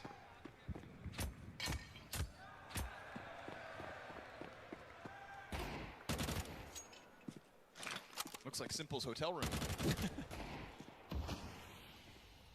Yo, that was low. That was low.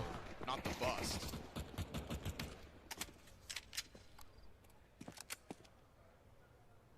Jimmy just taking his frustrations out on inanimate objects. No, I already work with the artist.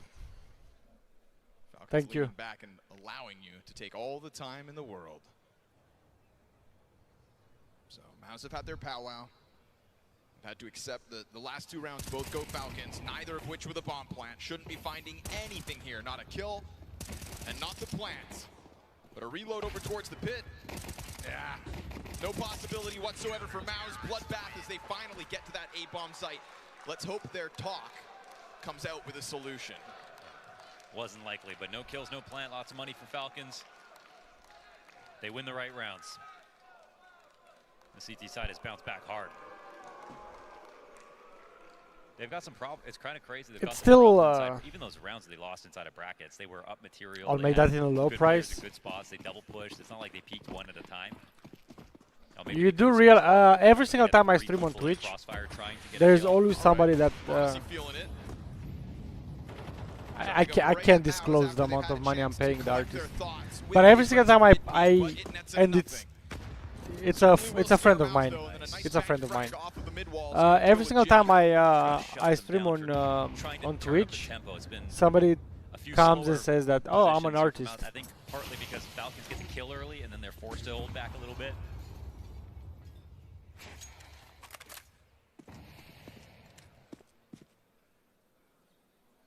But I mean, they've got this deep smoke on B. If this isn't respected by Mouz at some point, it has to be. You're gonna make that in low price? I can't, bro. It's my friend. I would not change my.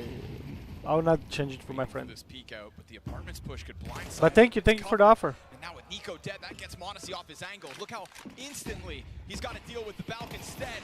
And that's going to open the door for the short push to come through. Tessus can't stop the first one crossing to the box. Monacy goes down with nothing. Okay. Nicely done here for Mouz, cutting through that setup. with clinical executions. I mean, that pop onto Nico frazzled everything else on A for the Falcons. Yeah, it's not often you see the apartments guy get the first pick off just dry, right out of holes. It's a great kill from Spinks.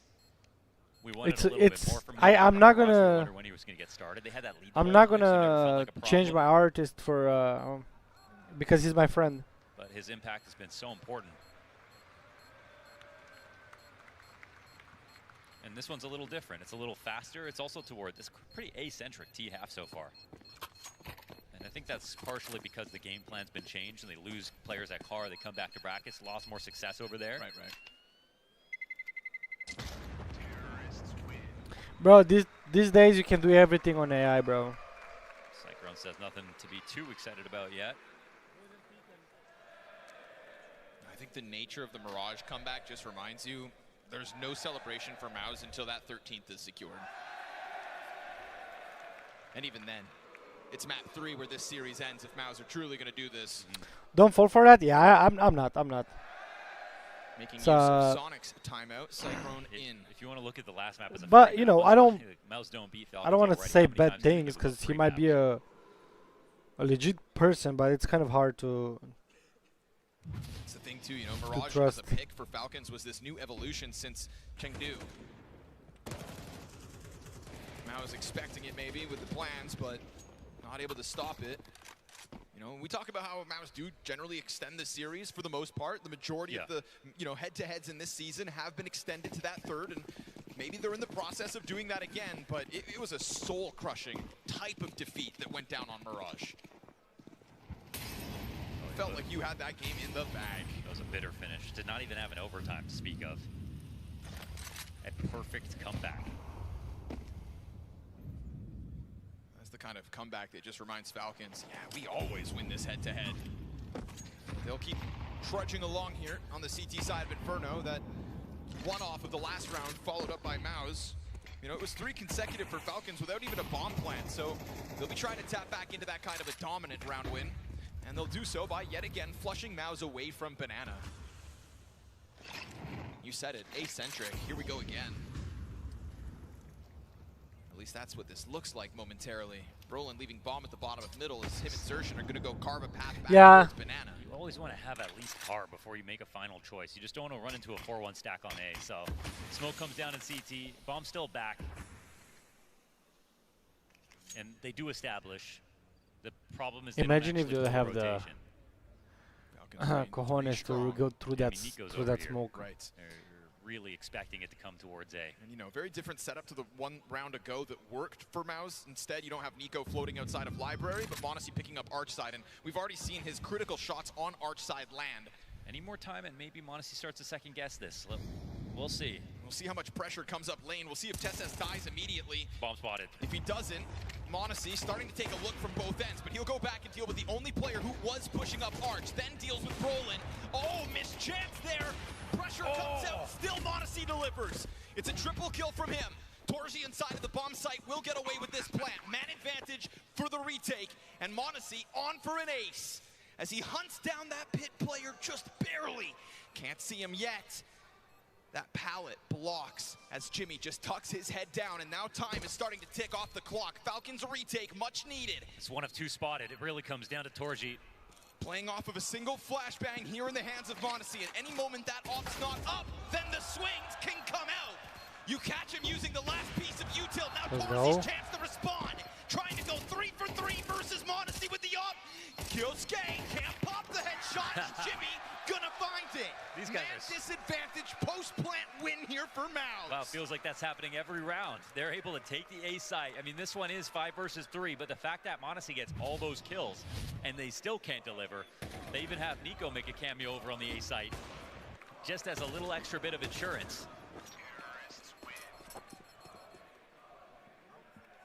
The only thing that was really missing, the final failsafe, is a half rotation. Last round. To make it kind of like a 4A setup. But again, I mean, with the way TeSeS has been playing and Nico helping out, you think that's not going to fail at all. Big nade damage for Brolin to have to deal with in round 12. This has been a different kind of Inferno. Lots of 8 plays, lots of low number wins. You can tell still that the pressure sits on Mouz's shoulders. I mean, look how solemn they look after that 2v3 post plant. The start of this game, when they were winning rounds, there was pop-offs, there was reasons to cheer. And this is all business for the moment from Mouz. I think Mirage certainly still left a sting. But we're looking at now back-to-back successful individual endeavors from Torji. This should be a good equalizing round here for Mouz. I mean, they don't have Falcons on the map control nor the nades. What was that? They're taking a risk here inside of middle. But how often have Mouz called themselves in a stack? One out of the two anti-eco rounds. Bomb still in the right spot. No kits in play here for Falcons. Oh, but they get a kill. Ooh, they get a kill under a minute as well, and now Nico's going to start moving around. Pop-up, though, from Spinks from underground. But now they have to go B. They know. CTs are going to know it's B. Ahead of the smoke as well as Kicksan. Molly's come over for second. Orange, good duel. This is wise from Modesty. He's not peeking into mid. He's chilling. And all he's got to this bomb is to lean back against the porch side. Oh, best hit out of Spinks. Not only finding that kill from underground, but then the follow-up entry. What a and kill. It's a fast move with a Molotov onto the library. Tesses goes for a desperate angle. And Torji's going to send that warning shot right through the door. Retakes haven't been going so well. This one's needed. Missed chance as that exit comes out. Falcons feeling frisky. Already start to work it forward. Torji finds his first. He has to reload. And as that reload comes through, it's going to be Spinks to collect his third frag. 7-5, and then it's city side. I'll be back. 7-5 on the attack.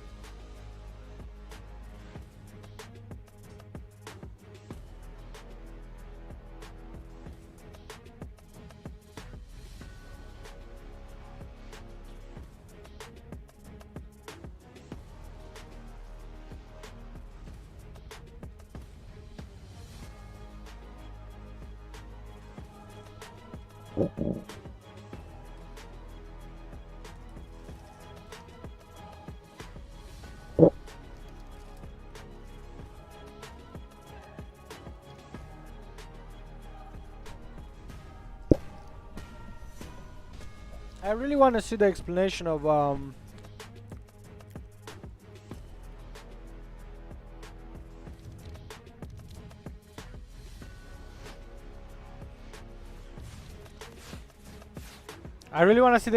of Navi, why they lost. Mouz showing us some serious fighting spirit.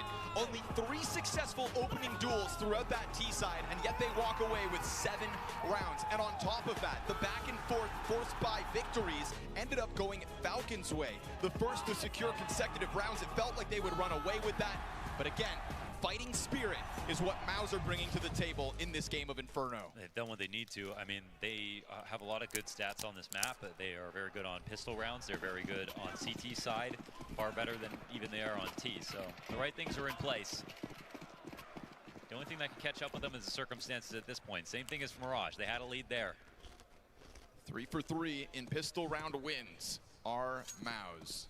You keep winning those pistols, I promise you get a map. Scary one for Mouz is they need 2 maps now. Mirage is a could-have-been moment. You might need 5, you might need 6 pistols. You'll win a map, though, eventually. Extra pair of Berettas sitting inside of that bomb site. Ooh. Gonna try to bait him in with a little USP. Xerxin gets to grab him. Ooh. Yeah, come get it.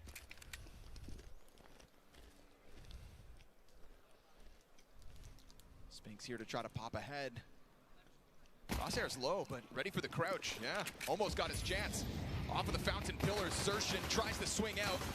He'll find one and two, and a third. Just guns down the attack out of Falcons. This is going to be the 4th successful pistol round for Mouz. Barring a world-class Tessa. Yes, set this up, Connor. Set this up? For a 1v4 retake. Well, you see, Jimmy just looked behind him, and so operating within the timing is Tess's right now. He's going to one-tap Jimmy out of the round as CT's pushed through that no, never mind. He's been found, and they're all going to try to come at him.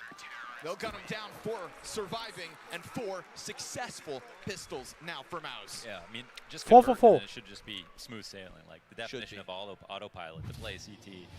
Inferno for this team. Not a bad reward here for Xerxin. The flash timing's beautiful. You see on the screen below you, 2 players blind. Rollins hits everything, and Dooley's best thing to have in this spot. Ooh, giving credit there to Cyclone for the call on the pistol.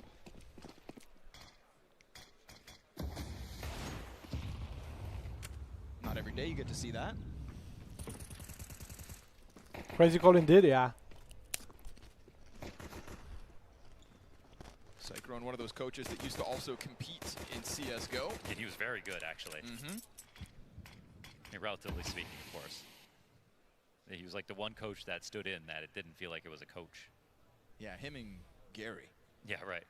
Gary on Ancient. Desert Eagle here for Nico to try to work with. We go to a minute 10 and we get the 4 players stack up in the apartments met by smoke. What's going to stop them? It's meant to just be Jimmy. Just Jimmy, they said.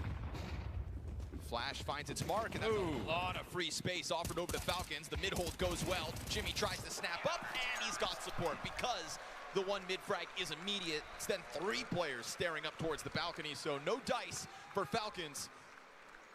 9-5. Good, Jimmy. Is it another insurmountable challenge, or do Falcons pull it off again? You know, Falcons are the team with hope. Mouz are the team, you know, with logic. But this is different now, because now they are on city side. That's fine, but they just have to close. Sounds so easy.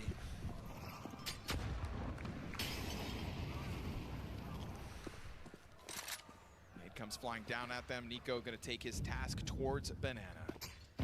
Oh, well placed. So another one. That's going to be good too. Oh, a little far. Yeah, 85 damage off the first one. Then the sudden pop out through that smoke. They're going to try to chase him. Brolin dunks on Monacy.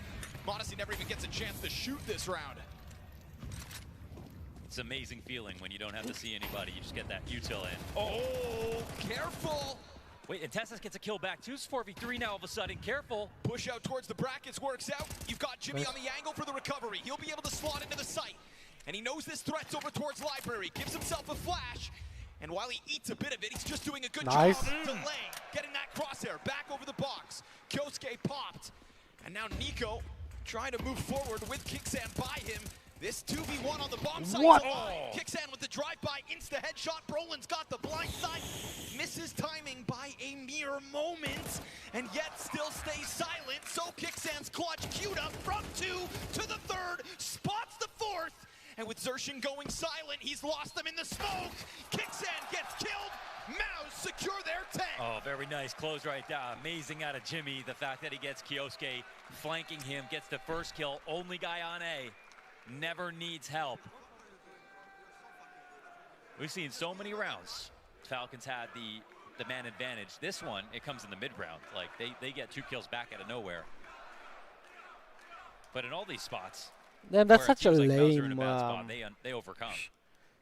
We're in such a little lame territory for Falcons if they want to buy.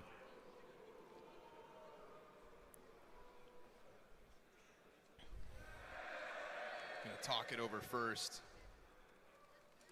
Is that to calculate?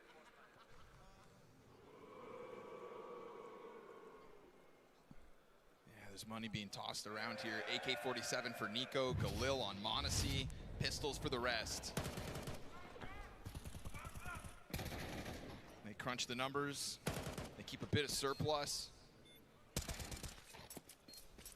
Oh, they actually sold back. They sold back. They got rid of the Galil and grabbed a 4th pistol instead. This is Falcons. There was a bit of uncertainty here in the purchase, but they do come into the round with that 1 AK for Nico. Guys, give it up. Give it up. They took timeout. They're fucking shaking, boys. Fucking noobs. Talk your shit, Jimmy. Yeah, after he put that up, man, he was probably rock hard. What a hold.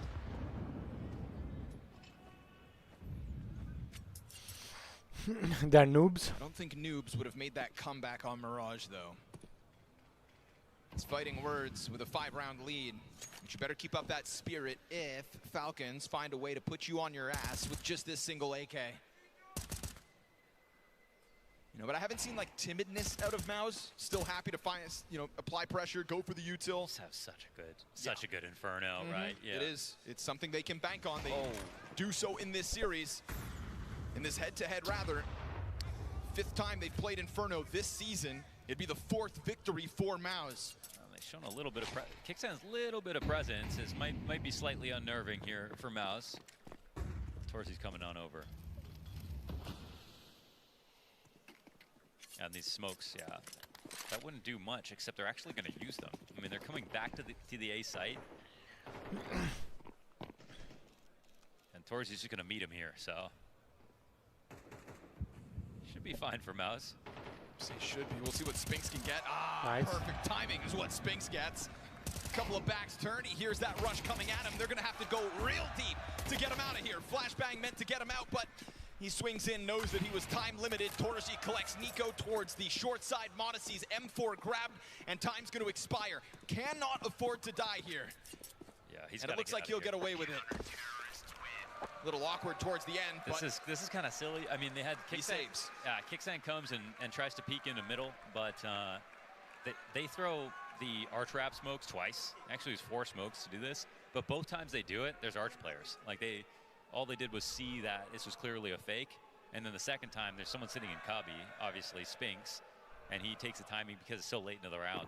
So Falcons, I don't think were as tricky as they thought they were. 11-5. Every time they picked the site, Torzy was right back there too. So not much to go over here for Falcons, and now we're at the point of the game where they're very grateful they won Mirage. They want one. They want one more than 6. They want win more than 6. Into apps.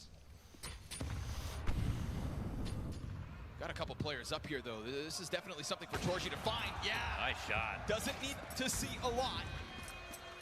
Off of the sliver, Zershin over the smoke, catches another one, and an uncomfortable 3v5 about to unfold here for the Falcons.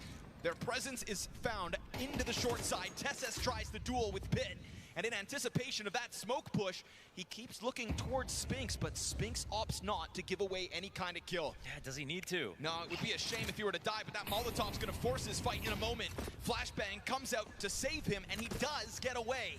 Not unscathed, but still 40 health to try to hold off on Arch. I mean, him being alive here means Brolin has a lot more freedom. And this play is going to come back to B. Late smoke is annoying here for Falcons, but they're going to get comfortable in front of it. It's going to be time to go in this direction. And they've come for the final reclear on mid. Falcons don't move soon, it's just over.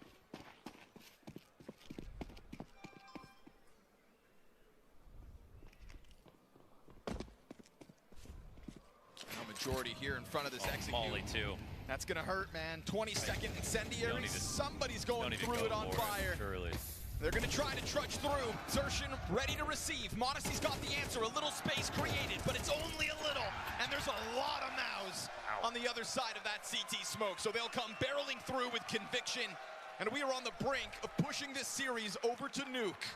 I mean, it was a quad play. They actually did read where Zershin was going to go, and they mollied him. So there's one moment where they could have got that kill, but he was just nasty this whole round. Perfect timing on the smoke, used his molly. Great shot here from Torzy.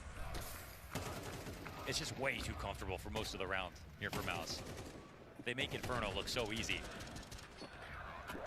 There's a lot of conversation as to whether Monacy would be bringing the, fight to Inferno. Kyosuke, 4 kills is a non-factor as far as Mouz are concerned. And here we get this push in through the mid-play. Torzy's just gonna blast. He's got a shotgun. But we've still got that challenge wrapping around Arch in the apartments. It momentarily belonged to Tessas. Second layer catches him off.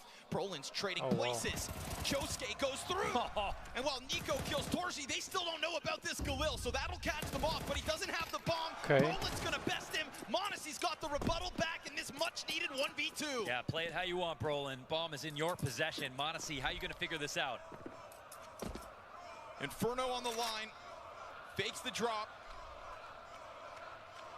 Comes back at it, but CT too far off. Brolin starting to step forward. Oh, he's watching mid! And that's where Monacy strikes. A clutch for the road. A 6th round of the board. Is this much like Mirage? Now Falcons' chance to come back. Just, I feel like too much depth has been shown already in both halves now for Mouz. Out of a shield. How much time he had? Shown, and it was an entire comeback. It's one clutch, 1v1 where they pick it up. That very aggressive, by the way, the most aggressive round we've seen out of Mouz because they're trying to just keep it different. Still lots to prove here for Falcons. Oh. And with the utility doing half the job. Xertion's got bodies climbing over. Free frag. And then Spinks collects. Kyosuke denied at a 5 and 15 So score. GG with this one. So Kicksan somehow going to have to muster together a 3 versus 5. Their most important matchup versus Falcons. They could have 2-0'd this one. They could have. And instead, Nuke waits in the wings. A match GG for this map, yeah. Never beat the Falcons on. Not this season. But that's the story of this head-to-head. Mouz don't win this season. Does it change tonight? To put Torzy Thank you guys for the likes. Thank you playoffs. for the comments. I think this is the kind of second map that's going to get Mouz's confidence right back where it needs to be. You know you could have had the 2-0, sure, but just focus forward. Brainbird, LOL, There's greener pastures on the other side of this 13th round win. Spinks tucked into the mid brackets. Oh, missed op shot, that's fine. Spinks has got it. And Spinks has had a lot of impact this time around on Arch. Rock solid stuff. As he'll put Kicksan on ice and put Mouz into map 3, no doubt. Monacy, no doubt, no doubt. But he will find Nuke next. Mouz. Nuke next. Let's play some Battlefield 6. Nuke is next, and I hope that they're winning.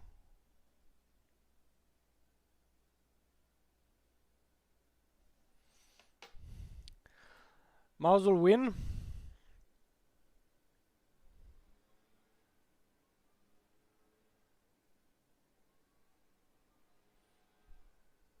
I hope so.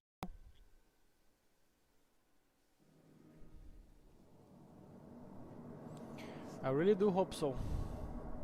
But then if tomorrow Navi plays against Falcons, oh my god.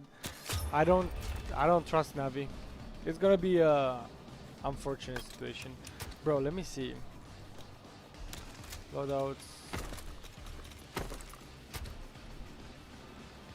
Good fire. Oh my god. Assault rifle. Let's okay,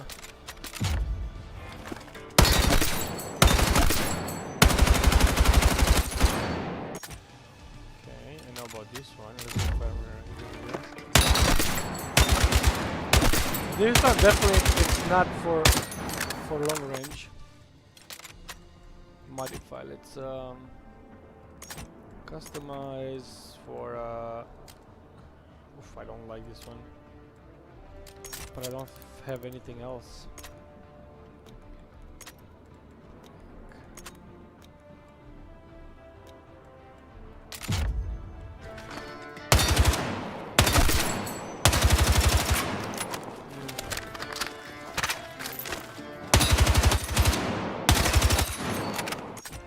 How do people like this, bro?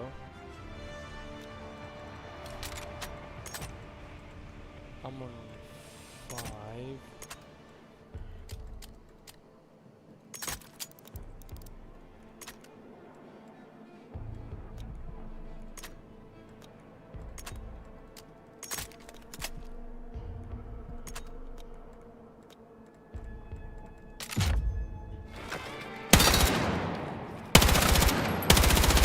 Oh, what am I doing?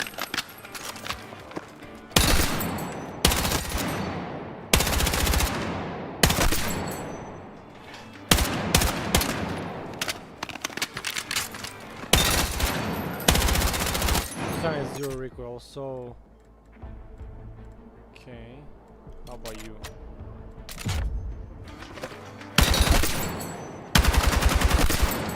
Okay, a little bit of a...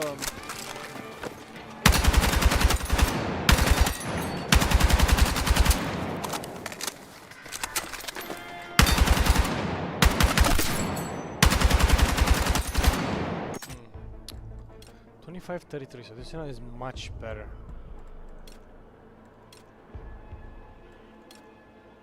Okay, I do need to carabine.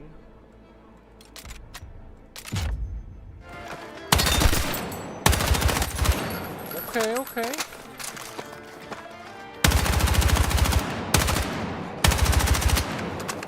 He goes to the left.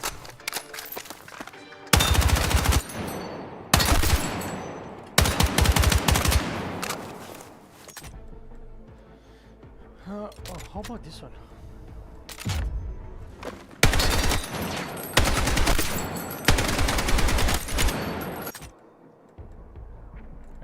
I never played QBZ.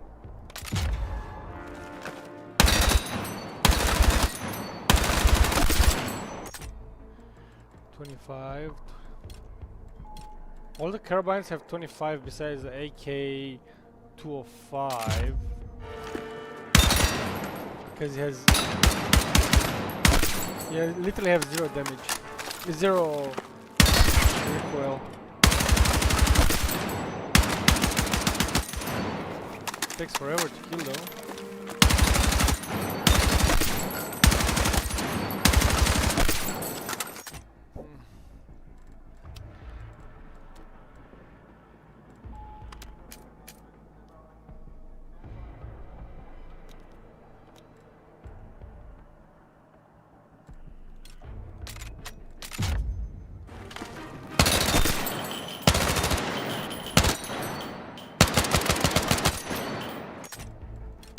I know this one.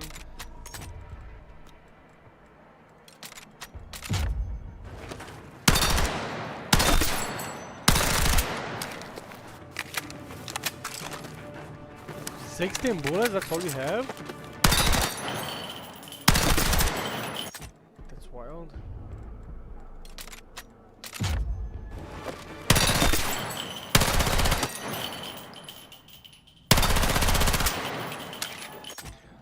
Okay.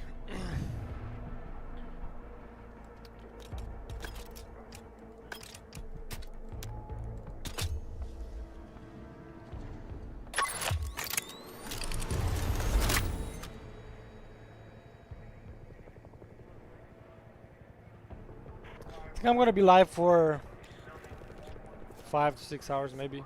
Defender. Play defense.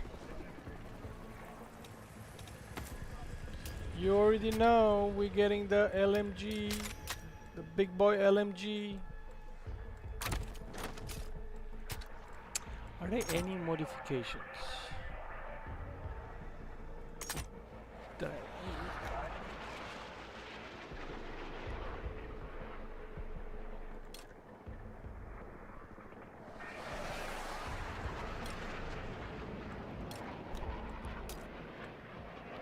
No, I like the suppressor.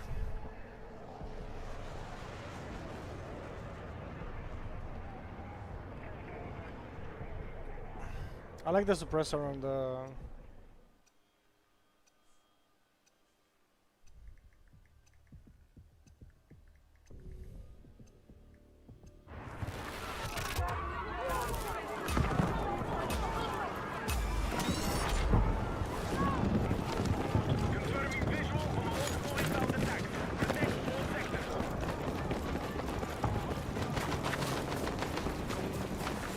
What? This bush? Can I go through this bush?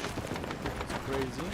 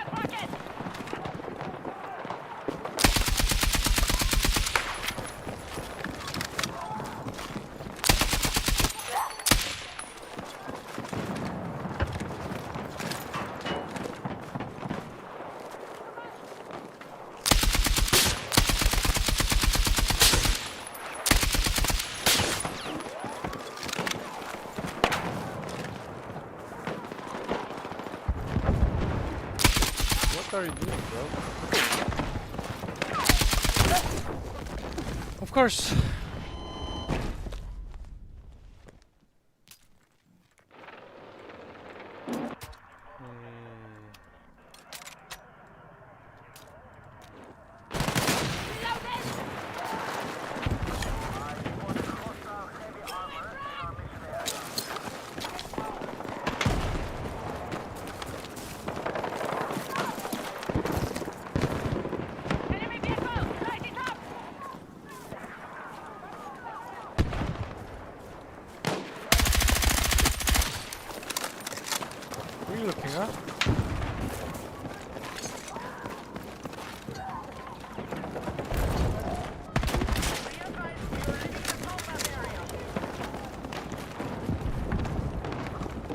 I cannot save you, bro. I had to cross in the...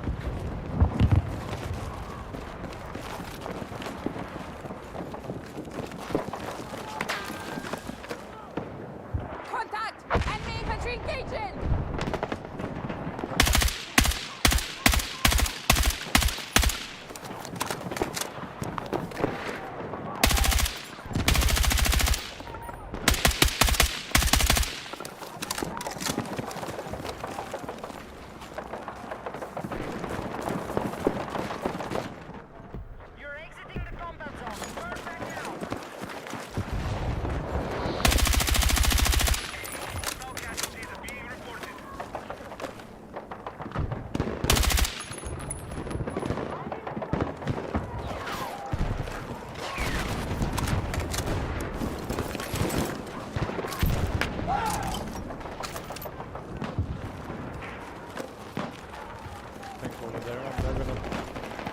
Mess with the tank.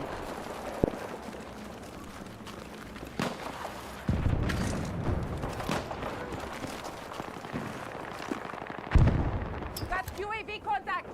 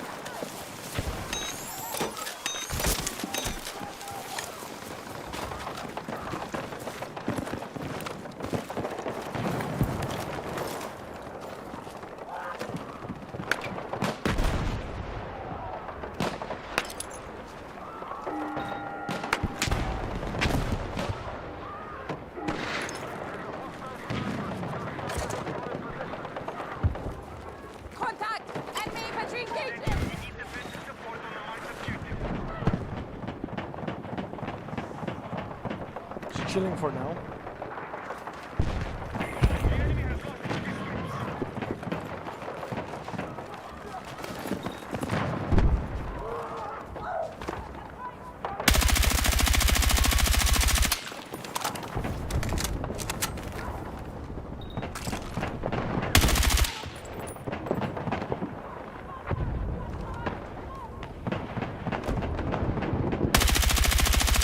There is a heli.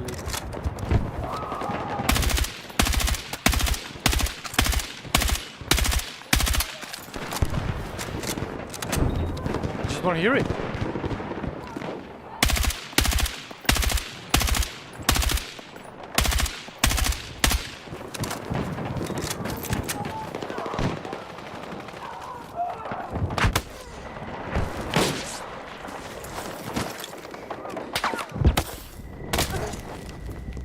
Oh, for sure, for sure. You're looking over there. Yeah, this gun, it's not the one.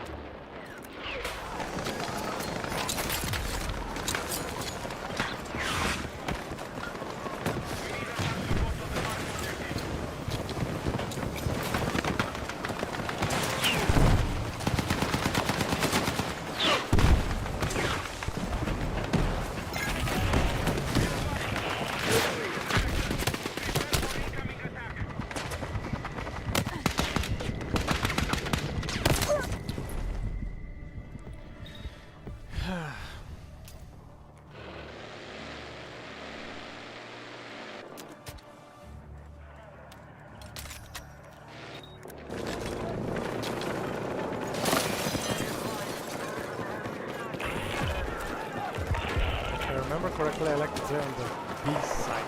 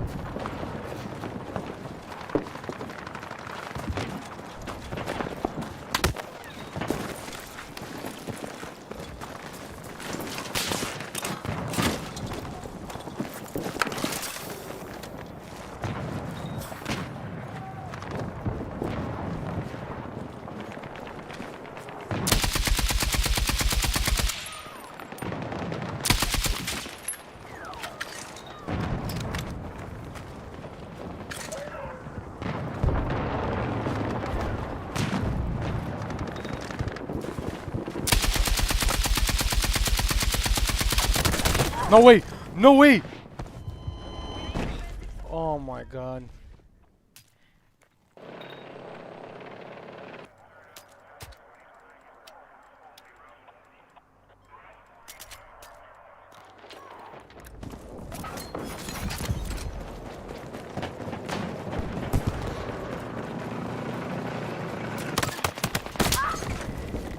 Bro, how do you see?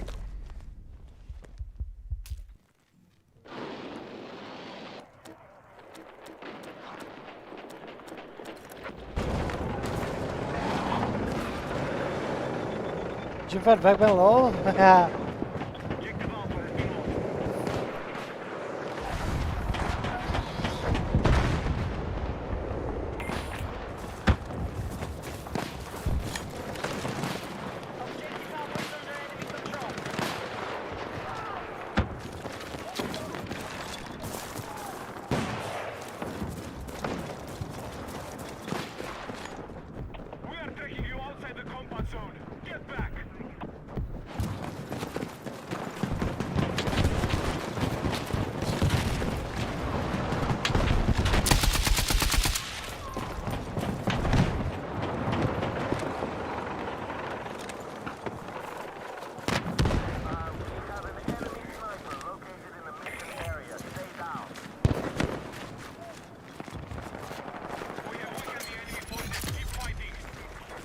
the game already started.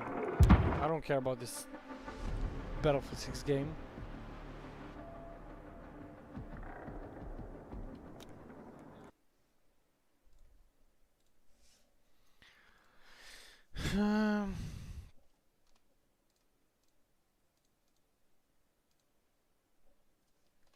Just go and kick.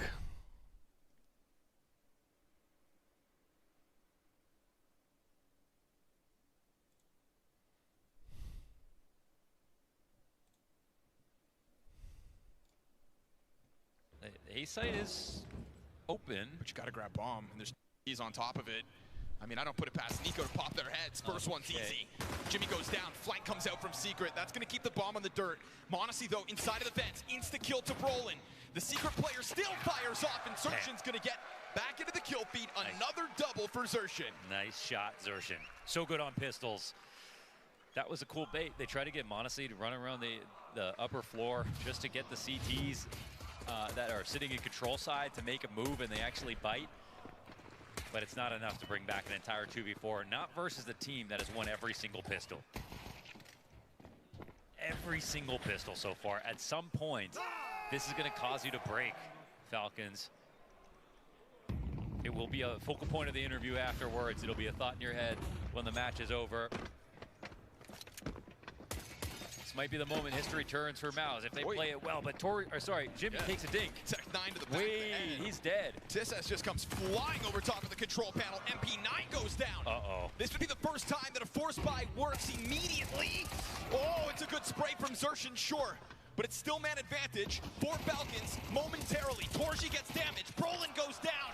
This is huge for Falcons. Ooh, you never see Jimmy kind of fail in a position like that, but that quick dink as he was running away, that's all it took to make sure that he had no chance. He was so vulnerable. All these guns get toppled. Just the biggest hiccup out of all of the starts we've seen so far. And it does put an asterisk on winning every pistol because, you know, they got their conversions before. Sometimes it was 1, sometimes it was 2. But here is the first time that we're seeing in this series they don't get any. That's 2 M4s given over. And again, when you've got it in the back of your mind, consider that you've just not beat them this season on Nuke, and now you give their T-side a force buy victory after pistol. They're incredible at Nuke, man. Ouch. I mean, Mouz are on a 3-map loss streak on this map, and they played Vitality twice, and Falcons are in there, so that makes sense. But for Falcons, like, this is the map you just don't want to have to face them on. They're so fierce. Mouz are going to try to take a page out of the Falcons book. We had that back and forth at the start of Inferno. It's like a map that best highlights each of their individual level on both sides. Like I think we've got Nico back outside, right? That was one thing. But just the players that can swap in and out, who they've got playing every spot. Tassis is an anchor. Monacy as an op. That was close.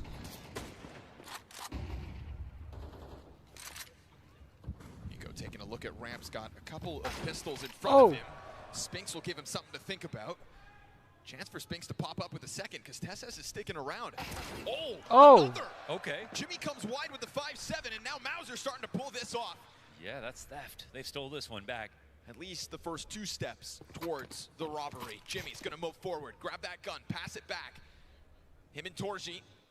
Actually, no, it's offered over to Spinks instead. So Spinks on an AK, Jimmy on the M4, that scout in Zershin's hands. And these Deagle shots land on both Kicksan and Monacy as they'll just go sprinting down to that lower side again. Spinks sprays away. Kicksan and Monacy pop. Send them home. Josuke, 1 versus 5.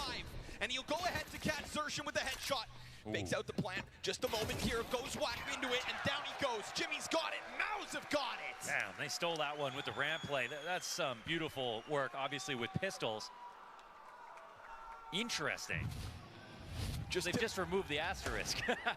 They win the force back. Spinks hitting him with the rare animation, too. Yeah. Style points to kick it off. And it wasn't the $500 instant headshot kill. It was 2 dinks from Jimmy.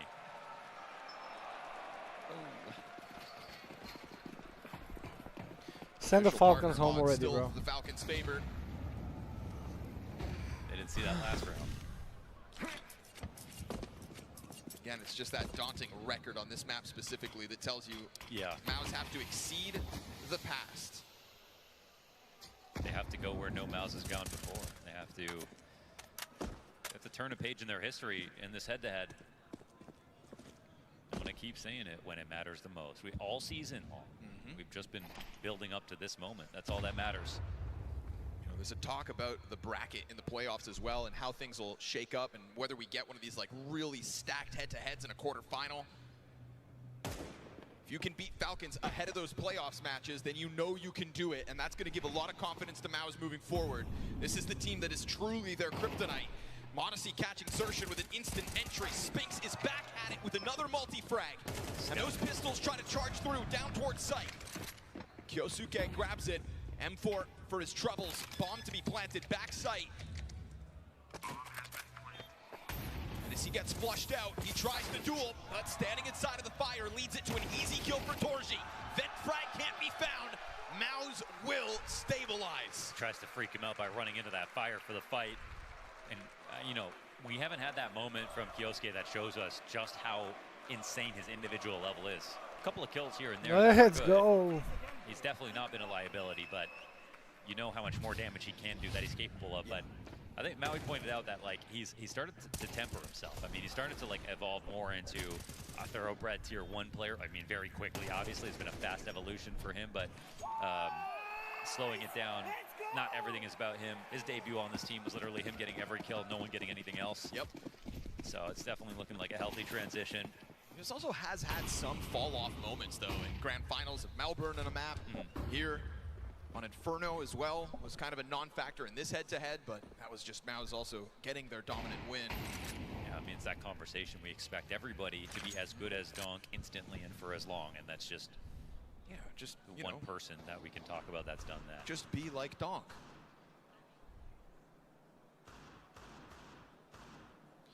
Sounds so easy. Yeah, this is looking great for Mouz. They got themselves an eco. Falcons have had to come back in every half so far, right? Because of the pistols. But they have found a way to do that. Like, they're always winning the correct round, so I like to put it. Round that's really expensive. That's always primered, though, by getting damage on rounds like this. You don't get the instant save afterwards without getting 2-3 kills in a position like this. They also haven't had to wait until, you know, they're super long into a half either to find some success. Like, they've kept Mouz on their toes. They even won that back and forth affair with the force buys on Inferno, still not able to capitalize on the half beyond it. Really goes to show the fight that Mouz are bringing to the table. But we expect that on Inferno. This is where things are different. But so far, Mouz successful. 3-1 the lead. You've got the upgraded pistols to try to barrel through the smoke, trying to catch them with timing. And you're going to catch one. Torji pop, but Jimmy's got the triple spray down. And it's Nico a bit late to the party, executed instantly by Xerxin. He won't waste a bullet on that final duel. And so Mouz 4-1 CT side, looking good so far. It's looking great so far. So good so far. You know, winning Nuke is just as impressive as winning the whole series here, just because of Falcons' reputation on it and how they know they always close the third map versus Mouz.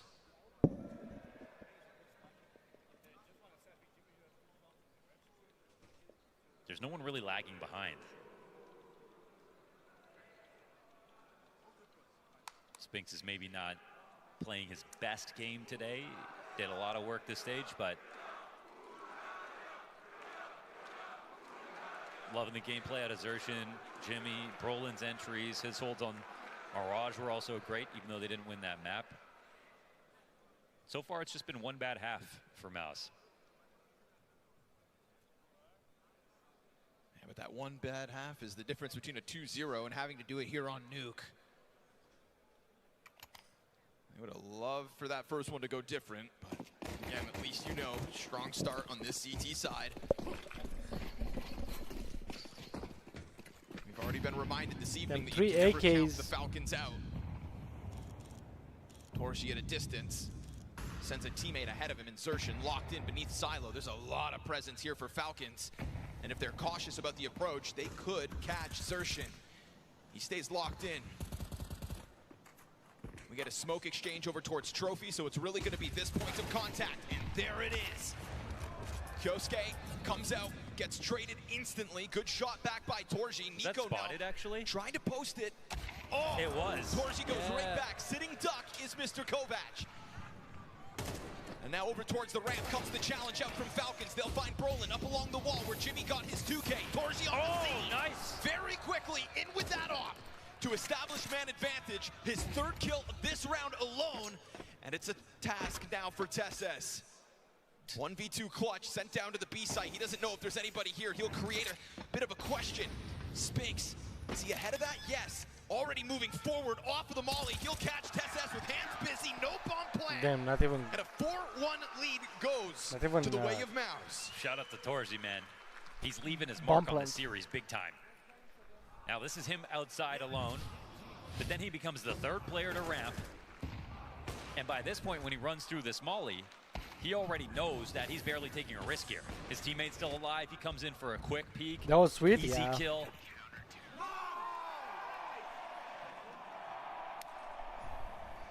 Torsi has taken this opportunity by the horns. It's a clutch that could have been. Didn't get a chance to get rolling. Another man advantage as well. But, I mean, never mind. It's so instant, that trade frag out of Torsi. What, clutch? Tesses? Or That which could have been, yeah. Just this 1v2 just now. You know, never even gets off the plant.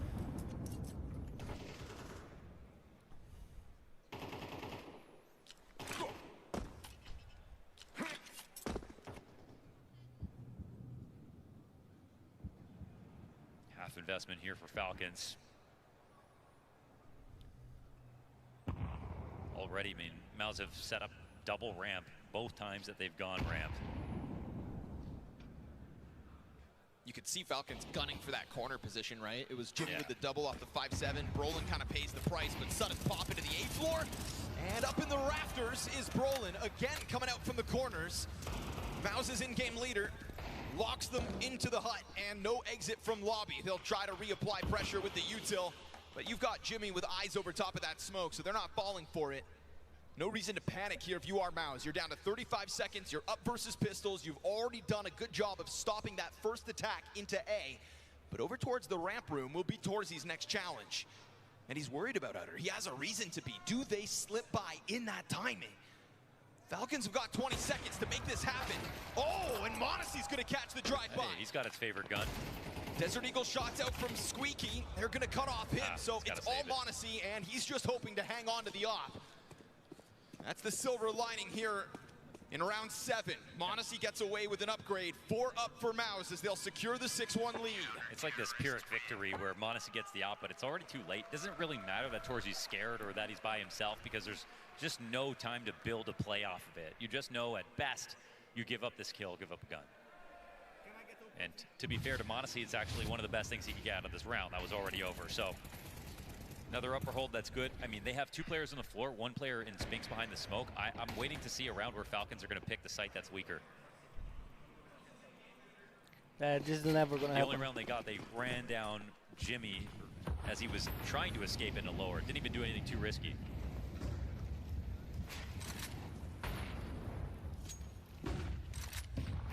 Jumped around. Gets past that hold. This is a threat outer, and Zershin knows it. Got a player to deal with any potential secret push, but that's still a low lean. Downstairs it is. Zershin starts to take a look, and he's trying to help out. He's trying to help out because if they get into mini and there's still squeaky pressure, like there's a lot of emphasis on Spinks. He's playing back opposite vent right now. Look at this reposition though from Falcons. I mean, these are 2 players that were already beyond main, and now they're going back into lobby. And all while Monacy sits over here towards secret with the bomb. Sure, he's got Kickstand ahead of him. Into an op kill too. Torsi sitting on it. Easy collection. Brolin finds another into the lobby. Goes the Falcons, and down they go as well. Monacy's bomb still just floating outside now behind the red box, and this one for Falcons just looks a little too thin all across the map. Yeah, uninspired, and also they didn't respect that. Mouz were going to go and try to seek back some information. I think they were hoping that Exertion was going to be more scared, but he went for his clear upper out on... Laugh at Falcons? Just wondering if there's even a chance to get back into this. Monacy does find 1 pick. Always a chance, man. Monacy's alive. Oh, Spinks gonna put him to rest. What a round. Catch Nico. All right, Spinks is absolutely finding his moments now. He is off the charts. 10-3, dominant, impact on both bomb sites, and here to close out any hope that Falcons break through in the 8th. It was a little worrying seeing Falcons T side on Inferno. And some of the plays that took place was just too clean. Nico has the same crosshair like Their me. ideas looked a little bit too obvious. And I mean, it takes a team like Mouz to make you look like that. Not many people can stand a Falcons on any map right now.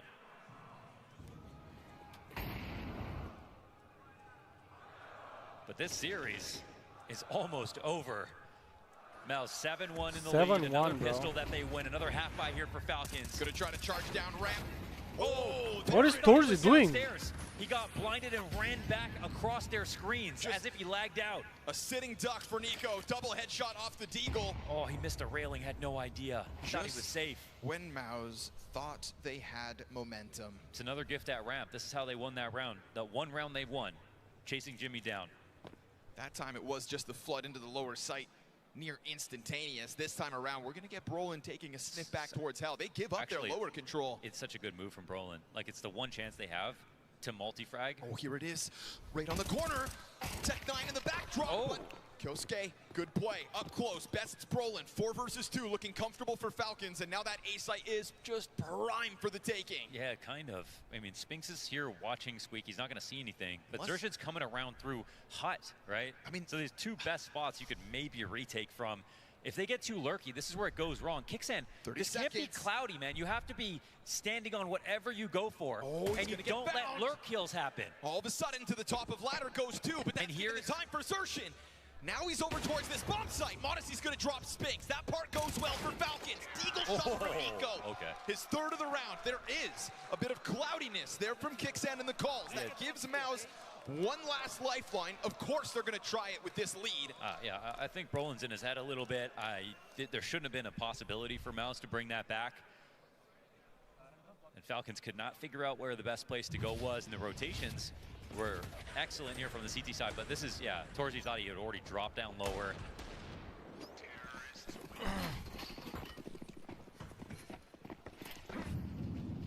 They have money for another breakthrough moment for the Falcons.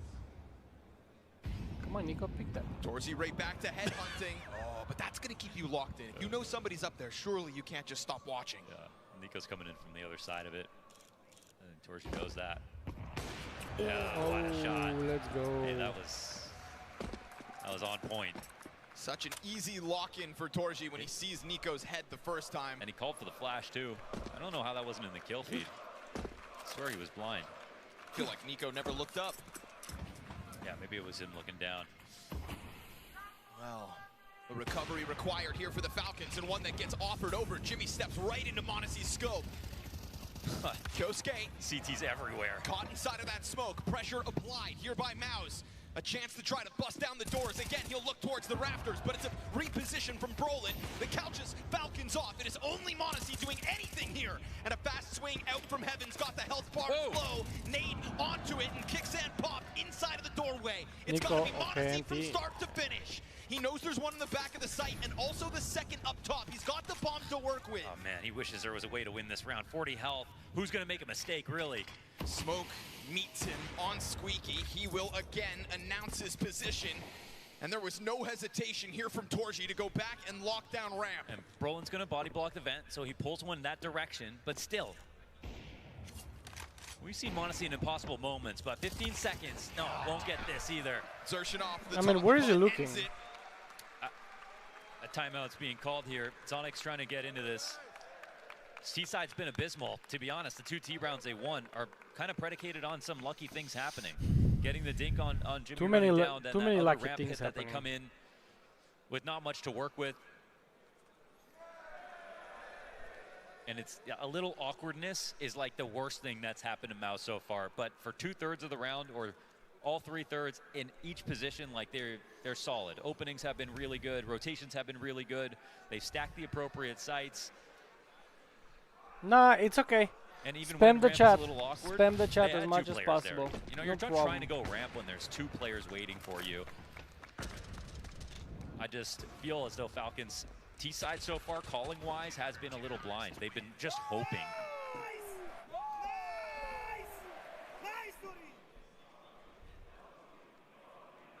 this one looked like Inferno. 8-2. They need the last 2 rounds too.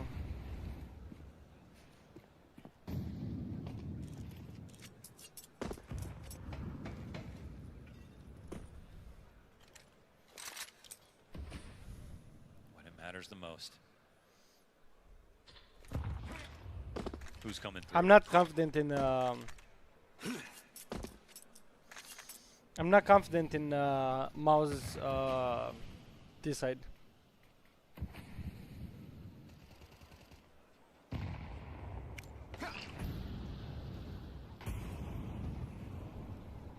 Execute that doesn't have everything just put in position yet. Smoke on Squeaky makes it awkward. Tess barrels through. You've got Brolin blind in the back of sight. Nice. Yet still successful. Falcons go for the full exec. This one's off the tack. Yes, sir. Nicely done. They keep it clean. There's no Brolin up in the rafters to stuff them. Instead, he finally dies empty-handed. I mean, he's been a solid part of these holds. You know, doesn't have the most amount of frags, but has been a critical piece of keeping it easy for Mouz. Not this time. Falcons, off of the page, off of the pause, go in with the full exec. And you could see like some of the repercussions of losing players on these other rounds.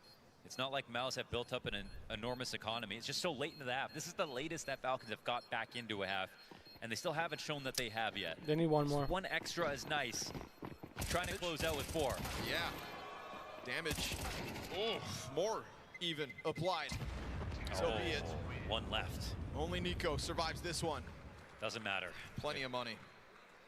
They're all good for the buys. At this point, it's just Falcons fighting for the round wins, and that will be their 3rd.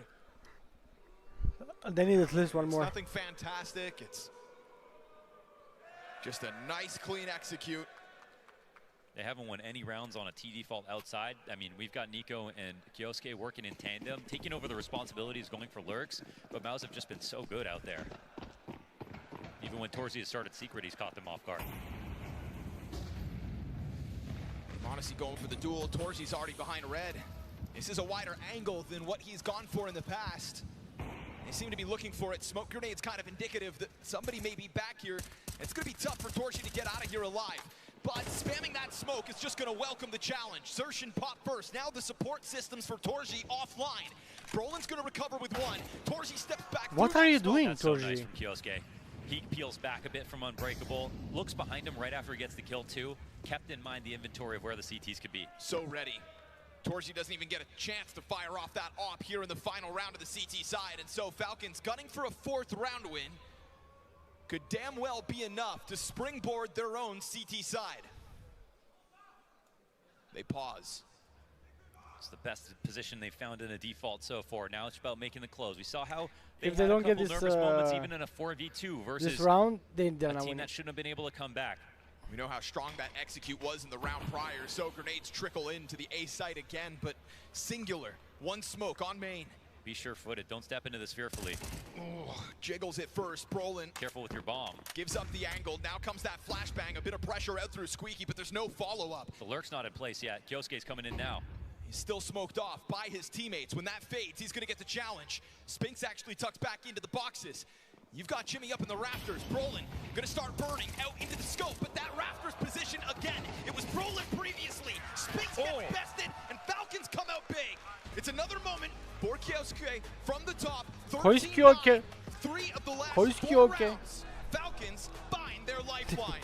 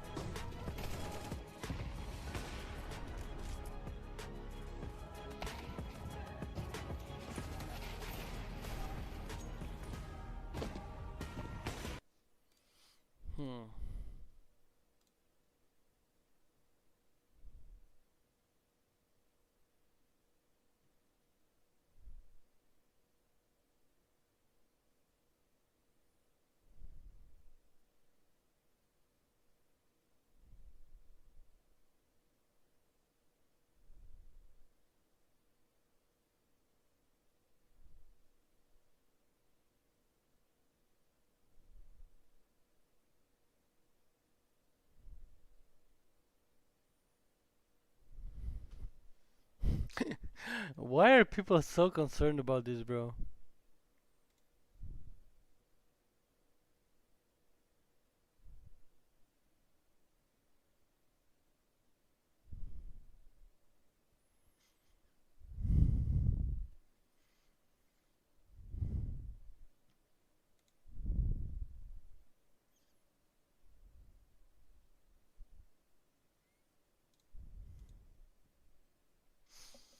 I'm not confident in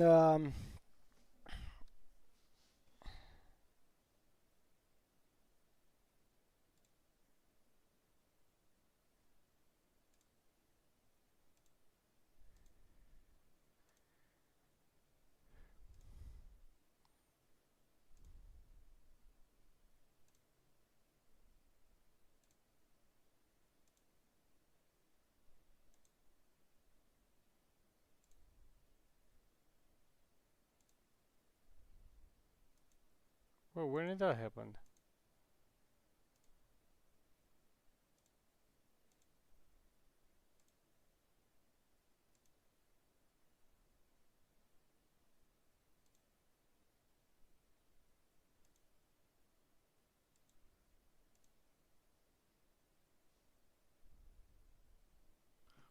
Whatever. No matter what, if push comes I'm not to confident shove, they're gonna win. They'll we'll not see what win. sort of a challenge Falcons have to offer, or whether it's 6 for 6 in the pistols for Mouz. They got a shark in the vents. Oh, no. He doesn't get the kill. Unreal. Jimmy, he got his aim back because he landed on his head. Instant headshot. And just like that, Nico's got to deliver. He'll execute Brolin and Zershin. That was a much-needed multi-frag. Jimmy, lucky to be alive, as Kixan jumps down around the ramp. Torgi's got the bomb. Where is Torgi? Okay, over here towards the Astralis plant. Just pauses for a second, because he's also got a player up above him. This is this late play from Spinks. On arrival, Kixan's dead. 6 for 6 if Monacy cannot win this clutch. Spinks starts to head upstairs. Torgi's pulling back. They want to figure out where Monacy is, and now that they've confirmed it, he's going to see that bomb over towards the ramp doors, but you've still got this vent threat, a low-health vent threat. He's got him scared, but Monacy dips out of the vent. They're still going to commit to upstairs. There is no reassess of the situation. Just playing with him. Monacy's been out-rotated now. Bomb plant back of A site. You've got low-health Torgi, low-health Jimmy. Jimmy's just playing security guard, trying to keep his attention. And a lot of potential for Monacy in the clutch, but to exit out the vent is impossible. Good job by Jimmy locking that in. You see the credit given instantly. 6 for 6 in the pistols. However, back on that 5th pistol at the start of this game, it was the first time that Nico and co were able to force buy successfully. Oh, this is crazy. I can't believe TessS doesn't get the backstab. It's the foot stab. If he right-clicked right there, he would have been dead.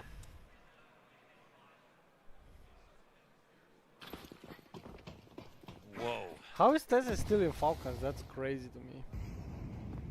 Force buy here for Falcons. It worked in the first half. Can they pull it off twice? Mouz can see the finish line. And standing on that finish line, thousands of Hungarian fans. Zershin takes point, down secret. You've got pistols on the other side, 2 and now a 3rd added through that vent. They're hungry to make something happen. And they can only be so patient in this spot. You know, they know they're not going to have too much impact if they wait here the whole round, but really hoping it's a late round play for Mouz. It's definitely not your usual setup from the CTs, but it won't be tested right now from Zershin. He's not concerned with taking a risk alone. This upper pop's coming in fast. Kicks in. Pressure. Okay. TessS, nice shot. Hell of a deep shot from the back of the side. Nico's got his. Yo, what? Excuse me. Right back at it. A kill feed full. In a matter of seconds. Ooh, they do it twice, and this time all the more convincing. What? How does that happen? Well, they did it twice, but in the first half, Mouz won the next round right after. There's just, kill feed's instantly full of blue. Everybody, even the players downstairs, got up here and got involved. And nobody missed. Well, that makes up for the Jimmy mishap inside the vent last round. That's going to be a frustrating one. This frag grenade's going to take a wind out of the sails. Multi-frag! And one off of the ace. Kyosuke, easy ramp hold, queues up Monacy to end it. It's going to be an ace back for Torji needed. And he's already pressured from both sides. He'll pop Monacy, rack up the costs. Nico Nate's going to end it, and we've got Falcons off to the races immediately. And we're going to cite that last round as the reason this comeback began. And the crazy part about it, maybe that was even a team ace, but it was everybody getting involved at the same time. It wasn't one heroic play from one individual, which is normally the narrative around Falcons. Looking for leverage on another comeback. I can't help but feel like Mouz were scared of Mirage a little bit. Even though it didn't look like they totally crumbled, it was just too clean, too easy for Falcons on that CT side.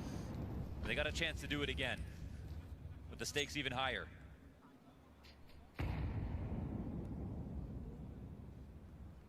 They barely got through that last half, and now they're happy about those few rounds they got. They're looking to nullify a lead. Mouz let them back into the game. Last 4 rounds of the half, and Falcons fought for it. I say let them in. I mean, again, Falcons put in the hard work.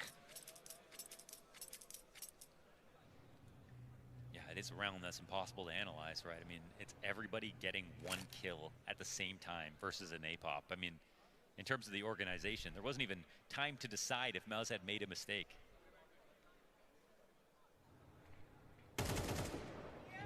Easy.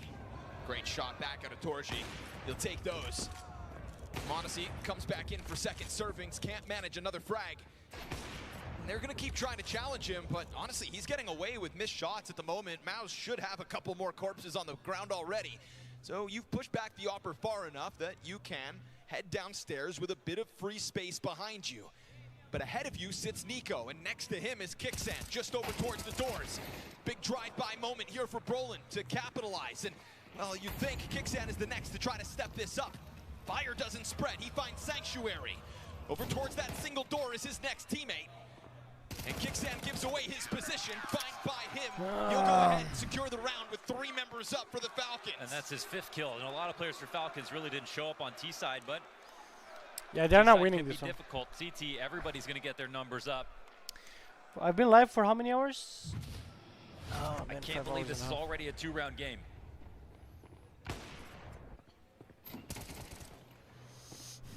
And all Falcons have to do is think back to Mirage, where they were again pushed to the limits, but then played that flawless streak of a second half. They've done it before within this series. They've done it to Mouz all season long. We get guns back up from Mouz. Did that thing just change mid? Yeah, they're going to have to do this live. But more importantly than that, they are here now. This is an opportunity ahead of them. Somehow becomes a story of surviving 6 pistols when it felt like that was going to be the damning stat.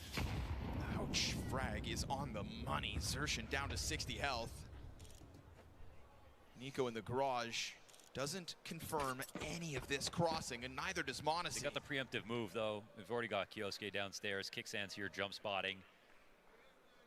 Now, you know, Mouz have secret. They look like they're going to commit to it. They totally could, but we'll see about this next interaction. The jump spot right now. Oh, Kicksand's already peeled back. He's playing it really safe. Kyosuke up on clock. Man, they're really letting him go very far. You know, it's a lot of pressure on Kyosuke. He's had some good sprays already.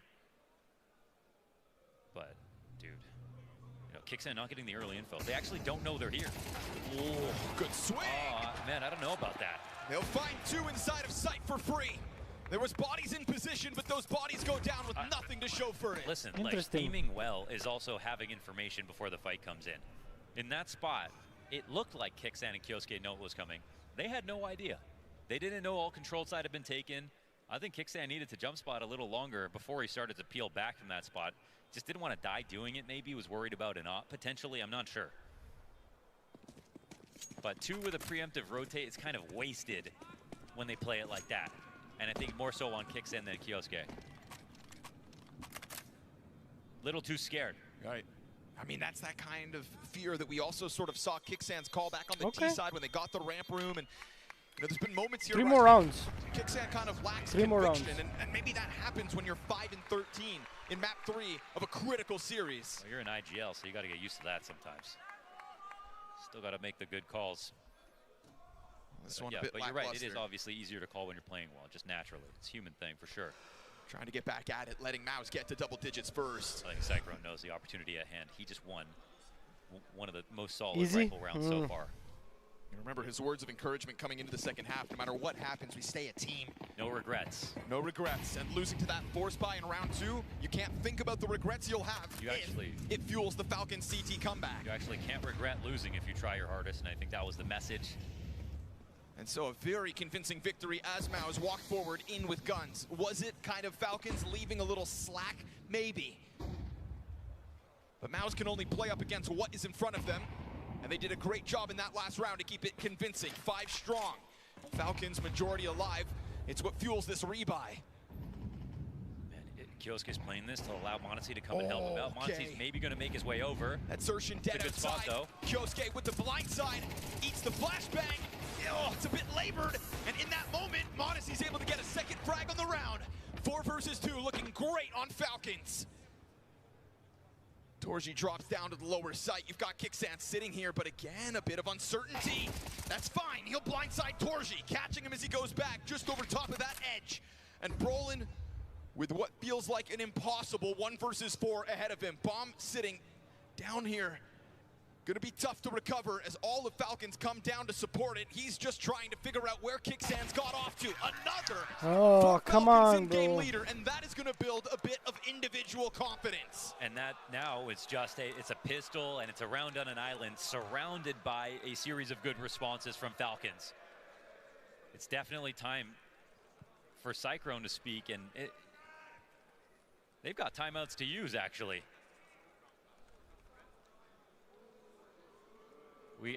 We saw the impact after attack pause from Zonic in this game.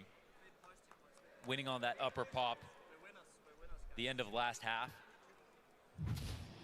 That's what they're going to need from Cyclone right now. I mean, I love his words of encouragement, but there is a bit of falsehood to it. We're winners, guys. No, the story is that Mouz aren't winners. Focus on the day. I mean, you know, I think that's just a testament to that mental barrier that Mouz have faced all year long. A trophy inclusion to Poca as Brolin takes over in-game leadership. One of the shocking roster moves at the very, very tail end of the offseason in 2025. And ever since, sure, consistently in the playoffs. Always right there. Oh, the last bullet. Oh! Ooh, okay. Spinks has got another. Play like winners.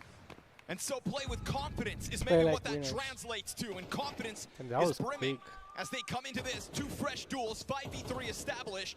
And you put pressure on 2 struggling players in Tesses and Kicksand to recover this 3 versus 5. This is what a lead gives you. More chances to find opportunities like this. It's the smallest mistake. It's not even a mistake from Nico. He comes in at the tail end of a spray to try to punish, to get some damage in. Maybe not even thinking he's going to get the kill. 33,000. Takes one in the head.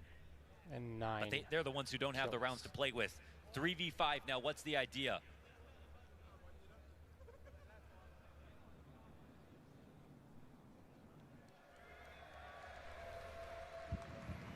Spinks sees that player up in heaven. Oh, it's a labored spray. Both miss. Tesses picks up the kill to Jimmy. Kicksand's got one as well. This is a 3v5 well underway. What? Spinks was pressured to get away from that box, but still Tesses, Tech 9 in hand. Drive-by denied. Mouz will find their 11th. How in the world did Spinks find Come on, that bro. duel? I need to eat. Molly behind him, both Finish running this out of already. ammo. Forced Finish to this, peek Mouz. the only side that Kioske is holding. The guy who is top fragging right now for Falcons can't lock down that kill. And then it's another series of disasters after the opening to this round. Last couple of bullets for Jimmy into Nico. Oh my goodness. Zershin holding back the lobby push as well. This felt like a pullback for sure for Falcons. Well, that's not the case. 11 rounds now. This is Falcons' last timeout as well. And I can't help but feel like there wasn't much about the pause from Cyclone that had to do with that round. That got into new territory very quickly.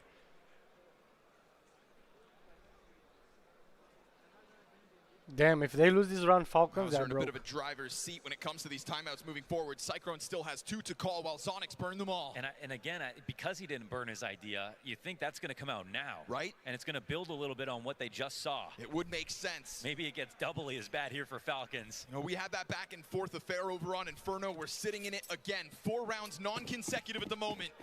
Mouz fighting their damnedest when it comes to this Falcons CT side.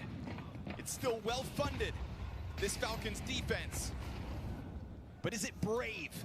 Can they step up to the challenge that is this 3-round lead for Mouz? Playoffs on the other side of 2 more round wins.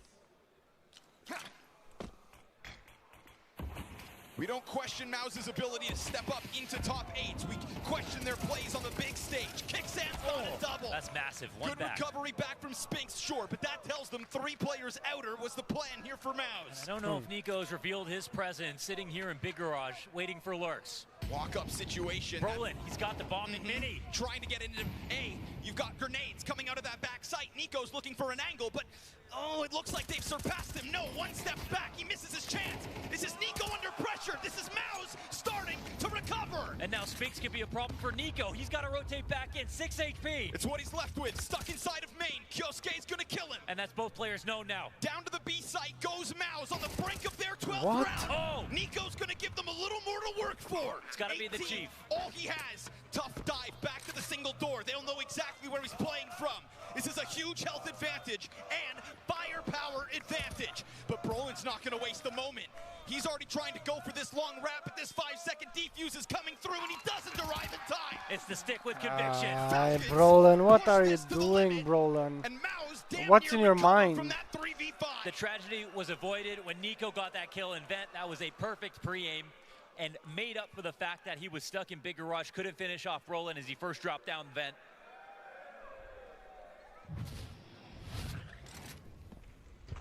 Right here, it felt like this damage getting missed was going to be the issue. Oh my goodness. Also, Jimmy playing way too forward.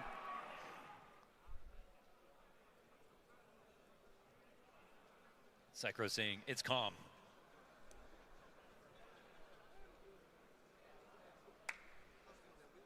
Anyone's game now.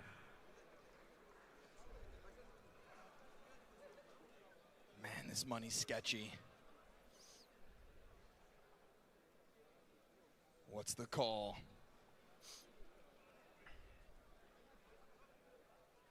Trying to keep a bit of money here on Torji by the looks of it. He'll be coming into the round.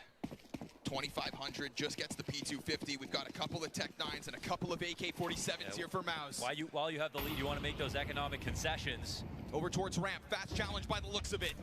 Kyosuke tries to spin. Don't use all your ammo. Oh! Brolin, instant entry. He was a god back on Mirage in times of getting these openings. Zershin, he's going to try to play down behind the vent stomp, and these CTs are scrambling. They're screaming. They didn't hear him. He's got an easy frag. Drive by to the spine of Nico.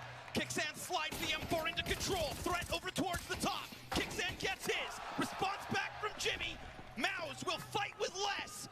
And as Tesses and Monacy try to take a look at this B site, they have to wonder, do you save? I mean, how can you even go for it? The upgrade there in control side, everybody's got guns now but Torzi. It's time to turn around. Oh, and so this is how they do it. Mouz take their 12th with lightning at their fingertips. Wow, Wild. Kyosuke was by himself on ramp. He thought he was just spamming a smoke. No one could have come out in front of it. He used so much of his ammo. He wouldn't have done that if he was more sure that there was a chance that someone could pop out. But, you know, maybe you do that if you have another teammate inside of the ramp. We saw that Mouz double stack the ramp often enough. Mouz haven't really done that too many times, so catches him off guard. There's responsibility on his shoulders. He's been playing so well this game. And they make that play happen off of a Cyclone pause. Saved to the final hours. Come on, saved until the brink of victory is sitting right in front of you. And then Zershin walks down the vent behind 2 players. They're so terrified after this 1 kill. I mean, that's the long and short of it. Brolin gets an entry, and then suddenly you're just terrified. And they did not hear the jump. Never saw it coming. You see how surprised Nico is. They didn't even hear him drop vent. They were talking so much. No clue. They were shell-shocked. 3 opportunities to beat a team that has busted them up every time they've met this season. It's time for revenge, Mouz. And it couldn't come at a better moment to dodge the thought of having to play in the 2-2 game tomorrow. Mouz need one more round to secure the big stage. And we've got damage on Kixan out of the gates. Drop down to 50. Mouz came at that with 2 rifles and managed to pull it off. Just goes to show, fighting spirit is the word we use to describe Mouz tonight in order to exceed all expectations, to change history. He doesn't even shoot back because they haven't responded at all. They're walking downstairs. 5 CTs are still upstairs. Falcons starting to be at a bit of a loss. Monacy missed shot. This could cripple their chance of the hold. Nico slides down, will only find the 1. And Torji's counterpart does a good job of at least maintaining ramp. Dive back into the trophy. Kyosuke's got his. Monacy's got the double. Oh. And so Falcons somehow fighting on. Zershin slides forward and Monacy's got something to say about it. Yeah, he had to stop him. I can't believe he got that many kills after missing his first shot on the ramp. A golden chance here for Mouz. And Mouz are lucky they won that half buy. They'd be broke in this situation. 1 of 3 map and match points goes the way of Falcons. Cyclone saved these timeouts for now. 7 rounds, non-consecutive. As we can barely separate these 2 teams.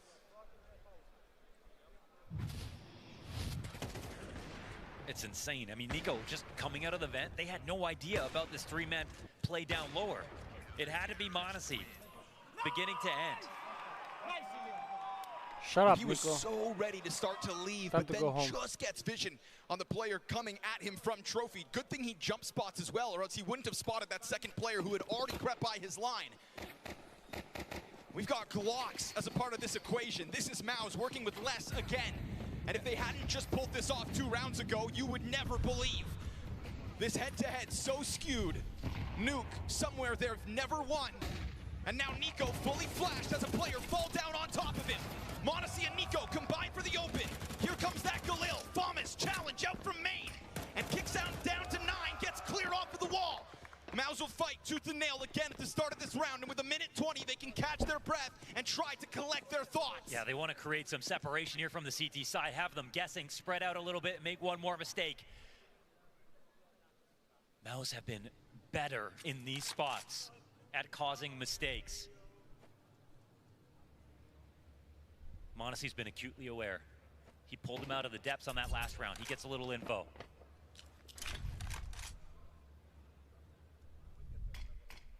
Build that tension. Oh, they just step right through. Total disrespect. Oh man, Jimmy on the point, and with that op locked in, backside TSS on the brink. Oh, it's instant! And he knows he was supporting this push. TSS dead. Mouz have got this in the bag. If not for that one last superstar, bomb plant here by Brolin.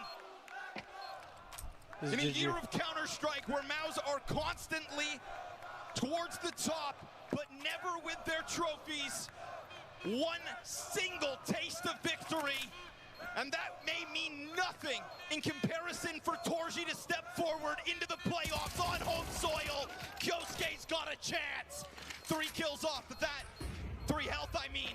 Players down beneath. Brolin's gonna pop him, and Mouz amongst the best in Budapest. Guys, thanks so much for watching. It's I've been live for almost 6 hours. You guys are awesome. Thank you for all the likes, all the subs, and all